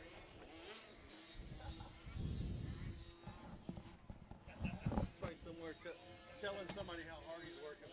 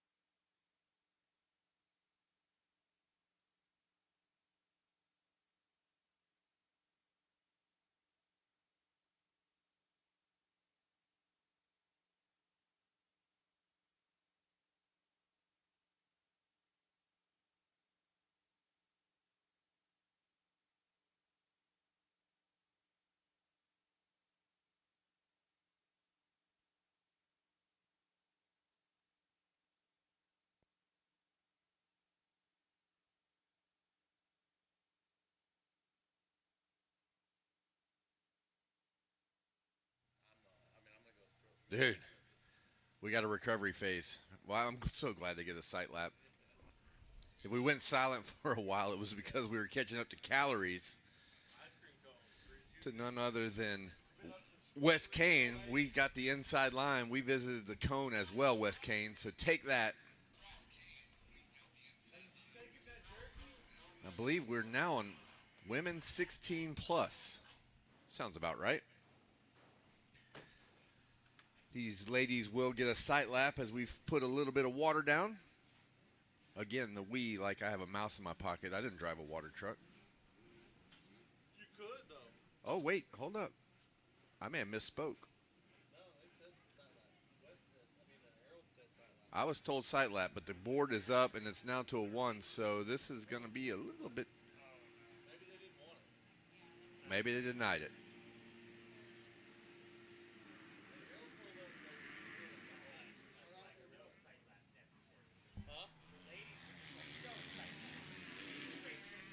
So they were offered. Well, I thought we were going to get to warm up, Wes. Zach, we got to go straight back to action. Looks like the girls potentially declined the sight lap. Yeah, they didn't need it. They're good.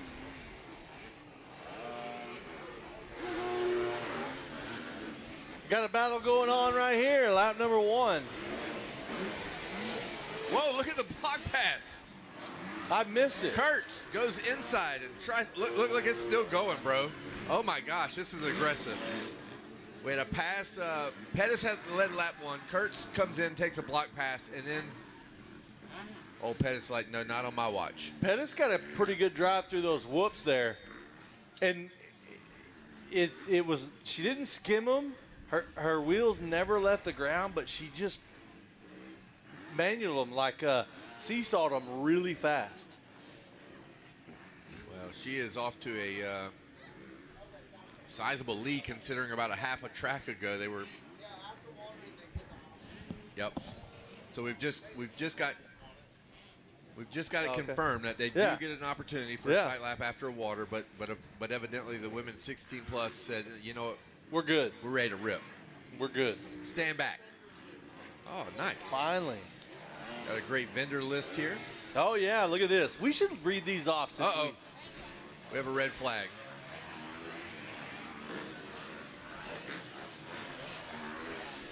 Red flag is out.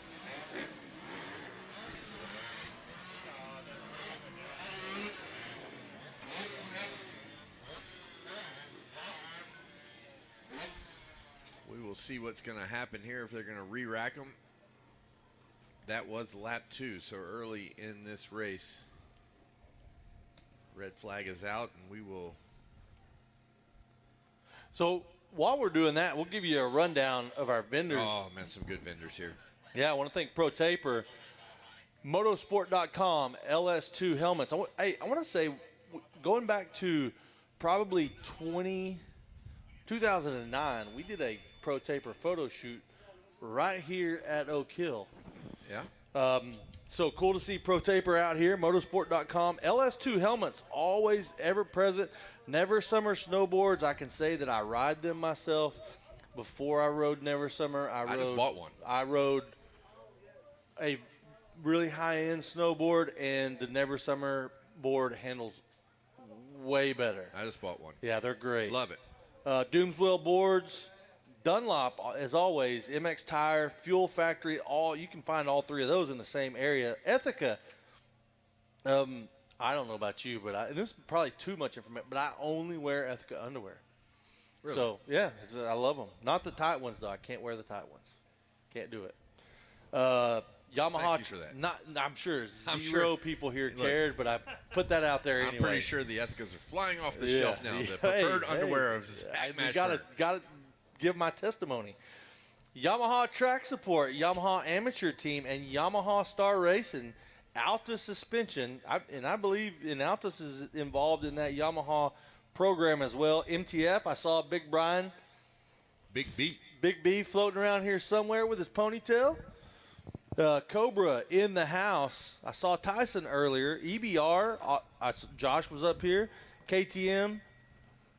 KTM's in the house. Kawasaki, Stay Clutch, ASV Inventions, Doji Shades, Orion Moto, Enzo Racing, HyperX Racewear. EMT is in the house. And I think at EMT you can also get this is for parents, one of those cocktail IVs that rejuvenate you. Really? Right, yeah. Fly Racing, PR2 Racing, Adrenaline Jerky, which we sampled some of that. Unbelievable. Yep. Camworks, Minton Cycle, FMF in the house, Mad Moose, Money Inc., MX6 Racing, Clover Hill, Tamer, Trackside Tees, Unruly Apparel, Little Trouble, Stasic, and Stan Benson Racing.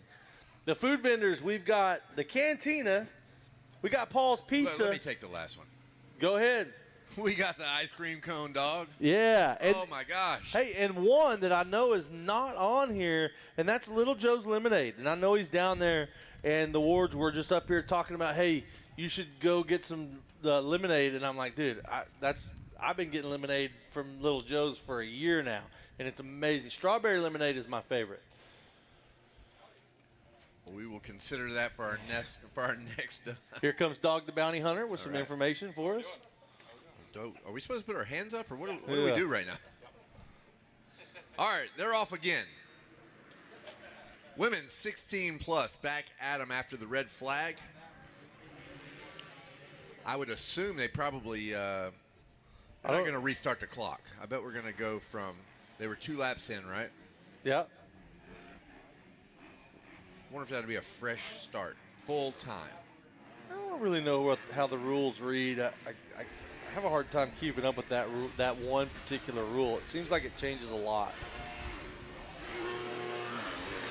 Well, Pettis back to what she does. Back to the front. Red flag didn't bother her. Kurt's still in second. Destiny Burgess third. This is Vasquez in fourth. Oh, I see. Where'd this come from?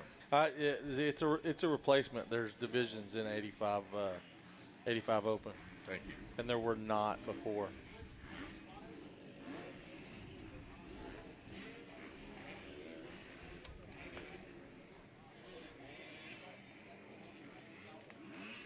There's a lot going on here. It's a lot. We're going to get through it, though. We are going to get through it. We're going all the way to, is it 26? It's 26, right? 26 races, bro. 26 races.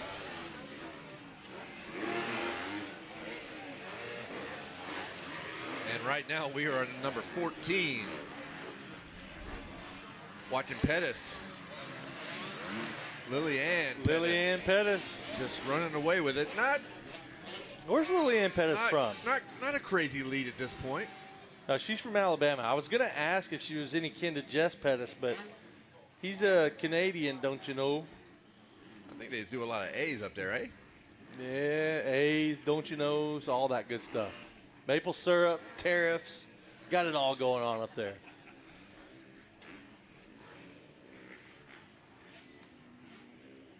All right, Lillian Pettis once again leading the way, followed by Kiana Kurtz, Destiny Burgess, Isla Phillips, Angelica Vasquez, Lana O'Brien, Bailey Bancars, Sage Tangler, Tatum Ashen, and Riley Hoffman. We got a little missing of gears there. Yeah, a little miscue. She's looking down. She's looking down like there might be something wrong with the machine. We are talking about the leader, Lillian Pettis.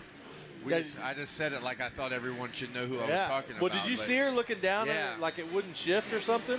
Yeah, missing some gears. Tried to find the next gears, up, down, whatever. And actually missed it twice. So that was a little concerning, but she seems like she's got it figured. Got it back together now. Yeah.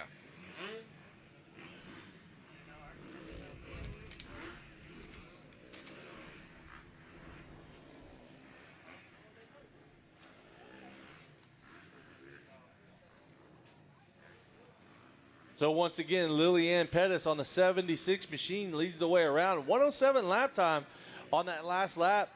And Kiana Kurtz actually bested her time by 0.3 of a second. So Kiana Kurtz on the move back up. That was a lap when we missed Oh, a gear. that's right. That's right. That was a lap where she missed a gear 3 times. Yeah, you're actually right. Yeah, you're right.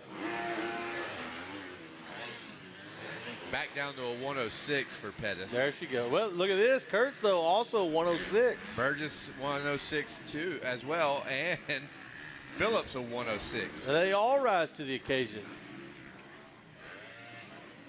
And this is another one of those races to where the whoops, if you watch, look at the whoops. The whoops can make a big difference towards the end of this moto.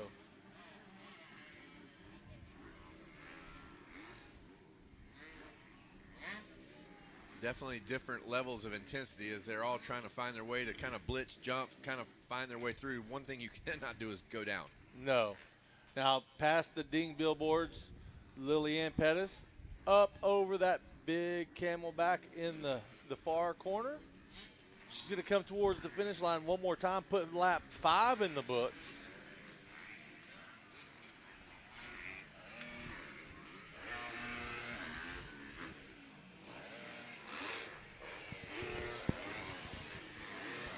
It's feeling like a complete restart, like reset the clock and everything. I believe they did. Yeah, there was a red flag, if we recall, 2 laps into this, and it feels like they have just said, hey, we're gonna start this race over like it never happened. That's right.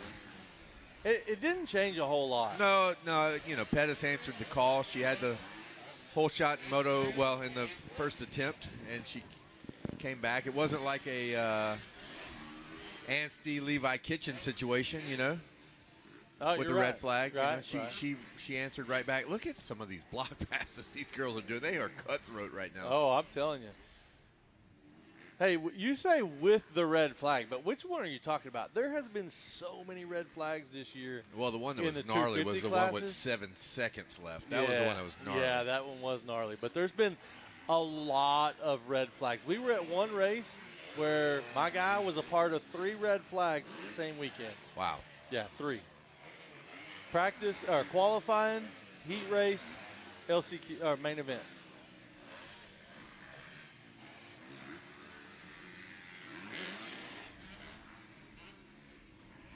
All right, so here we go. Lillian Pettis, 6 laps in the books. 5-second lead over Kiana Kurtz. She's now dropped down to a 104. Kiana Kurtz at a 105. And then Destiny Burgess in that number 3 spot. Isla Phillips in the number 4 spot with a 107. Angelica Vasquez and Bella Bancars 5th and 6th. I believe that battle you were watching was Bailey Bancars and Lana O'Brien. And that would be the battle for 6th and 7th out there, the back and forth, the chopping it up out there, trying to saw the front end off. Yes, they were. Here we go, white flag. White flag's out for Lillian Pettis. Here we go.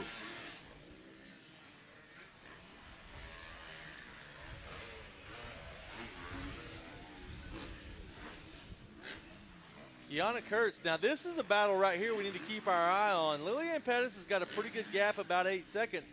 But if you watch Kiana Kurtz and Destiny Burgess, they're 2nd and 3rd. Tightening up. Yeah, they're right at a second apart. The whoops. Here we go into the whoops now. The whoops are going to determine a lot. Oh. Yeah. They both got through them clean. Totally different approaches to them. Way different. Yeah, totally different. But again, keep an eye on that battle because that thing has closed up lap after lap after lap.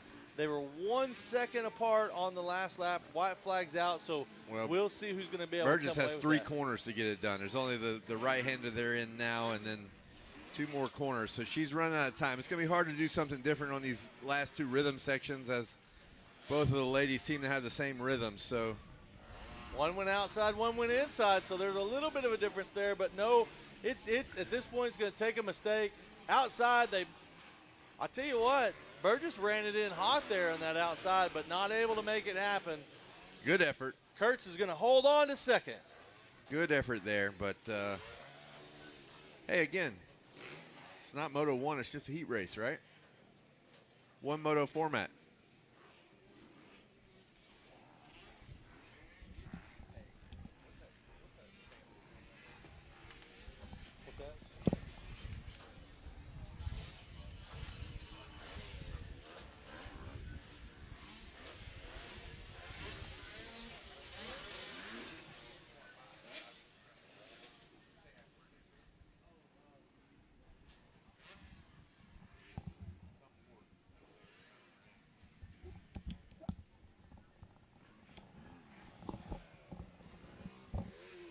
All right, just wrapping up women's 16 plus. It's going to bring us to 85cc 9 to 11. And then race 16, our 250 Pro Sport. But right now, off and running 85cc 9 to 11. The gate is down.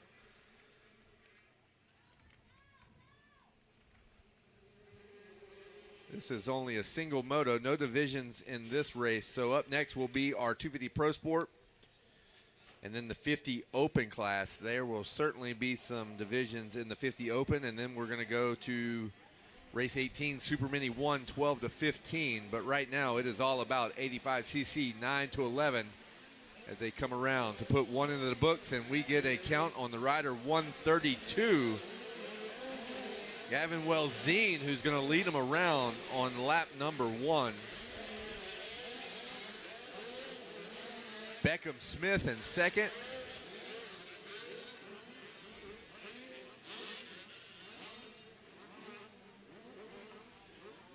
Maverick Gresham Lewis in third.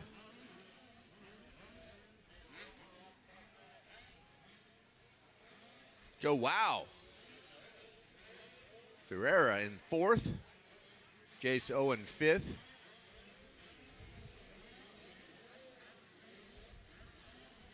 Zayden Cantu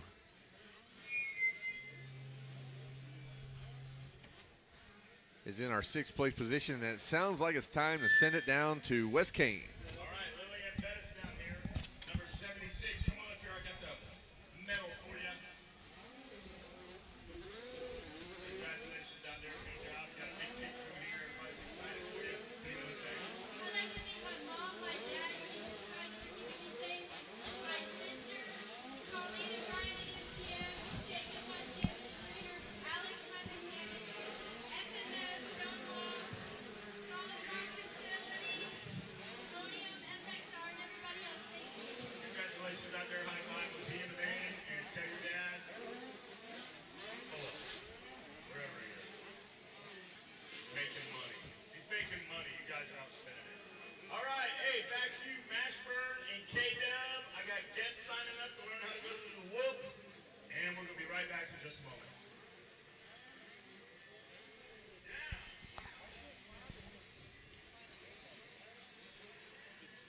Yes, indeed. Thank you, Wes Kane.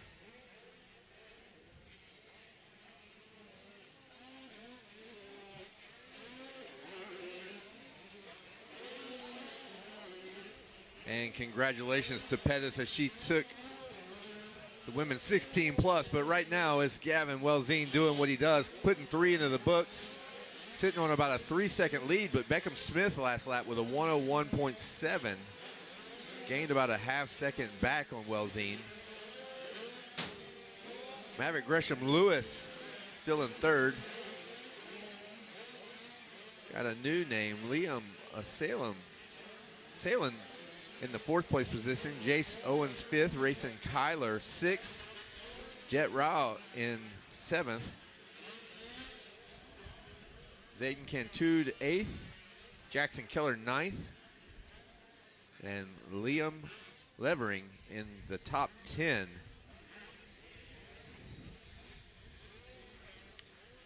As they come around again, I'm just going to say, just by looking at it, Zach Mashburn, that the lead is going to shrink a little bit. There was 3 seconds, 2.9 to be exact, between the two riders. It is down to 1.6 seconds. As again, Smith turns a 101.0. And Gavin Welzine with a 102, so this battle is going to be heating up. Huh? Hazel.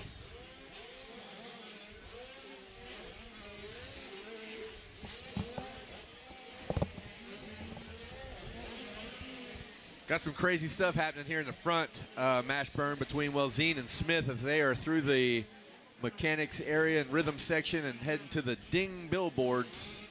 Sorry, I went down a rabbit hole I love it. of information. And the reason why is we were visiting with the wards, and I hope they can hear us right now because we'd like to send a special happy birthday to Hazel Ward, right? We don't. 10 years old, right? Is today? it 10? I didn't catch the age, but I know that today is the day.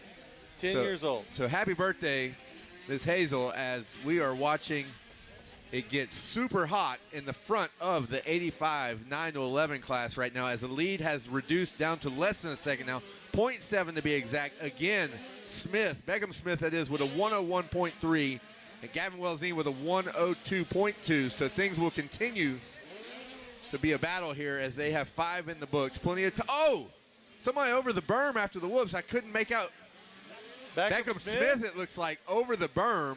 But see, what's crazy when they do that is they jump back on and we don't even see it. So. Well, right now, I don't think he's jumping back on too quick as that just hands it to Welzine. He is back up trying to get onto the track is Beckham Smith. He is on the track now. So yeah, I never saw him. Hey, but back to that happy birthday to Hazel Ward.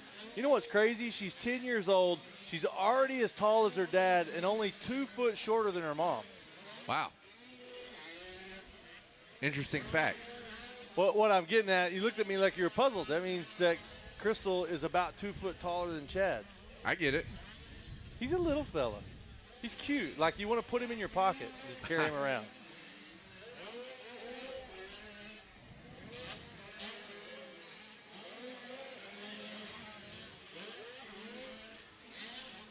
All right, here we go. Gavin Welzine. So that changed things up, and that was... It's a big one. Did Beckham Smith? I didn't see it. No, he's back a lot. Let's see. Where's he coming across that? Beckham Smith is now checking in 7th. So he was 0.7 behind the leader. He didn't lose a ton of time. He was running down the leader. Right. No, but I mean, he's in 7th place now. He's hopped back on in 7th, so he didn't lose much time even going over the berms. 13 seconds there. Another 3 there. Another 3 there. That was about a 25-second excursion, Mashburn. I'm amazed at how good at math you are right now. Well, it was just a guesstimate. We like to round things up and down. I know one thing.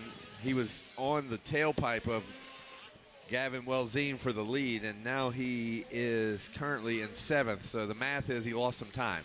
Yeah. Well, when you go over a berm, you're going to do that.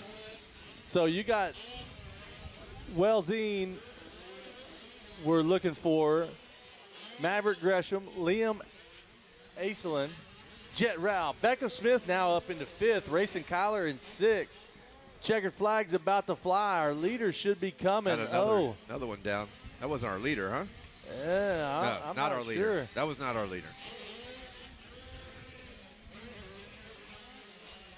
I can't see. My eyes aren't good enough to see that far. Yeah, it looks like a 3-digit number. See if someone's falling back here in their timing and scoring. So looking at possibly Jace Owen. I don't know, but here comes the check. Here comes our checkered flag right there. Gavin Welzine taking it home. The 132 machine. Looking for our number 2 rider. He was about 15 seconds back.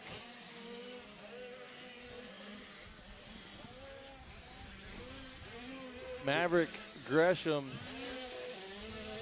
And he's going to cross the finish line. Let this thing catch up. There we go. Yep. Now it's caught up. So Maverick Gresham going to take 2nd. Jet Rao going to take 3rd. Liam Aislinn 4th. Beckham Smith going to hop back up to 5th after that. Good rebound. Yeah, over the berm excursion. Racing Kyler in 6th. Joao Fiera in 7th. Zayden Cantu in 8th. Joao. There you go. Well, Joao, right? That's what we came up with earlier. Zayden Cantu 8th. Asher Hall 9th. Jackson Keller going to round out your top 10. In the 85 9-11. What do we got coming up next, Kevin Wilson? Man, I think it's a big one. Oh, it's a pro sport. Yeah, it's a pro sport. I think that's like cream of the crop. Yeah, and once again, I want to remind you, if you're at home listening on escoremx.com, you can also go to YouTube and search Amateur Moto Show, and you can watch the live stream. You can actually watch the motos on YouTube. Amateur Moto Show live stream. And thanks for tuning in wherever you're tuning in. We appreciate it. Each and every one of you. We wish you were here. All right, Pro Sport is off and running. See who comes around with the lead. It looks like, I don't know if he got the whole shot, but Cade Johnson certainly up there in the front. Yes, he does. The Yamaha, the 177 of Cade Johnson. Off to your early race lead. I think that might be Brock Walker. Yep, Brock Walker running in the second position. We got Jonathan Getz, third. Cole. My mom, my dad, gas, mom, bees, FLF, Motorex, ECS Fuels, Motorex, Nihilo, T-Rex Throttles, Pro Taper, Tamara Hole Shots, and I actually ripped one this time. And then Mel, Scott, Ashley, Colvin, Sar, Seven, Ethica, Orlando, Mick, and everyone. Thank you so much. Who are you? Who are you? I'm Gavin Rosine. All right, there you go. Take it away, boys. Jonathan Getz on a tear. Jonathan Getz is getting it right now. He checked in third on lap 1. They are coming around for lap 2. I think he's might have gone backwards a little bit, Wes Kane. Yeah, so Cade Johnson, Brock Walker. Then we got Bobby Fitch. Look at the old man up in there. Fitch. Cole Senior Forbes citizen. and then Getz back to 5th there. Not a great lap as he turned to 57.5. We were kind of listening to the podium interview. Don't know exactly what happened to Getz, but he needs to get back to work. Hey, I'm going to tell you slid something back a spot right or two. now. The old man just went through the whoops really, really good. I love it. Do us proud. Do the there we go. That was a last minute. That was a very late That decision. was a last minute. I'm gonna go for this. Yeah. We're talking about Fitch tripling in the rhythm section. Yeah. He didn't have the highest corner speed, and he just got straight and grabbed a handful and cleared it. Yeah, Luckily, so. It seems like he's doing that a lot out there. It's like not a whole lot of self-preservation. Oh, he's off the side. We got to protect on the inside a little bit. Let's see if that gets costly. He protects going in, so now Forbes slingshots out of the corner off the bull turn there, side by side as they go to the whoops. Watch him in the whoops, though. I'm impressed. That old dude, look at that. Yes, indeed. He's that is stretched. a great run. He just ran away from him in the whoops. But he didn't end up getting past. He's still block pass.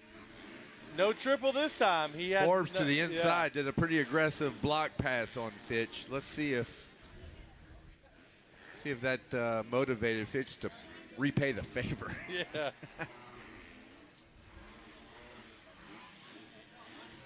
So here comes Cade Johnson one more time. 54.0 on the last lap.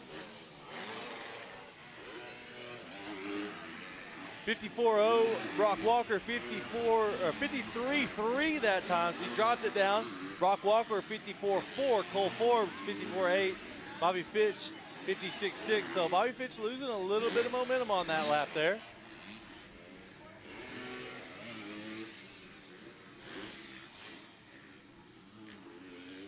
Cade Johnson continues to lead the way around, and he is in the back section. No, he's in the back section, the billboard section, if you will. The ding billboards. Headed to the big step up over there in the back. About to put one more lap in the books. We got 4 laps recorded, about to go 5, and Cade Johnson's looking good out there. He's starting to stretch this thing out a little bit. Got a bit of a lead. Riding pretty aggressive right now. A lot of body English and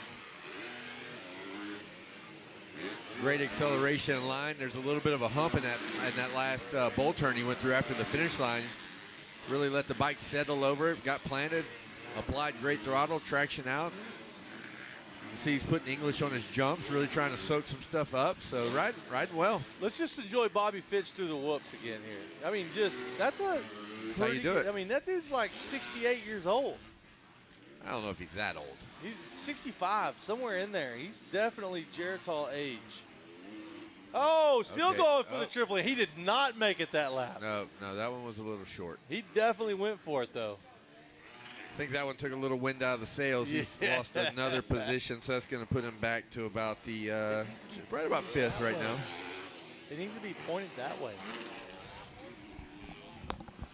Cade Johnson again on lap 6, still in the 53 range. Really opening up his lead. Now he's 7 seconds, but I can tell you, Brock Walker and Cole Forbes got a little battle brewing right now. As the halfway flags are out again, Forbes and Walker. That's where the battle's starting to come together there, as well as Jonathan Getz. Hey, the battles start to come within my mind whenever I see halfway, and I'm like, ugh. The battle within myself. Well, now the halfway's out at 6, so yeah, that's still a lot. It's a lot. So Cade Johnson continues to stretch this thing out. 7 seconds. Look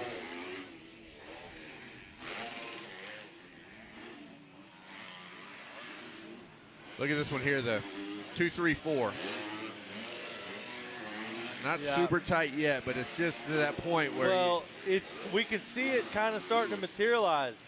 If you look at the lap times, Forbes just a hair faster than Walker, and Getz just a hair faster than Forbes. So we can see where it should play out towards the end. That's probably going to end up being a pretty good battle. It should play out just in the favor of the fans, right? Maybe not if you're on Camp Walker or Forbes or Getz, if that's like your guy, you know, your mechanic, your family, your friends, whatever. But the fans of just the sport in general, they got some good battles about to happen. You can see as the lead just continues to get absorbed a little bit as Forbes makes a run at Walker. And again, I'm trying to figure out, like, I see Walker ride a to-scale Supercross track on a regular basis. And he's a pretty good rhythm guy. I don't understand him not doing. Look at this inside. Look, wow, made a run at him. Maybe the wrong place and time. He probably just give it. Well, he showed his card. Giving Walker, hey, look what's up, dude. Yeah. Here I come. Showed his cards a little bit. I don't know if I'd have done it this early. I did not think he had the room to make the pass unless it was just super dirty. Right. Which he wasn't. He gave Walker time to kind of cut under him, do a little square down. Probably just want to play a little bit of a mind game.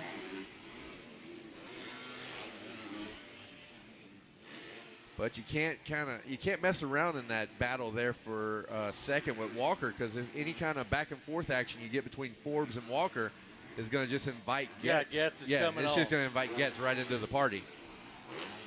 Lap 9, Cade Johnson still rolling, 54.2, very, very, very consistent. That's right. For all 9 laps. Look at this. They're just there closing up even closer. 0.8 and 0.7 respectively in the battle between Walker, Forbes, and Getz. So just barely a second and a half split 3 riders there.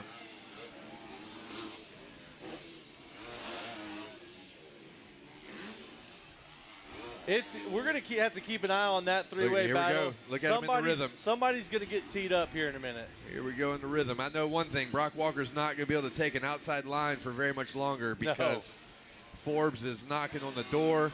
If we see what he tried to do over the finish line a couple laps ago, if we see that again, if Walker gives him that option, it's going to be a completely different result. Oh, absolutely. As we're coming around for lap 10. Cade Johnson by now still out on a big lead, but the excitement is right behind him here, about 10 seconds behind him. So Forbes, I think Forbes has the option again. Here we go. Here we go. What's going to happen? He's going to saw that front end off. Oh, Brock Walker, go underneath. That was the pass. And he made it. He didn't even really have to be aggressive with it. No, I figured not there at all. I thought there might have needed to be a little bit of a plastic exchange. But Forbes makes a pass very cleanly. And now Brock Walker is getting more company as Getz. Jonathan Getz is all over him. And yep, here we go. He's got the preferred line now, the inside. Oh, no, he wasn't able to triple. Wow. He was right where he needed to be. He had the inside going into the last turn. But turn. Brock Walker he keeps going outside. Now, he was able to triple there, so that helped him. But he's going to have to shut down some of these outsides and kind of cut across the corner.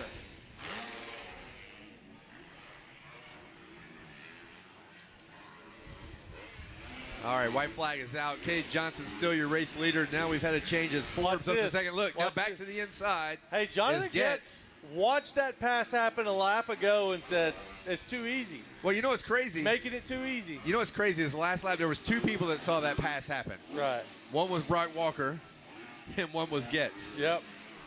Brock, you can't offer it up again, right? Like no. he just, you knew what was coming. It came the lap before and you didn't make an adjustment. So that's a tough lesson to learn there. Yeah, that outside eating him up. And one thing that these kids, you know, that are fairly new into Supercross might not understand is that cutting across. Instead of going to the top of the berm or going to the outside and going all the way around, cutting across and blocking that. So Cade Johnson, he didn't have to worry about it because he was out to about a 9-second lead. But Forbes is going to come across in second. Jonathan Getz third, and Brock Walker is going to end up fourth. And we're going to send it down to the podium momentarily with Wes Kane.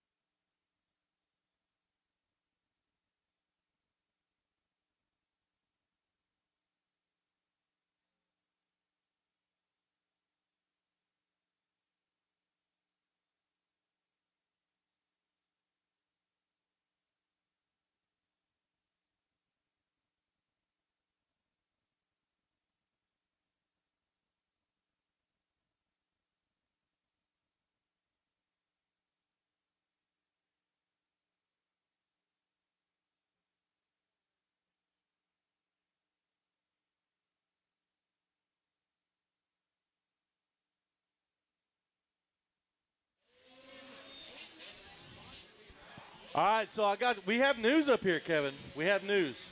Do you want to break it? Hot off the press. Hot off the press. You want to break it? No, it's yours. It's your news. No one text me. Okay. We're going to start racing tomorrow morning at 125 BC race, number 22. We're going to finish up today with race number 21. Again, race number 21 will be the last race of the day, race number 21. Yep, and that's a division race with 51 riders. 85cc 12 to 15 class. That will be the last class with division. 21. Yep, love it.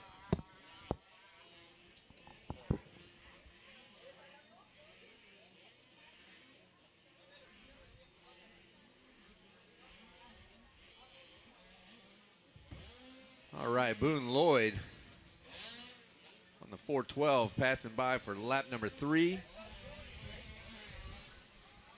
Having a good go at it. Wow, what a bunch of airtime there by Meyer. Edwin Meyer in your second place position. Luke Witt third. Carter Reneker in your fourth place. Riley Gall in fifth. Carson Flowers sixth. Seventh is Henry Manley. Max Myers eighth. Andy Sapp ninth. And Noah Forte in 10th.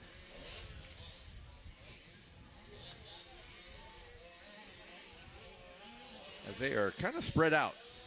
A little spread out right now. This is a heat, so Division 2 is on the line.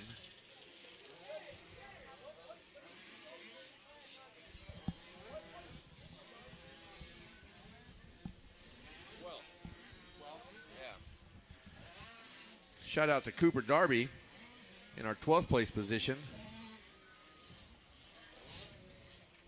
Maverick Manzer now into the top 10 as well. He's been on a little bit of a move. Was outside the top 10 early on, but has found his way in.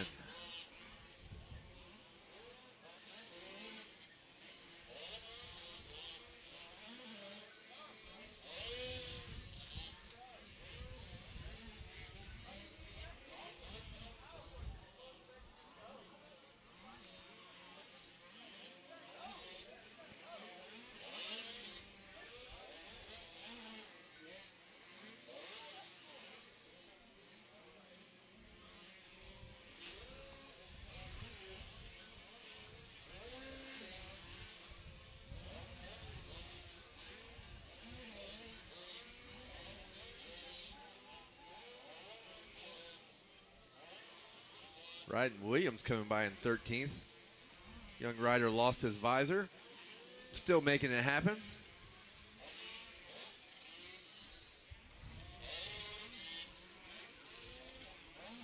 All right, Boone Lloyd around to complete 5. Meyer in tow, about 4.5 seconds behind.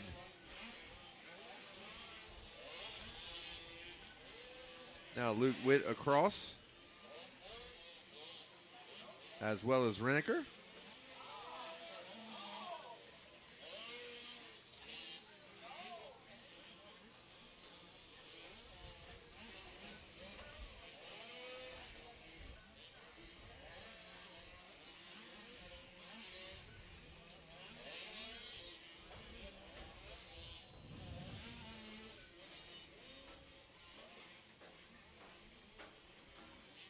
And I just remember when I was riding a 50, these jumps would have looked so big. They didn't make jumps this big in the 80s. It's amazing what these little rippers can accomplish and fly over.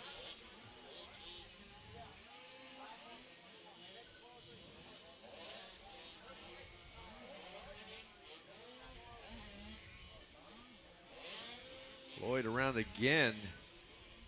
And so is Meyer as they just kind of stay right there. Well, no, it's shrinking a little. It's like 3.5 seconds now between Boone Lloyd and Meyer.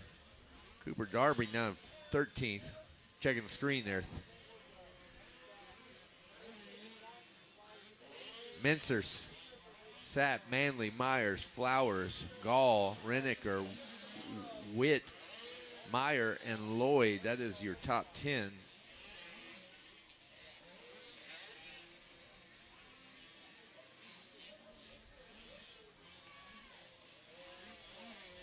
Looks like Max Myers and Manley maybe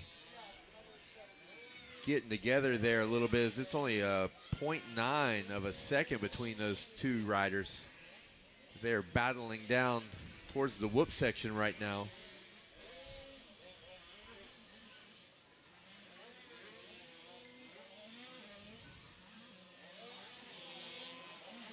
As the white flag is now out, Boone Lloyd coming around to take the white. 1 lap to go. Meyer still in tow. Luke Witt third, Carter Reneker in fourth, and Riley Gall in fifth. Pretty evenly spaced barring any major mistakes, will be how they finish in our 50 open heat number 1. Of course, you got to get back to the finish line, but they are pretty secure in their positions.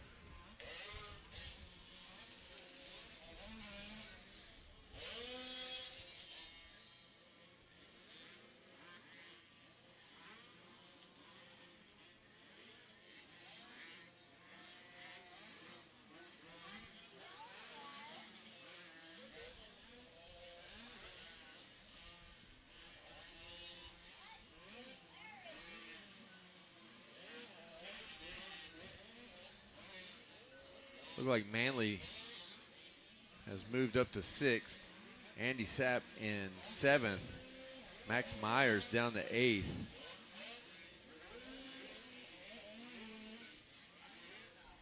Maverick Manzer in 9th.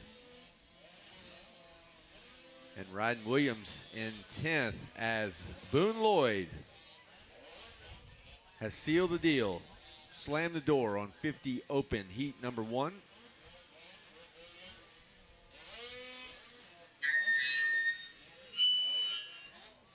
He is off to the podium with a squealing mic.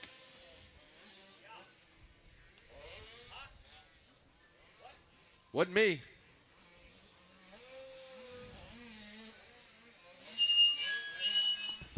It's not me. All right, I got a good one for you. It's Wes. Listen up, and you guys repeat it up there. First racer, not a parent, to come to the Fuel Factory booth and tell us the company tagline, get 1 free fuel jug. This giveaway is sponsored by me, Wes Kane. I need a racer, not a parent, to go to the Fuel Factory. The tent is right here by the Dunlop Arch. A racer, and tell us the company tagline, and you will get a free fuel jug. And this giveaway is sponsored by Wes Kane Originals. I happen to know the tagline. Can I go? You gotta be a racer. Oh, dang. That rules me out.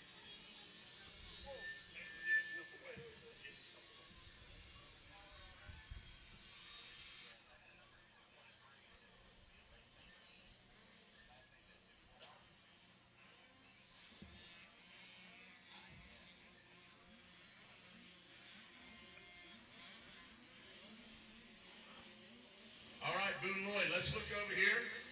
Everybody up in Virginia, they're all happy.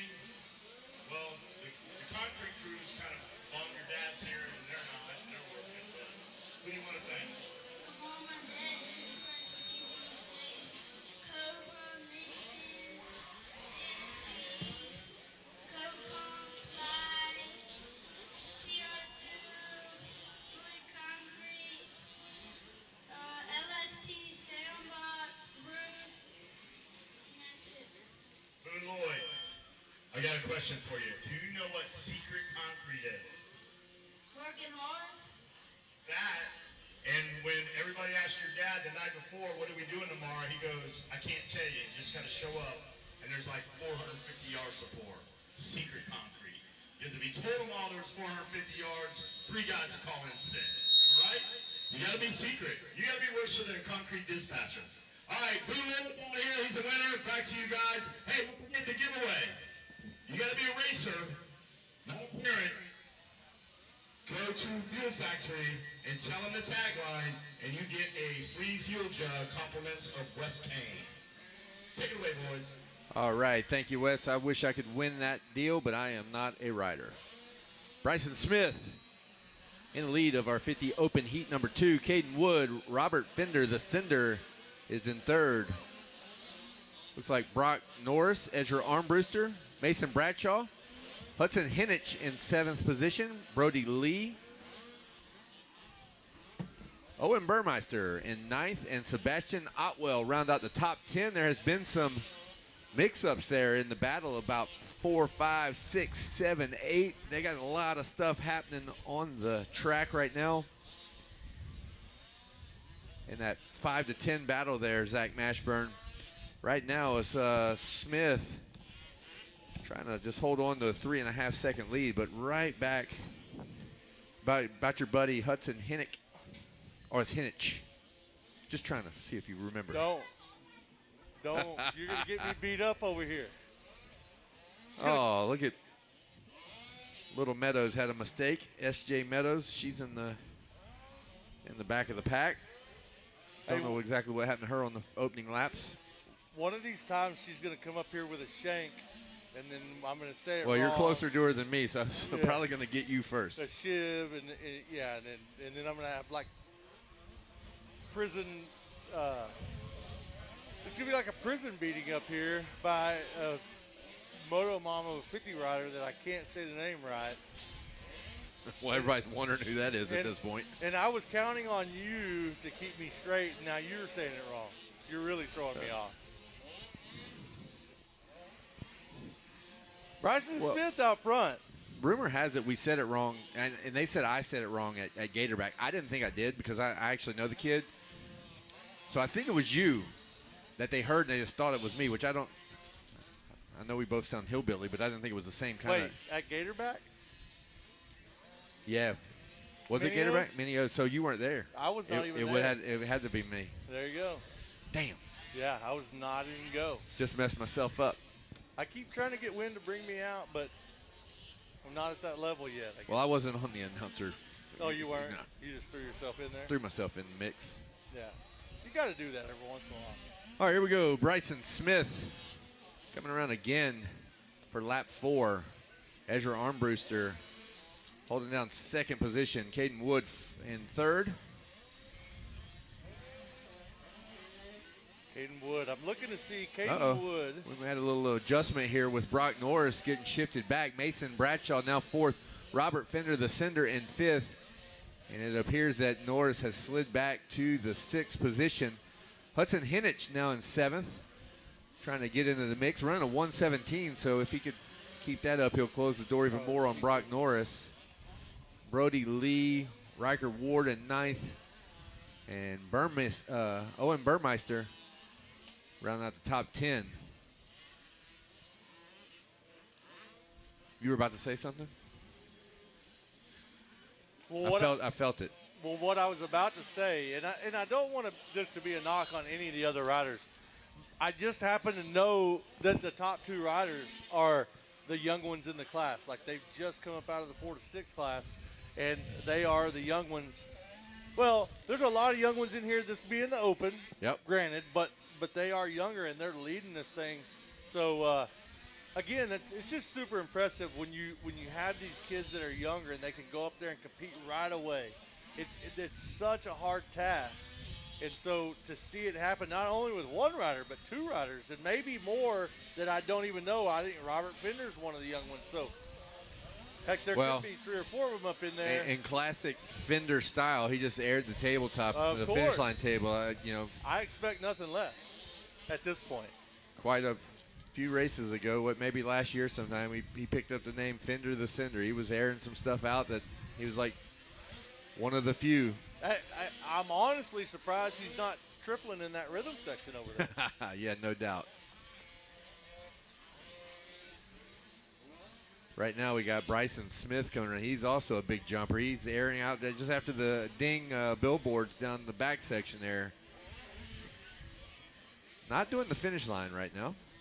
I got to imagine no matter how good you are at jumping, that's a pretty rough hit on the landing. Yeah, sure. I might opt out of that one as well. Only because of the landing. Only because of the landing? Yeah. Oh, tabletops I will do all day long.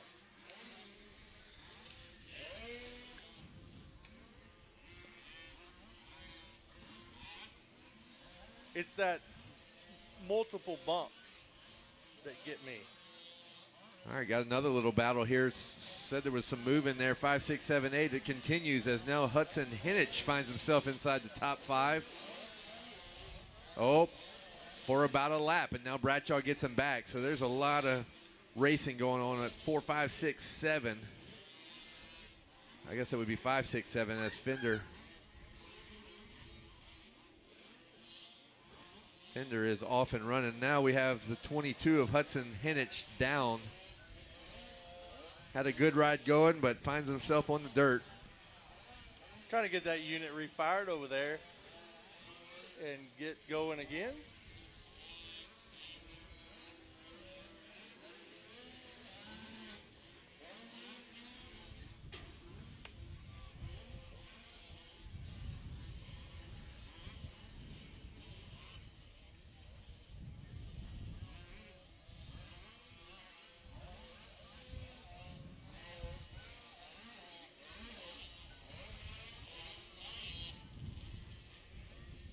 Alrighty, white flag has been out for about a lap. We got Bryson Smith here with a turn to go, I believe.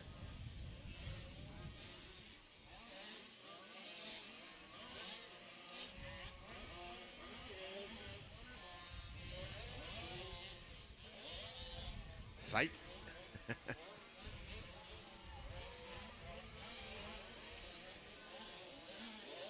So the white flag flying. Yeah, I thought Smith was already around, but it was actually a different KTM. My bad. So now here he comes. Man, he's got some good form. He does. Over those jumps, and he looks out there. Yeah, he's fired up. Yeah, little fist pumping. Fist bump out there. I gotta imagine it's exciting. You know, not a lot of kids when they first move up get an opportunity to win right away. I get it. So it's like when you first turn pro, right? Takes a while. These kids that have won all their amateur career, first turn pro, they might not win anything for several years. All right, top 5 rundown here. 50 Open Heat 2. Bryson Smith, Ezra Armbruster, Caden Wood, Robert Fender, and Mason Bradshaw round out the top 5 in 50 Open Heat number 2. Right outside the top 5 in 6th is Brock Norris, Riker Ward in 7th. Ryder Smith in 8th, Brody Lee in 9th, and Owen Burmeister round out your top 10. And we will send it down to Bryson Smith and Wes Kane.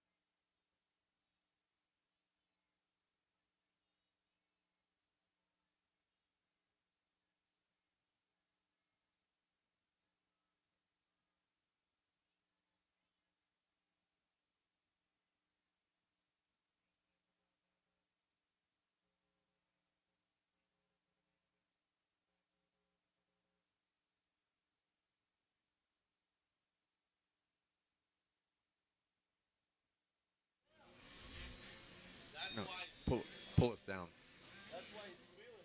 There you go. So just when you thought the 50 Open Division 2 was done, we'll be moving on. We will be moving on to a third division. A third division of 50 Open riders. Leading them around, Billy McLaughlin around on lap 1.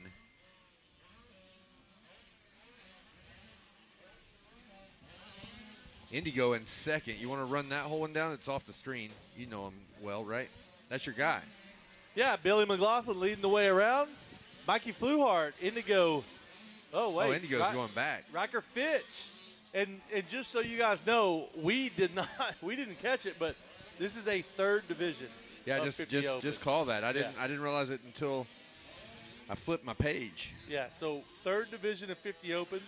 We got 1 page. We got 2 page. Now we got 3 page of the 50 Open Division 3. That's a lot of kids, and we love it.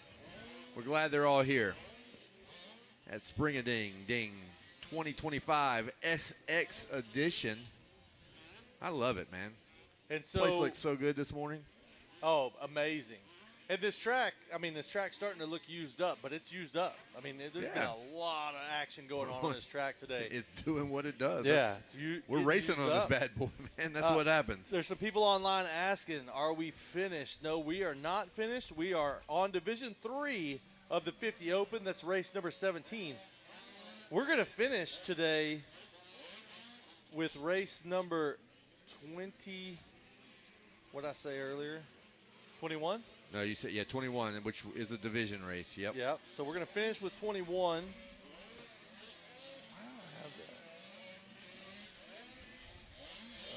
Let me just go back to my text here. We're going to start with race number 22 in the morning. We're going to finish with race number 21 today. Well, right now, wanting to finish the work right now is look at Mikey Fluhart. I hate to cut you off on where we're going to end, but we got a man on the move. He's not going to move anymore because he's in the number 1 position. But that was a great lap, and he was not inside the top 3 at the start, I don't believe. Pushing McLaughlin back to 2nd. Riker Fitch now 3rd. Brody Jones 4th. Jackson Castro 5th. And that will be your top 5 with 3 laps complete. So after this one, we got about 6 more races to get in today. Love it. And then we're going to be done for the day. We're going to kick things back off with race number 22 in the morning. And we will finish the heat races. We'll go through our LCQs, and then we will go into our main events. Live stream is still going at Amateur Moto Show. Did you work with him? Indigo. I did not. No. Indigo. I would remember that. I thought you did. Indigo. I did not. So, again, we'll go back into we'll finish our heat races in the morning. We'll go through LCQs, and then we'll start our main events. So that's how things are going to finish today.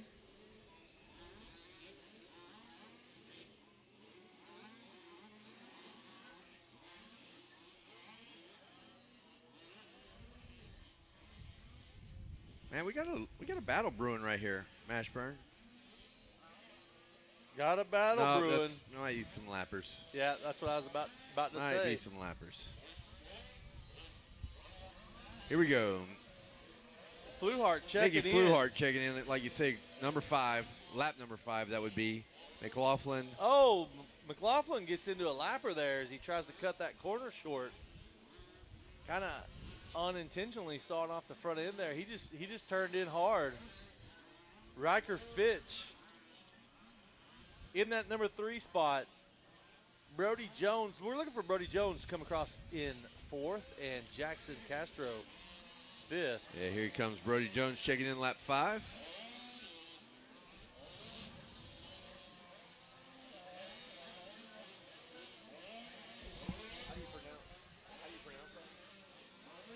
Indigo Spinaculp. How did you pronounce it? Indigo Spinaculp. Spinaculp. I don't think that's all of it. I think it is. Is it? Well, it cut off in the same on this one. Oh, yeah. No, that's right. Spinaculp. Indigo Spinaculp. That's a purely a guess. There's no science behind that. Indigo Spinaculp. It's a guess. White flag flies for Fluhart.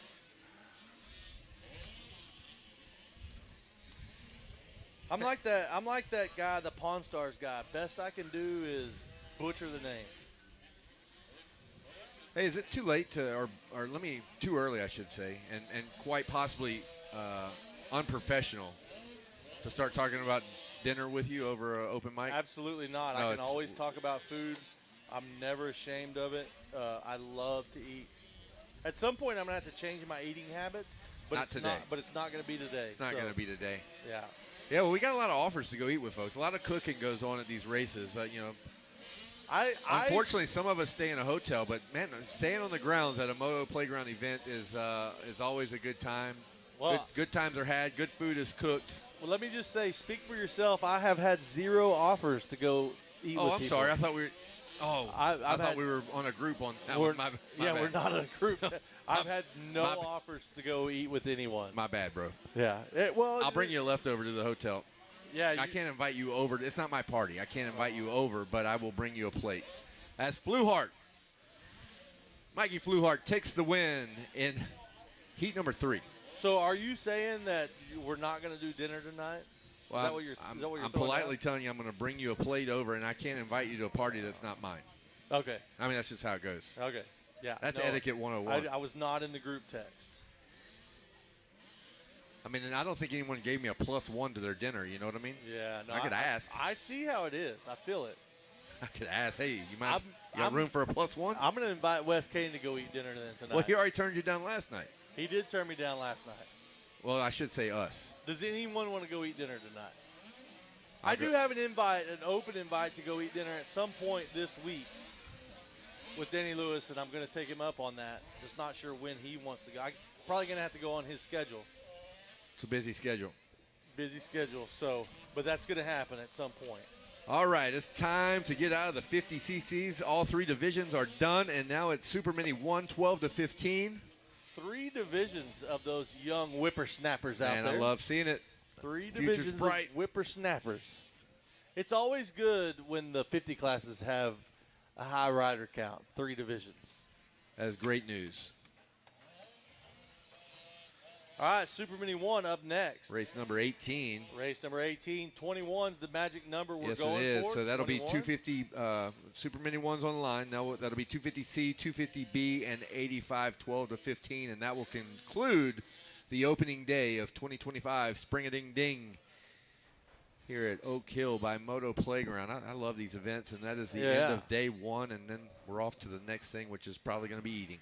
I have put on my hoodie and taken it off 3 times today, and I'm about to have to put it on again. I'll probably have to take it off one more time. The weather cannot make up its mind up here.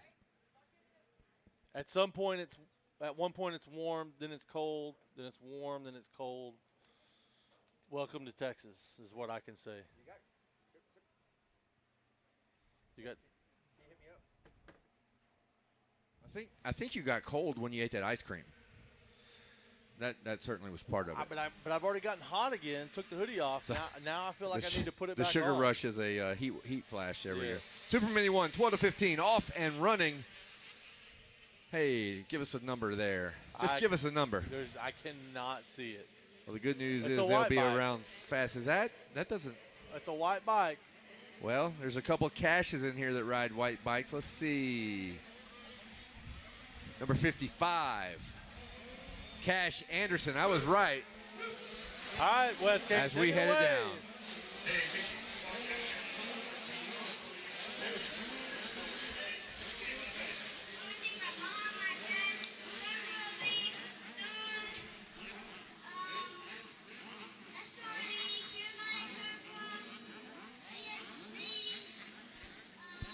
Twofer. Nope. Congratulations out there. Mickey Fluhart, you're going in the main. Take it away, boys. All right. Thank you very much. I was correct in Cash Anderson credited with lap 1 lead. But a pass has been made. Oh, very quickly. Reese Seba got a great drive through the whoops, made a good block pass. Aggressive pass. Yeah, not dirty, just aggressive. Just aggressive. It was good. All good and clean. No written warning for him. And he's now off to the lead. Reese Seba out front on that number 36 machine. Then you got Cash Anderson, Knox Lewin, Jackson Vick, and Tucker McNeil going to round out your top 5. So keep an eye on that little freight train there.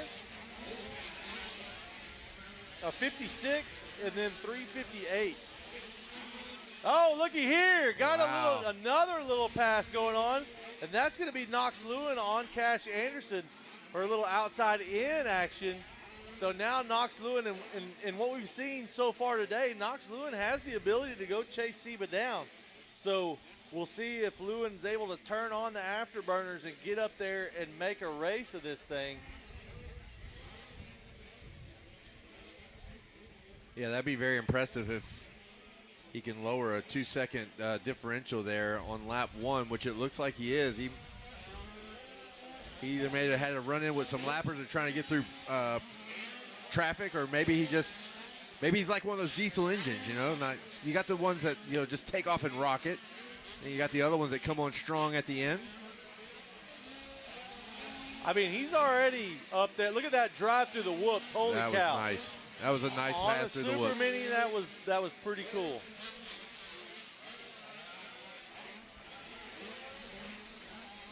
Lewin did best his time by 2 seconds. He was 58 on lap 1. He's 56 on lap 2, which is what with Reese Seba. Yeah, he was a half a second back faster. to about a half a second faster. You're correct. So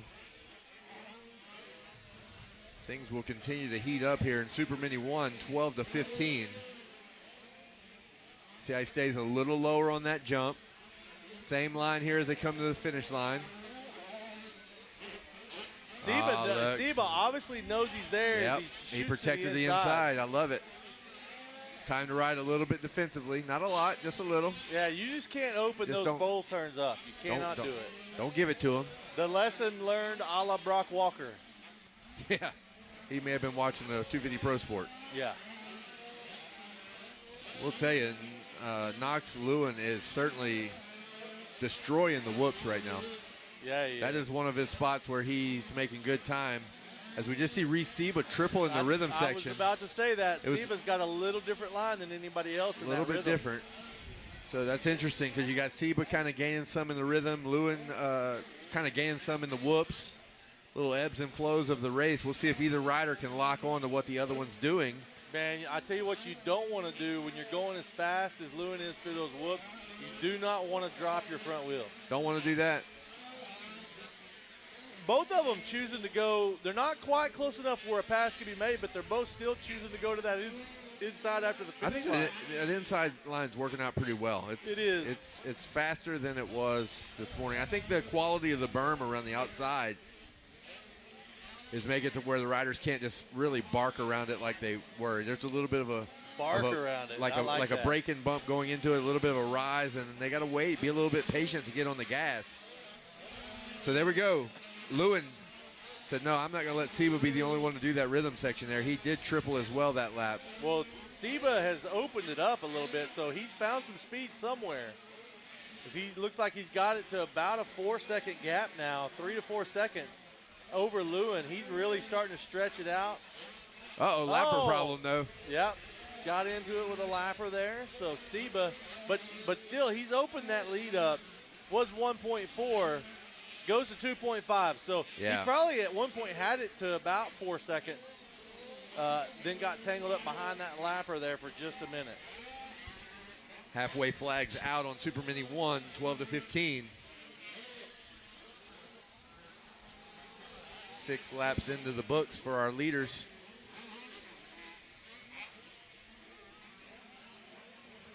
It's Seba not able to triple that time. Lewin was. Here comes Jackson Vick. Jackson Vick starting to pull up on the back of Cash Anderson, so that could end up being a pass. Well, Cash Anderson actually had a faster lap on the last lap.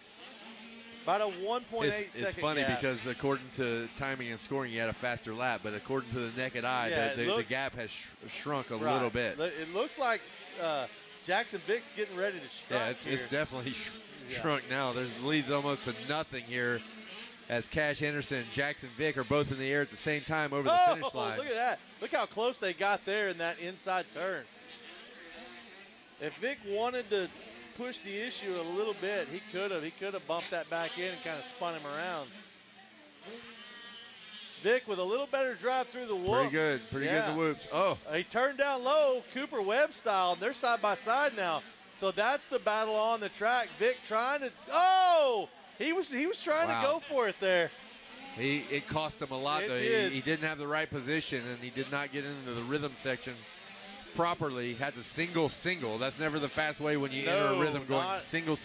But keep an eye on that battle over there as they're past the ding billboards into the back section here before the finish line. And I got to venture to say that Jackson Vick's going to pull up on him again and have another shot. I think so. I tell you what, Lewin needs to keep the gas supplied as well, as that gap is getting a little bit tighter as well. Cash Anderson getting a little bit tied up with some lappers. Look, he got tied up big time with lappers. Look at the gap now, Zach. It is back to pretty much nothing. Who's that? Between Where they Vic and Oh, Anderson yeah, I as see they're it in the right rhythm there. section. Yeah, Both of them tripling Anderson out right had there. Anderson had a little bit of an issue with some lappers, and Yeah, he's Got- all over him again. So, Yeah. so keep an eye on Jackson Vick. So the last lap, Jackson Vick hugged that inside track marker super tight, and he was in and out of that corner really fast. So I'm going to watch him right here. They're all taking the inside, but he was able to go super tight and keep it fast. See how? See how tight he went. inside of inside. Yeah. And he makes it work. So I bet if the pass is not made before the next lap, it's going to be made right here. Well, we're running out of time, so if it's going to happen, it needs to be in the next lap or two. The flagger has not displayed the white flag, but it is in hand. That's generally an indication that it's coming soon. So, Right. so we're getting. Oh, Reese Seba. So we lost our leader. Didn't see it. We've got our spotters out there, and Seba's down. Where's Is he it down? after the whoops? Where's he after down? The whoops? After the After whoops. the whoops. Wow, tough break. So now that's going to put Knox Lewin in the lead. Cash Anderson and Jackson Vick now battling for second and third. So here we go over here, looking for Knox Lewin. Oh, look at this. It's about to be a three-way battle right here. Well, no, he's still in it. Oh, that's Seba. Seba's still in it, but that's Seba. he's just not in the lead anymore. Jackson Lewin. Vick to the inside. Wow, he's going to make that work. I'm telling you. He's going to make that work. We got a four-way battle. Lewin, Kevin Seba, Williams. Anderson, Vick. You could throw a blanket over these riders Look at- as Oh, yeah, this is going to be a good one to keep your eye on all the way to the end. We got a four-way battle for and that lead. lappers and lap And traffic. lappers, Okay, look yeah. at this. Diving to the inside, little box out. Seba. Oh, Seba. I think that ran Lewin off the track. Oh, there it is right there. Was that the pass? Yeah, Lewin got bumped off the track, so now Cash Anderson's on the heels of Seba, and Vic right there as well as. Seba's in the lead now. I'm sorry, Anderson and Lewin. Yeah, so we got- Anderson and Lewin. Yeah, so we got Seba in the lead. Lewin and Anderson's all over him. Vic's not close enough to strike, so it's going to be right here. Here's going to be Reese Seba going to take the win. Knox Lewin second. Cash Anderson third, and Jackson Vick fourth. Hey, for as active as that race was, no change on the last lap. Like it ended up. Well, the way it Seba started. went back, and look, we Right. got the word that he went down. I thought Yeah. he was way back, but no, he was I just thought slid so back too. to I didn't second. see- yeah. Then he rebounded again, so There was a lot going on. a lot but there going on, wasn't- but not a but lot not happening. that much going on. Not that much happening. If that It makes was, any It was sense. exciting, though. Look, just Yeah. all of those riders had about a second gap in between each and every one of them there in the top five. So In the end, Reese Seba going to take the win, and that's probably that's all he cares about. Seba, Lewin, Anderson, Vic, and Cash Landry into the top five. Two Cashes inside the top five.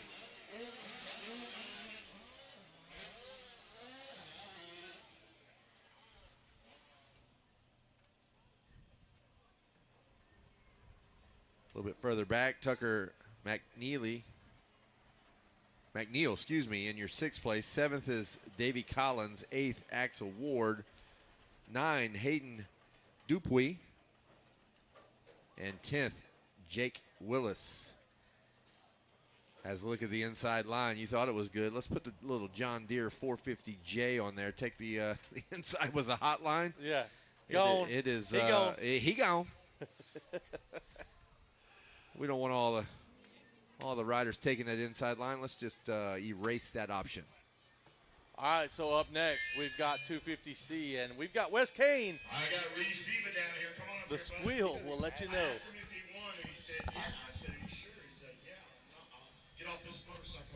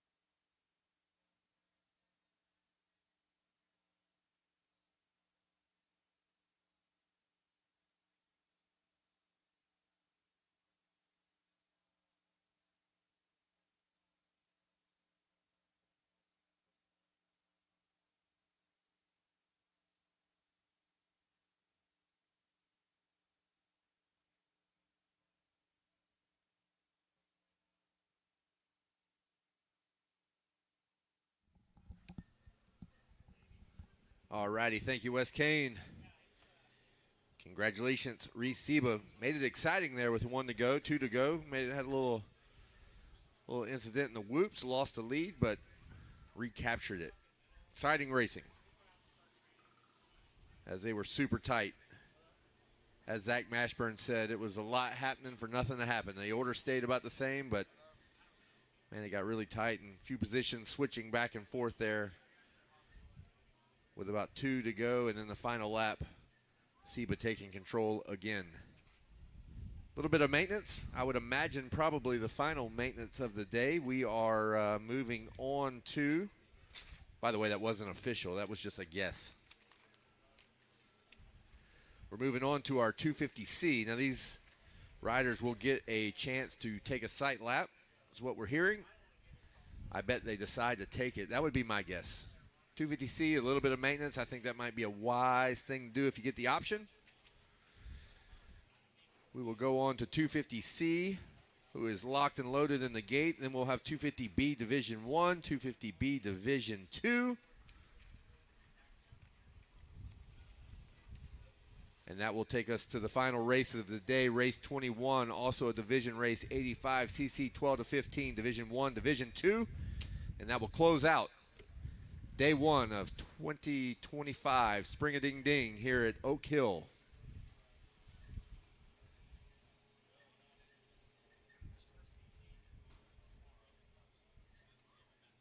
Pretty good first day, seeing some practice for gate position and ultimately some heat racing that will also be for gate position, as we will have a Supercross style one moto format, winner take all kind of deal before we head over to the motocross side later in the week. I believe that's scheduled for like a Wednesday, right? Wednesday should be motocross, right? Moto practice. Moto practice on Wednesday. But right now we have some more heats to get through. We will get to 21, like we say, and that will leave just a few more tomorrow morning. There are 26 in total. A couple division races there, but 26 classes in total. We are ending on 21. So 22, 125 BC will be first in the morning. Get through those and then straight to Conti's.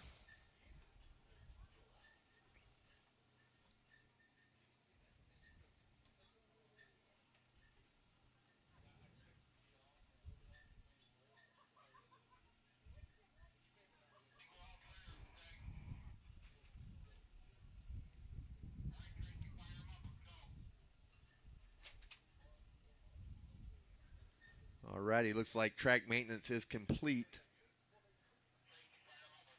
So we'll be firing these bikes up real soon.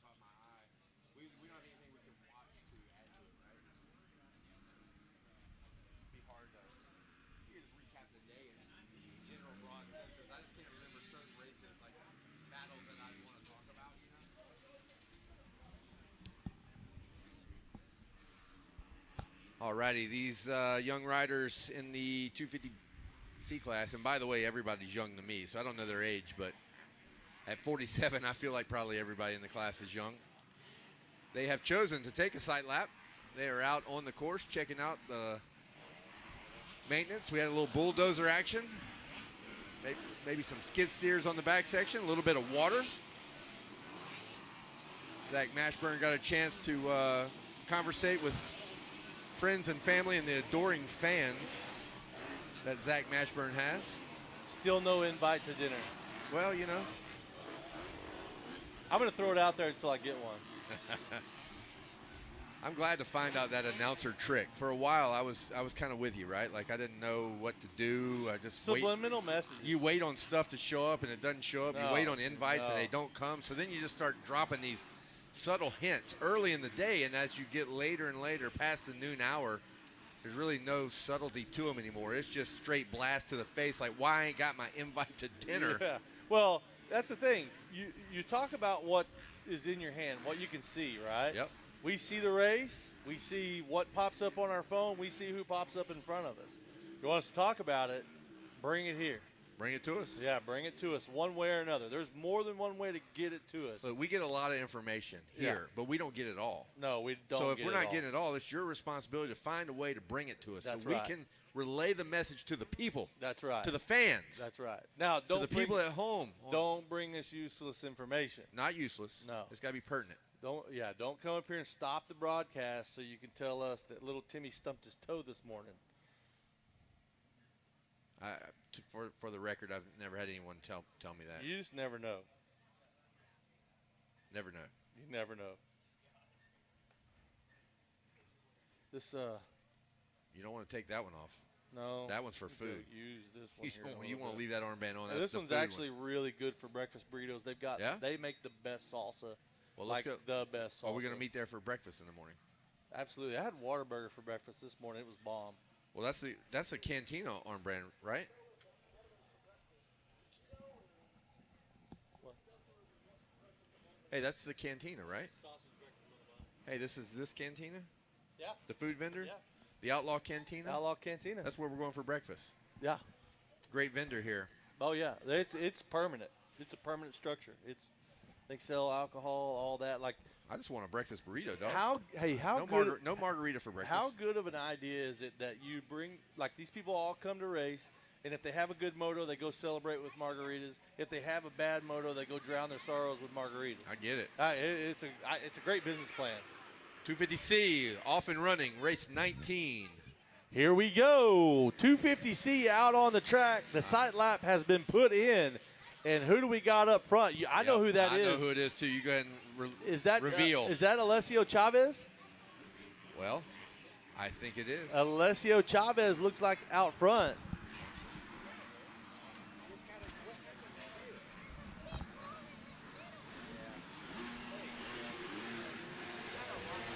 There we go. Alessio Chavez leads the way. Going to be followed by Jamin Wilkie, Jordan Moyer, Hunter Brennan, Cooper Coyette, Anthony Lentini, Diego Lagula, Colton Moe in 8th, Kylan Bells, and Dawson Way. Going to round out your top 10. One lap in the books, 250C, race number 19. Race number 20. 250B Division 1 and Division 2. You need to be down in staging. And our final race of the races of the day is going to be, sorry, I got a whole bunch of 250B sheets. It's going to be there's a lot there. 85, 12, and 15, Divisions 1 and Divisions 2. I noticed that. That's going to be our final race of the day. Then we're going to start in the morning with race number 22. Yeah, when you were visiting your adoring fans, I'd gone over all that, but I appreciate you following it back up.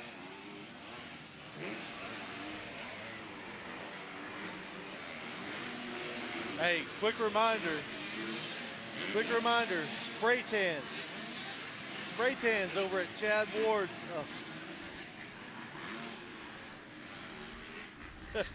Spray tans. Are we going to get one? I don't know. Spray tans over at Chad Ward's.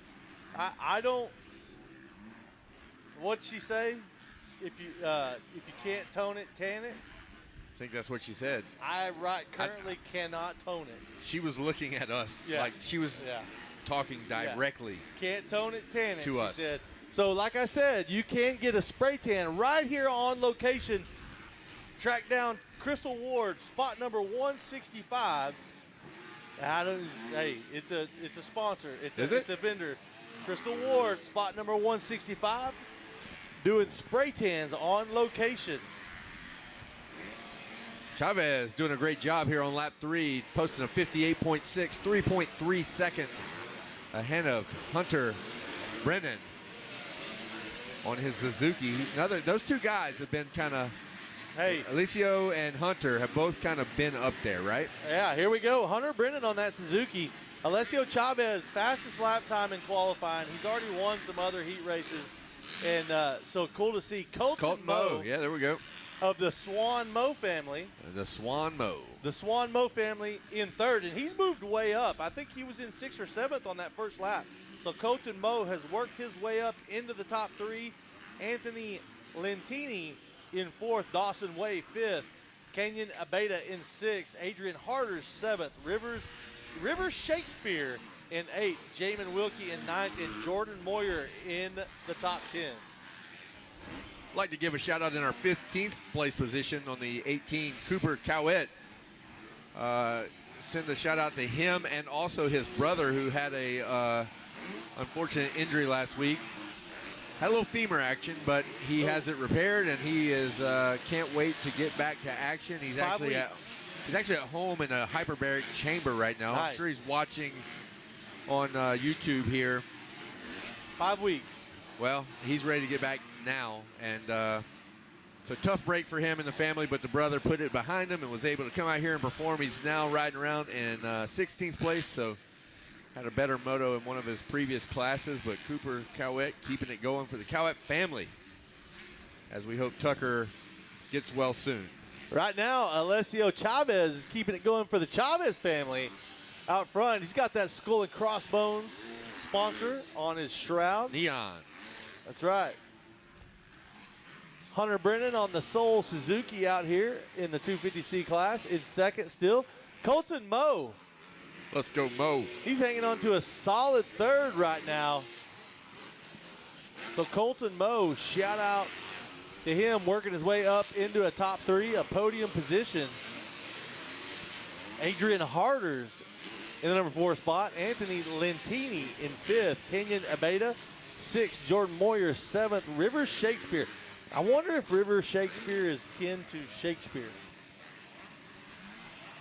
I don't think so, but I mean that'd be a pretty cool connection. Like it'd be great. Yeah. And then Dawson Way in 9th, and Hudson Short, the guy who withholds information. Got some bad news for the Swan Moe family. Colton has just gone down. He's back up, but he is not going to be. Where did he go down at? After the in between the 2 rhythm sections. Oh, no. They're right after the whoops, and then right in between the two rhythm sections there, back to back. I don't know what position he went back to, but he will not be in 3rd place. Man, worked his way up there too, and then gonna drop. Oh, he's still up there. He's up there, but he's back. He's he's down to 5th. Okay. He's down to 5th. I see. I mean, it wasn't like a back crash. It's not the end of the world. And he worked his way up there once. He can work his way up there again. Well, he better go to work. Yeah.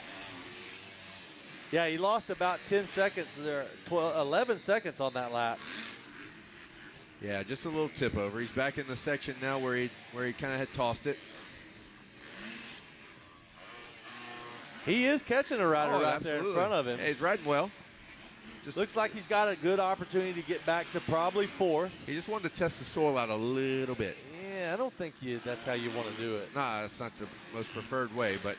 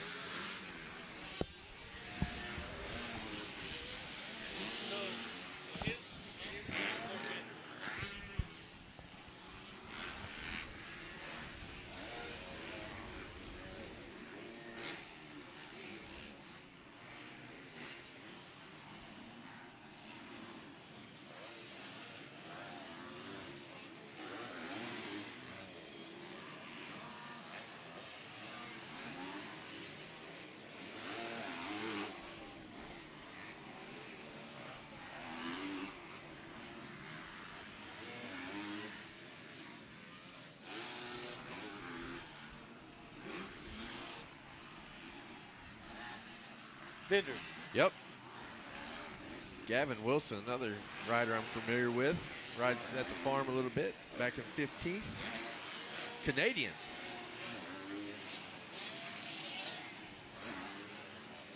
Cooper Cowett worked his way up to 12th. White flag flying. Did you already say that? White flag flying. I don't even know that I did. White flag is flying. I got to be honest with you. I'm kind of in that little boggy period where. Dude, 3:08 a.m. I've been in it for like 4 hours. Alessio Chavez. I'm gonna be better tomorrow though. I'll sleep good tonight. Yeah, I'm gonna absolutely. get my belly full and. There we go. Look at this. Oh yeah. Whip fender grab. Yeah, little style never hurt anybody. Didn't hurt Alessio Chavez as he takes the win in 250C. Putting another one in the books. Another one in the books. That's number 19. All right, 20 is a division race, a 250B division race. That should be exciting. Been a long time since some of these B riders have seen the race course.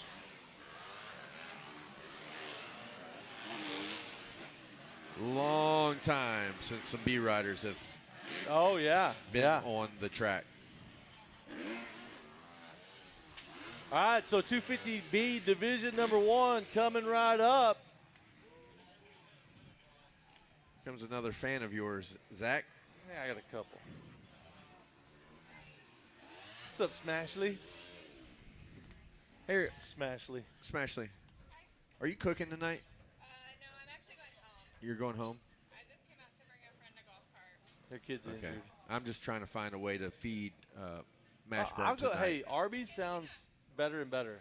Well, Arby's, he wants a personal invite from a family or somebody. Just he I mean, he knows he can go to McDonald's or something like that. Here's he just what wants happened. to- He got a group text invite for dinner tonight, and he assumed that I was on it, but I was not. And so he threw it out there over the microphone, either to do this. All right. Yeah, send it down to West Kane.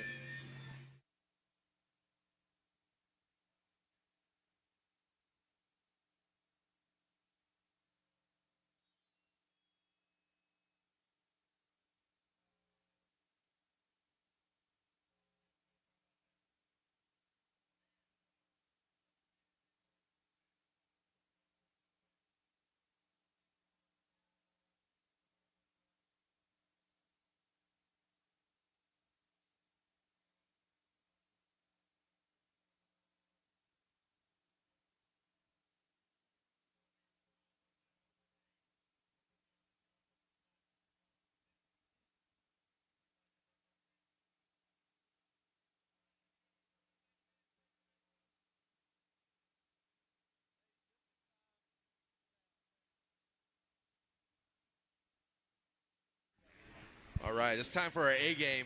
Yeah, well, we got the boss man up here We got just the in boss time man. for Mike Burkeen to show up. No guitar, kind of disappointed. Oh, he's got it with him. Okay.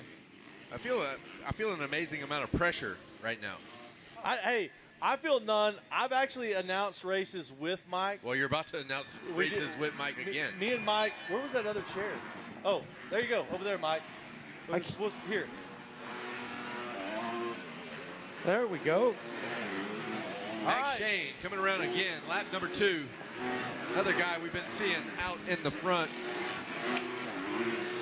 through most of qualifying practice and now the heat. Max Shane's been killing it. Yeah, Max Shane has laid the wood down to this track all day long, every time he's touched it. And here he goes again, 53.7. Now, the last time I announced the race with Mike was at the regional at Lakewood, Colorado. And I was unaware of how well versed he was at being on the microphone and calling races. I was pleasantly surprised. Yeah, we had a good time up there at in Lakewood. The only problem was getting to the announcer's tower Oh, was my like goodness. climbing a half-mile mountain. And At altitude. And I learned that weekend that that's the last time I signed on to call a regional by myself. Yeah, you're talking at Lakewood, right? Yeah. So you had to go for the long hike and the climb. Up to the center. Yeah. At altitude. Yeah. At altitude. It gets tougher for us old guys. Yeah, would you just wait? You just wait. So, Kevin, the last time I saw you, you were getting some good news. How's everything going there? Oh, life is great, man. Paul Kev is right on the horizon. My daughter's due date is May 16th, so excited to be introducing a new chapter in the life. My wife and I are really, really excited about grandparenthood. Should be exciting. Yeah, that's awesome. Well, you probably don't know, but Zach, Kevin was getting inducted into the Hall of Fame, and as part of his very lengthy Hall of Fame speech, which was good. It was long. It was long. Sorry, bro. No, it was good. I loved every minute of it. He mentioned that it was about the time in his life that, his daughter had married a motocross rider, and it was about the time in his life for grandkids. About a half an hour later, her daughter leaned over and said, "Dad." Yep, I found out. So awesome. I found out at the Hall of Fame. Yeah. Hey, so I was actually involved because that was not too long after Ponca, correct?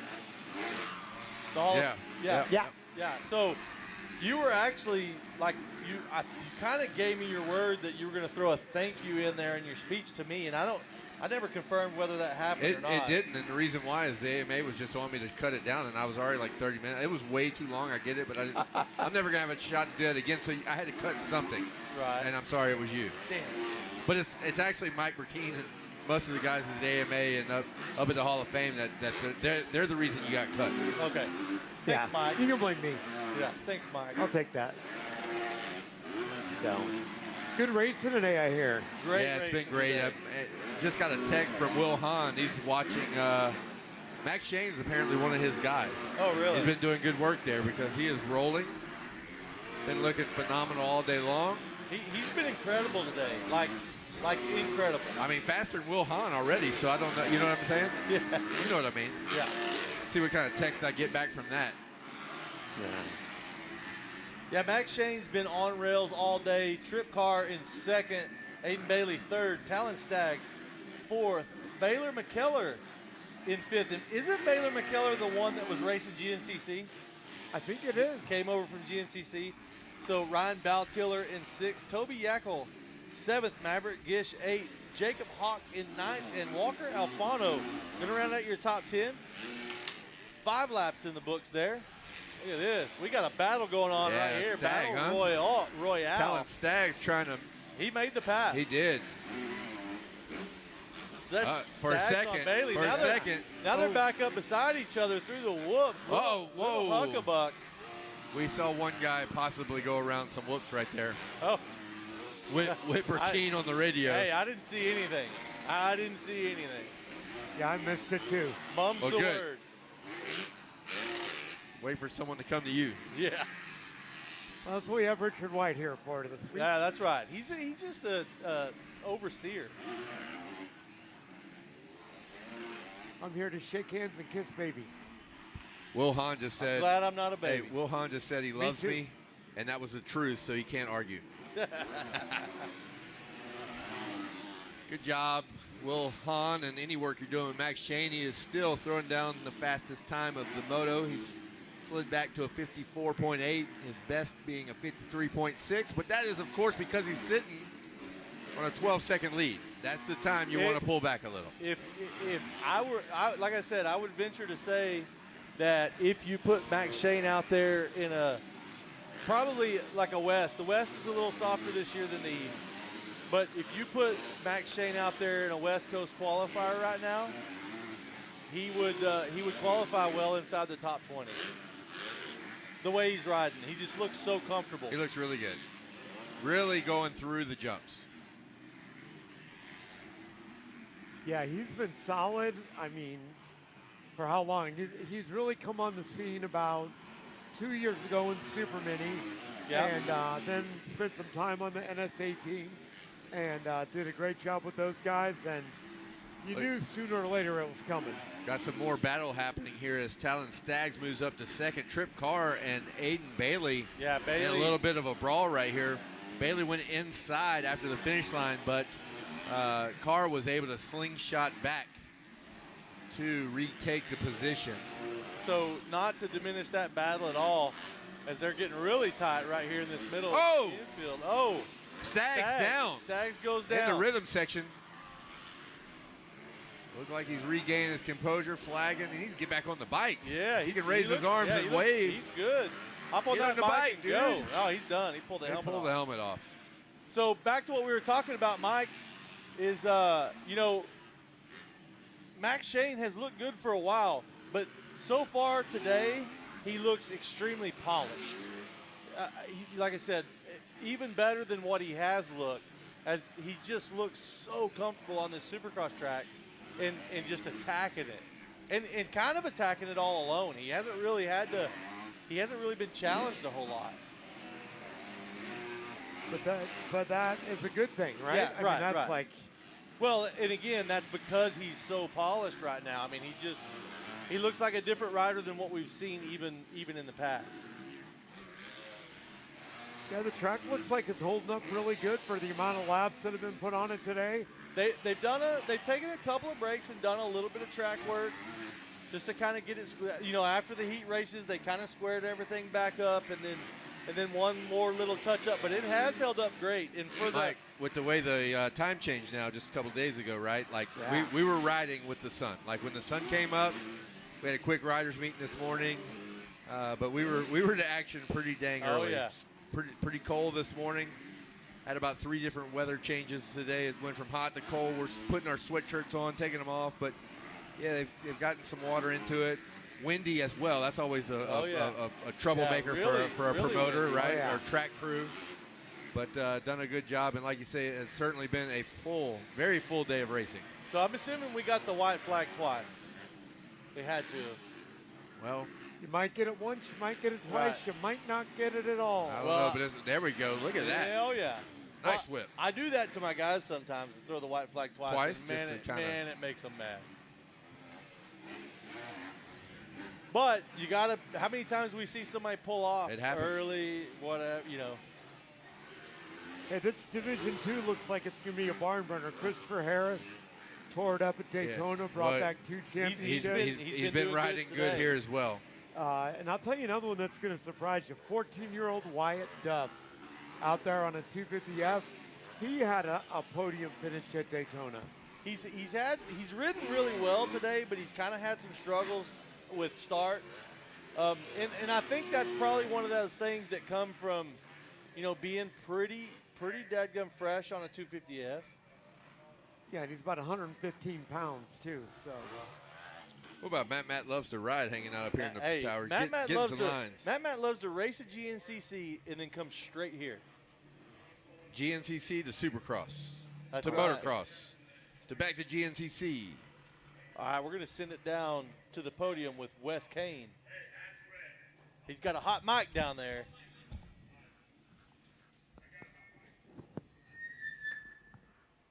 Really hot, too hot, apparently.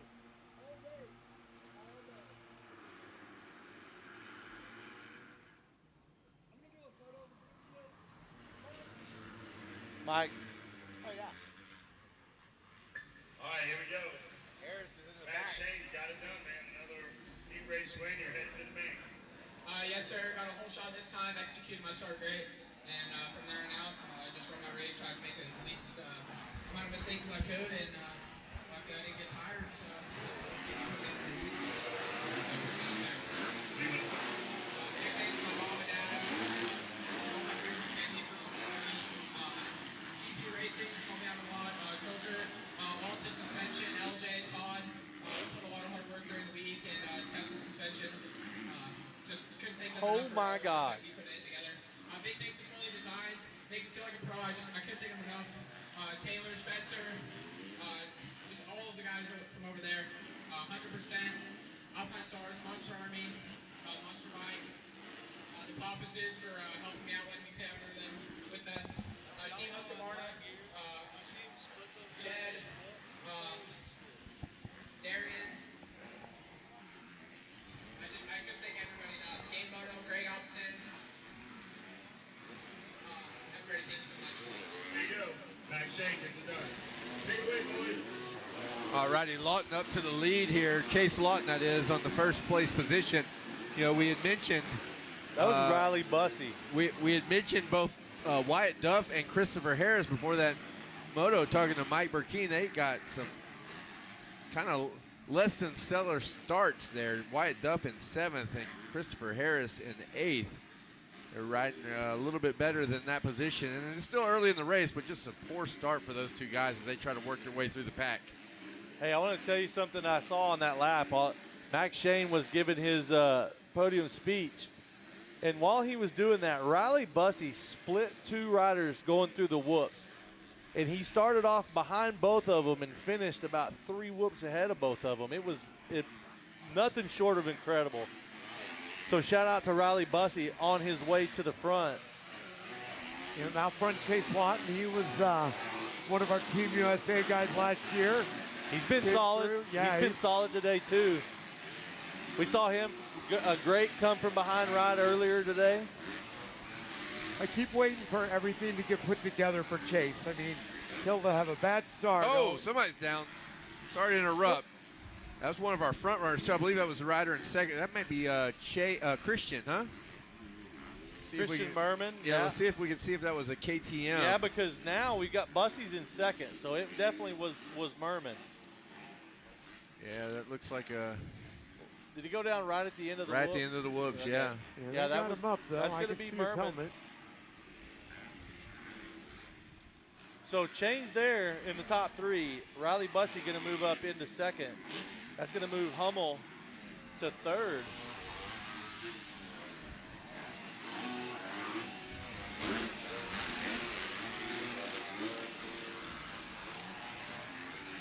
Oh, look at Christopher Harris trying to make a move on Wyatt Duff. And might have been, he hasn't made it happen yet. Good drive through the whoops for Duff there. So Duff, go ahead. Christopher's on fire at Daytona, just. He's ridden really good here today, too. He's had some really fast lap times. He's battled for the lead, battled for moto wins. So he's been really strong here as well.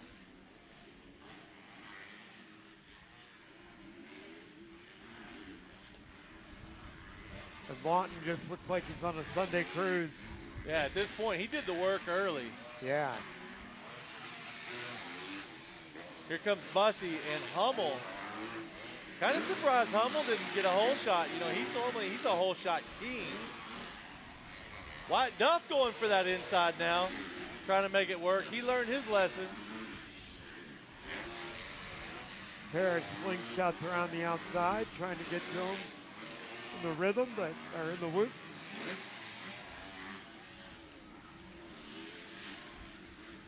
For a 14. Oh, Christopher Harris going outside, going big there. Closed the gap up on Duff, big time. Duff gets through the whoops pretty good for a small team. We got another rider down at the end of the rhythm. I think we got 2 riders down at the end of the rhythm. Yeah. One of them's 19. That's going to be Merman getting back going. And there's another one down.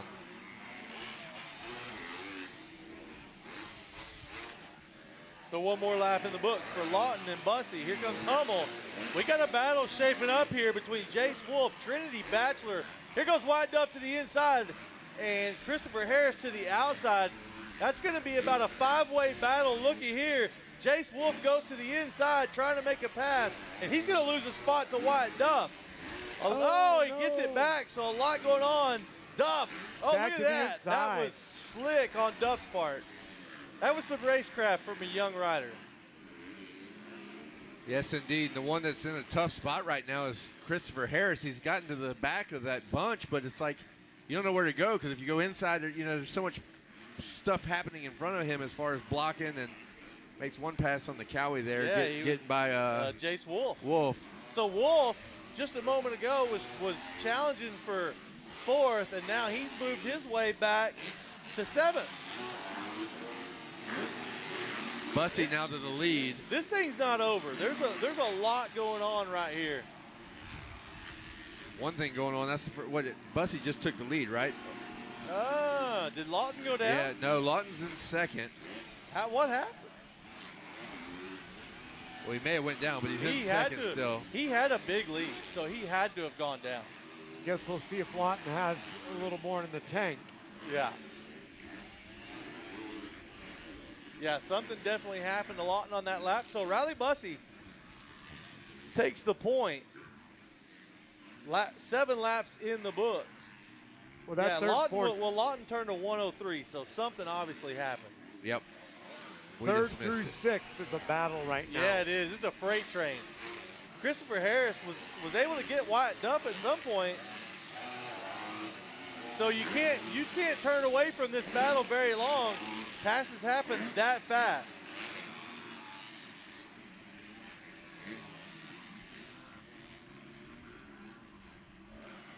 The whoops are going to be critical here for this group too.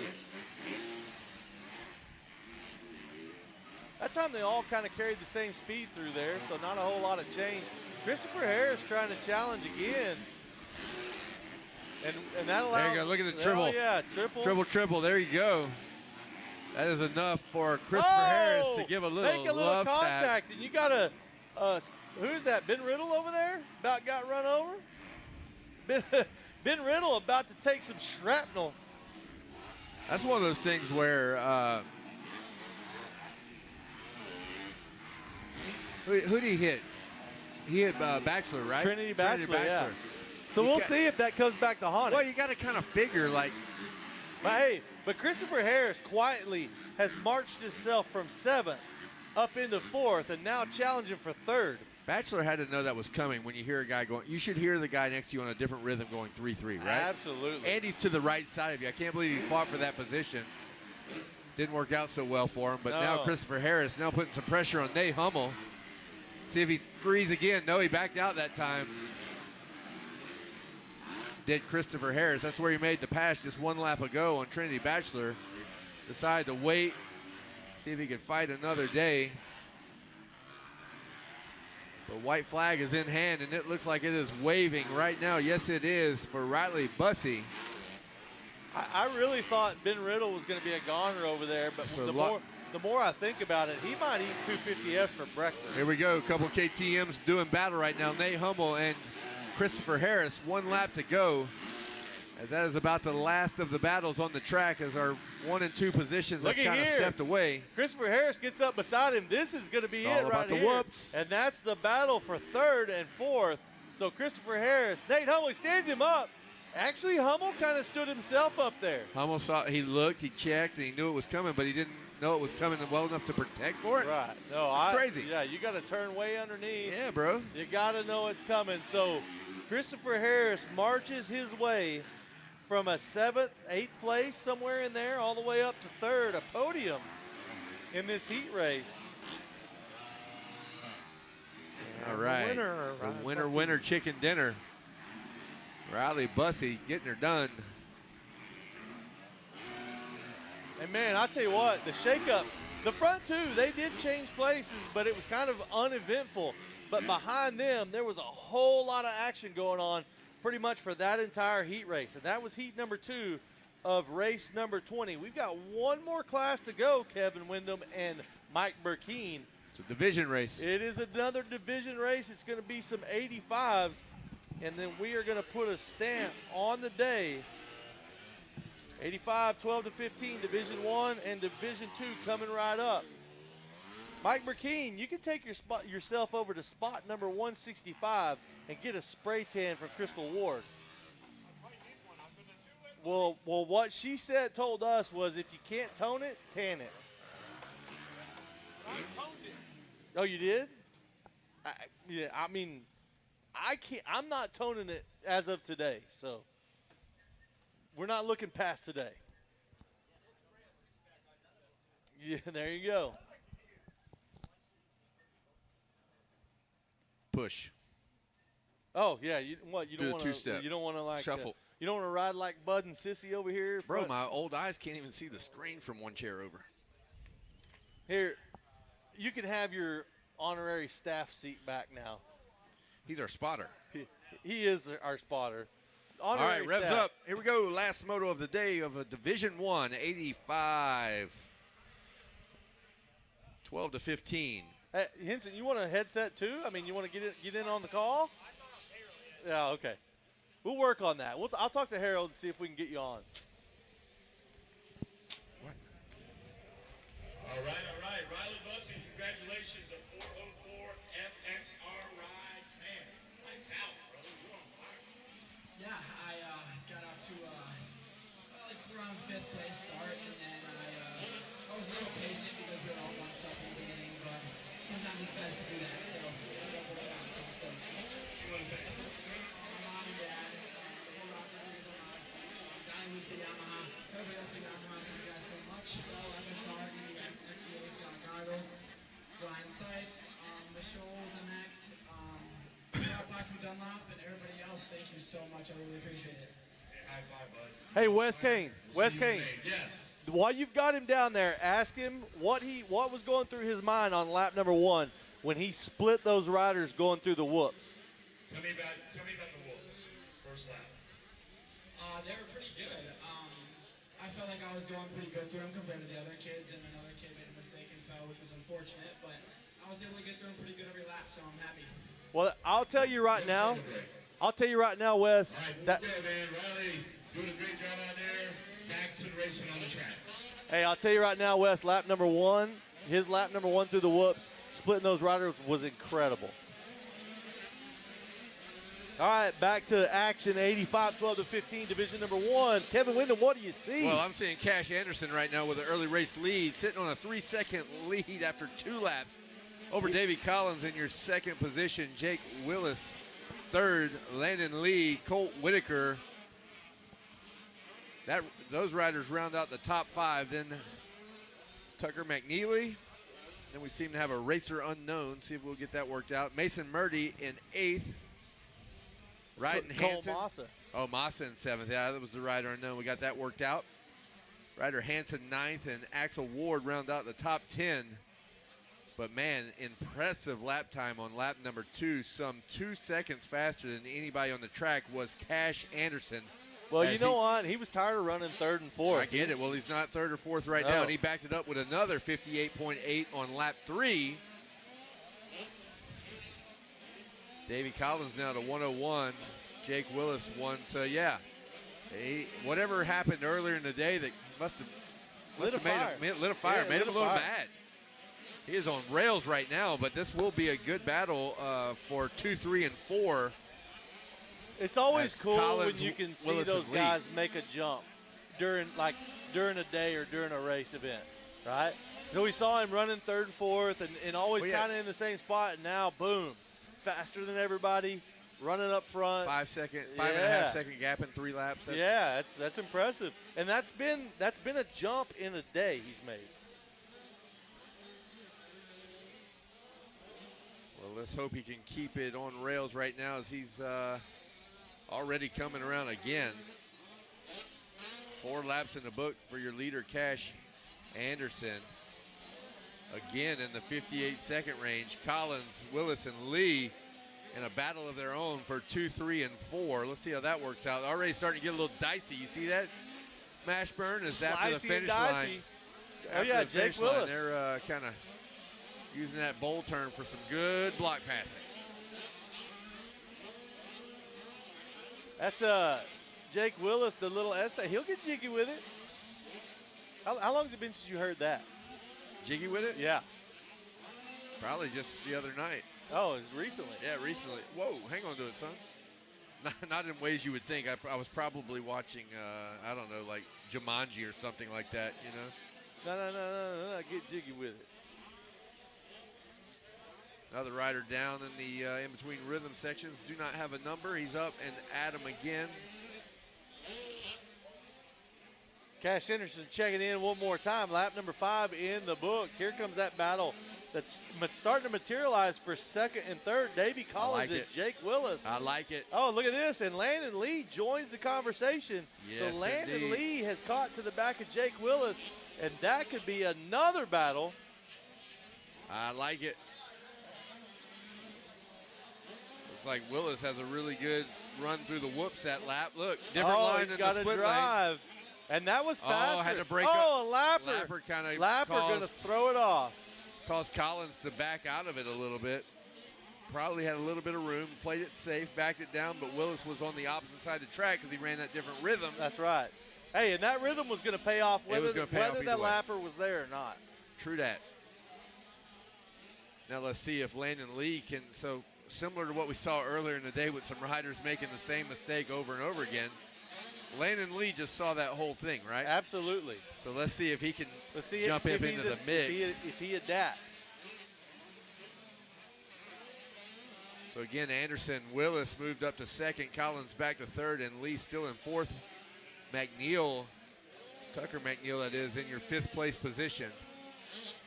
All right, here they go through the whoops, and Landon Lee a little bit slower through the whoops than the two riders in front of him. He gains on them somewhere, though. Jake Willis running that, and Landon Lee still did the 3 over, so didn't pick up on that line there.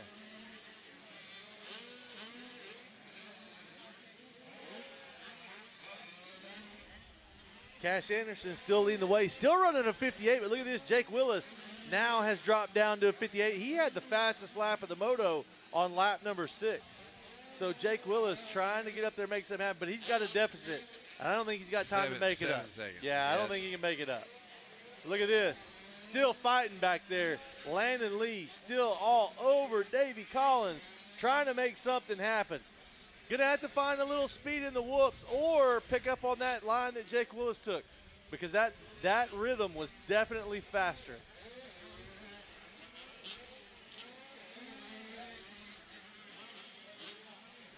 Yeah, Landon loses a little bit in the whoops every lap, but that on-off, and they're not doing it, man. I'm surprised that he had a bird's eye view of that pass. Yes, he did. I would have thought that would have been an adjustment that he saw that he needed to make. Top 5 on that last lap, all were in the 59-second lap time. That's impressive. It's impressive because they didn't start off there. Oh, so a leader has gone by, but look at the traffic he's in. Yep. I mean, there are riders all over the place. So he's got traffic. Then here comes Jake Willis. Here comes that battle for third and fourth. And, man, they have got last lap, and they have got a host of lappers right in front of them. So we'll see. Make it interesting. Yeah, it could make it very interesting.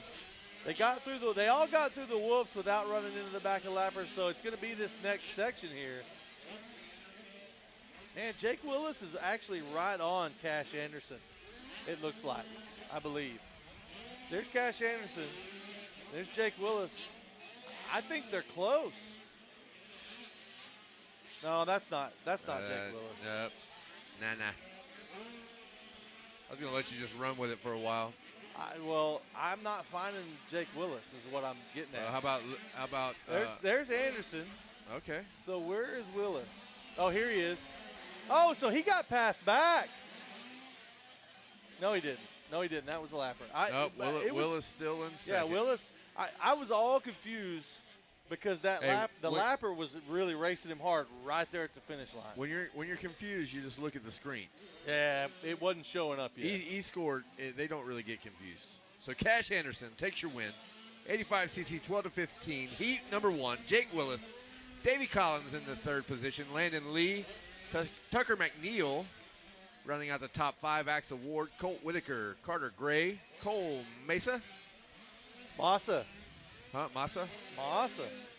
And Frederick Romo rounding out the top 10 in heat number 1. This is the one we've been looking for, Kevin. What did I say, Massa? Massa. You said Mesa. Massa. My bad. We got one more. This is the one we've been looking for all day long. This is the one you've been waiting for. This is the last one. Dude, what are we going to do after this? Hey, 3:08 a.m. Yes, I've been looking for this one. I want to go to bed. What are we going to do? We're going to go eat, and we're going to go to bed. Look at Blake. He's already not doing anything. Just standing there watching like a bump on a pickle.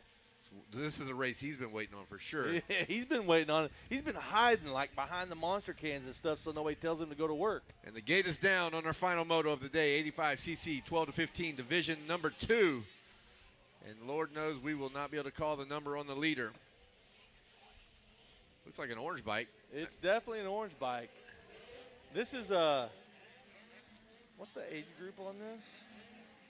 12 to 15, bruh. 12 to 15. It looks like a little rider. Here we go. Oh, Olberg.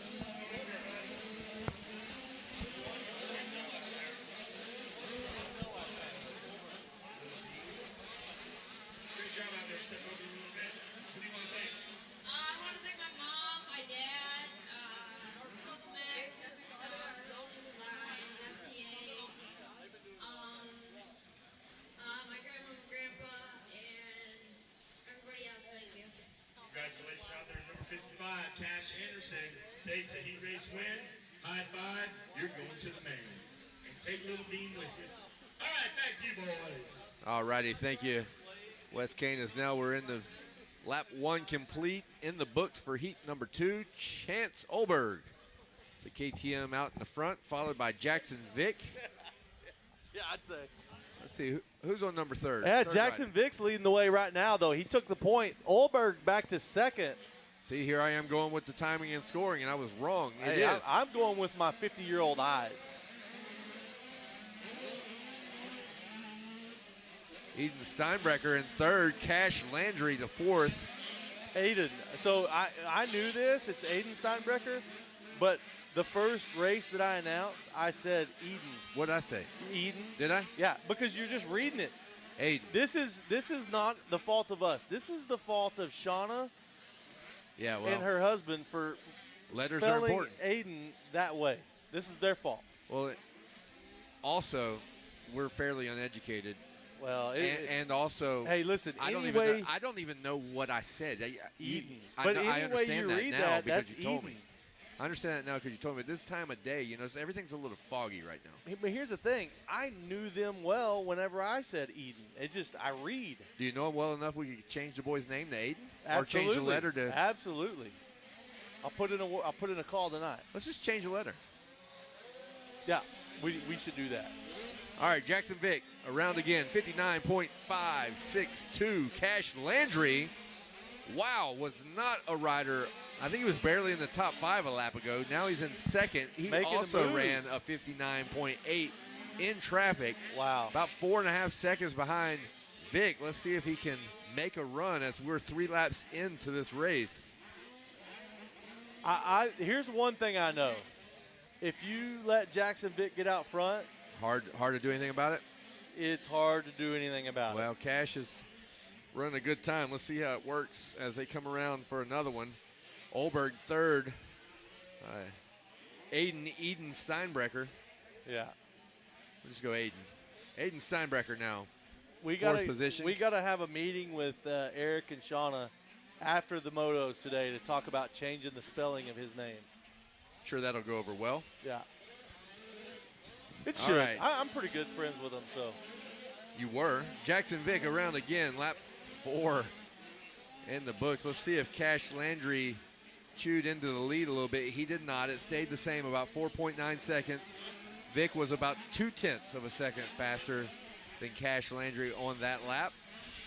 And now Aiden Steinbrecher putting a little pressure on Cash. So as quick as we thought Cash Landry was looking towards the front, seeing what he could do with Vick, now he's got to start riding with his head on a swivel just a little bit as Steinbrecher wants to make a run at him. 4 laps into the final moto of the day, 85cc 12 to 15, Heat 2. That's right, the one we've been looking for. We're going to put a stamp on it, and we are going to start back first thing in the morning with 125 BC, 125 BC. Love it. Jackson Vick checking in one more time with a little style over the finish line there, and a 58.4 that lap. All right, all right. 58.9 for Landry, 58.8 for Steinbrecher. All of these young riders throwing down. 58, 59, man, consistent. And I think Olberg might just. Oh, we got a Nope, it was a close call. close one. Oh, I think it was Cash Landry got high in the berm. Was it Cash? Yeah, high in the berm, but he rode it out. Still no one down. Everybody in their same positions. and here's the deal. I don't claim to know all these kids' ages, right? But some of them I do know. So, like, I know Olberg, who was running up front early. he's fresh off of a 65, so this is his first opportunity to 11 race and this a class. half. Yeah.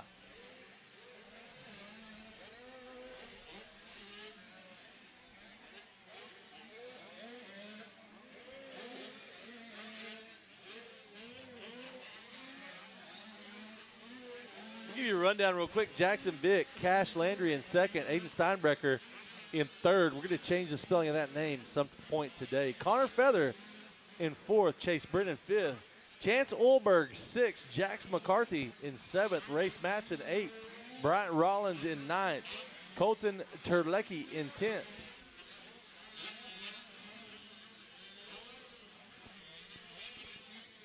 Lap number 6 in the books. And I believe that top 10 rundown was brought to you by LS2 helmets this time. LS2 helmets. That's what I heard. And Crystal Ward spray tans is what Harold said. Don't know about that. Spot number 165, ladies. Go get you a spray tan. So just the ladies. Yeah, it's a ladies thing, I think. And Mike Burkeen. Dude, she looked me dead in the eyes and I think said you need a spray tan. Yeah, I think so too. I would appreciate it if you go get one. So would my wife. Yeah. Yeah, just imagine, like you come to a race, you work for a week, you make money. We're in sweatshirts you're and out everything. of the house, and you come home with a nice bronze tan. With a 6-pack kind of etched in. Yeah. With, just lighten the color, yeah. airbrush it in on the 6-pack. Yeah. All right, well, that's enough about my 6-pack. Yeah. Jackson Vick now 7 laps in the book, still rolling with a 58. Cash Landry had a little mistake right there, turned in a 1 minute .6. He needs to stay with it, or Aiden Steinbrecher. He's right there. Yeah, he's right on him. So very important to take this thing home. White flag in hand on the final moto on the final lap as Jackson Vick comes around with 8 in the books. That is the lap we've all been waiting for, right? That is. Cash still there. Cash holding on. He answered back with a 59.8, and now Aiden Steinbrecher follows it up with a 1 minute. So we're kind of back and forth between those two. Maybe a one to mistake go. out of him out there. Yep. We don't know what's going on. We haven't watched the full lap. It could be passes through the whoops. It could be lappers. It could be the sun in the eyes. Who knows? They're going back and forth, exchanging lap times, which is sure what Cash Landry was hoping for in that lap. Absolutely. So Steinbrecher there in third, Chase Brennan, Chance Olberg, Jax McCarthy, Connor Feather, Race Matson, Bryant Rollins, and Talon Hill round out the top 10 as look at we that. have a awesome Jackson Vick whipped out finish to the day. He did lay it flat. That's a great way to end the day right there, Kevin. Yes, it is. And Cash Landry across in second, and Aiden Steinbrecher rounds out the top 3. And that is a wrap for day 1 of Spring-a-Ding-Ding 2025. That's right. So race number 21 ends the day. Race number 22 is going to start the day in the morning. I want to remind you guys, while you have the opportunity, go see the guys over at Dunlop. Go see the guys at Fuel Factory. We're happy to have them here. Go meet them. Everyone make your way at some point over to the Cantina, Paul's Pizza, the lemonade. Go get some strawberry lemonade. It's amazing. The ice cream cone kind of goes without saying. Everybody's got. No, we say it a lot. Yeah, we actually do say it a lot because we want it a lot, but goes without saying. And support all these vendors that are here. They're here supporting you, and so look around, notice who's here supporting you, and support them. We appreciate everyone being here. What a great day it's been today for myself, Kevin Wyndham, Wes Kane, the Motoplayground crew, the Oak Hill crew, everybody that's here. We thank you for being here, and we are signing off.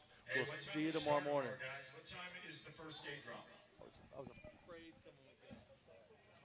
Man down here said 6 a.m. Come on now. They're asking first gate drop. What time? 7:30?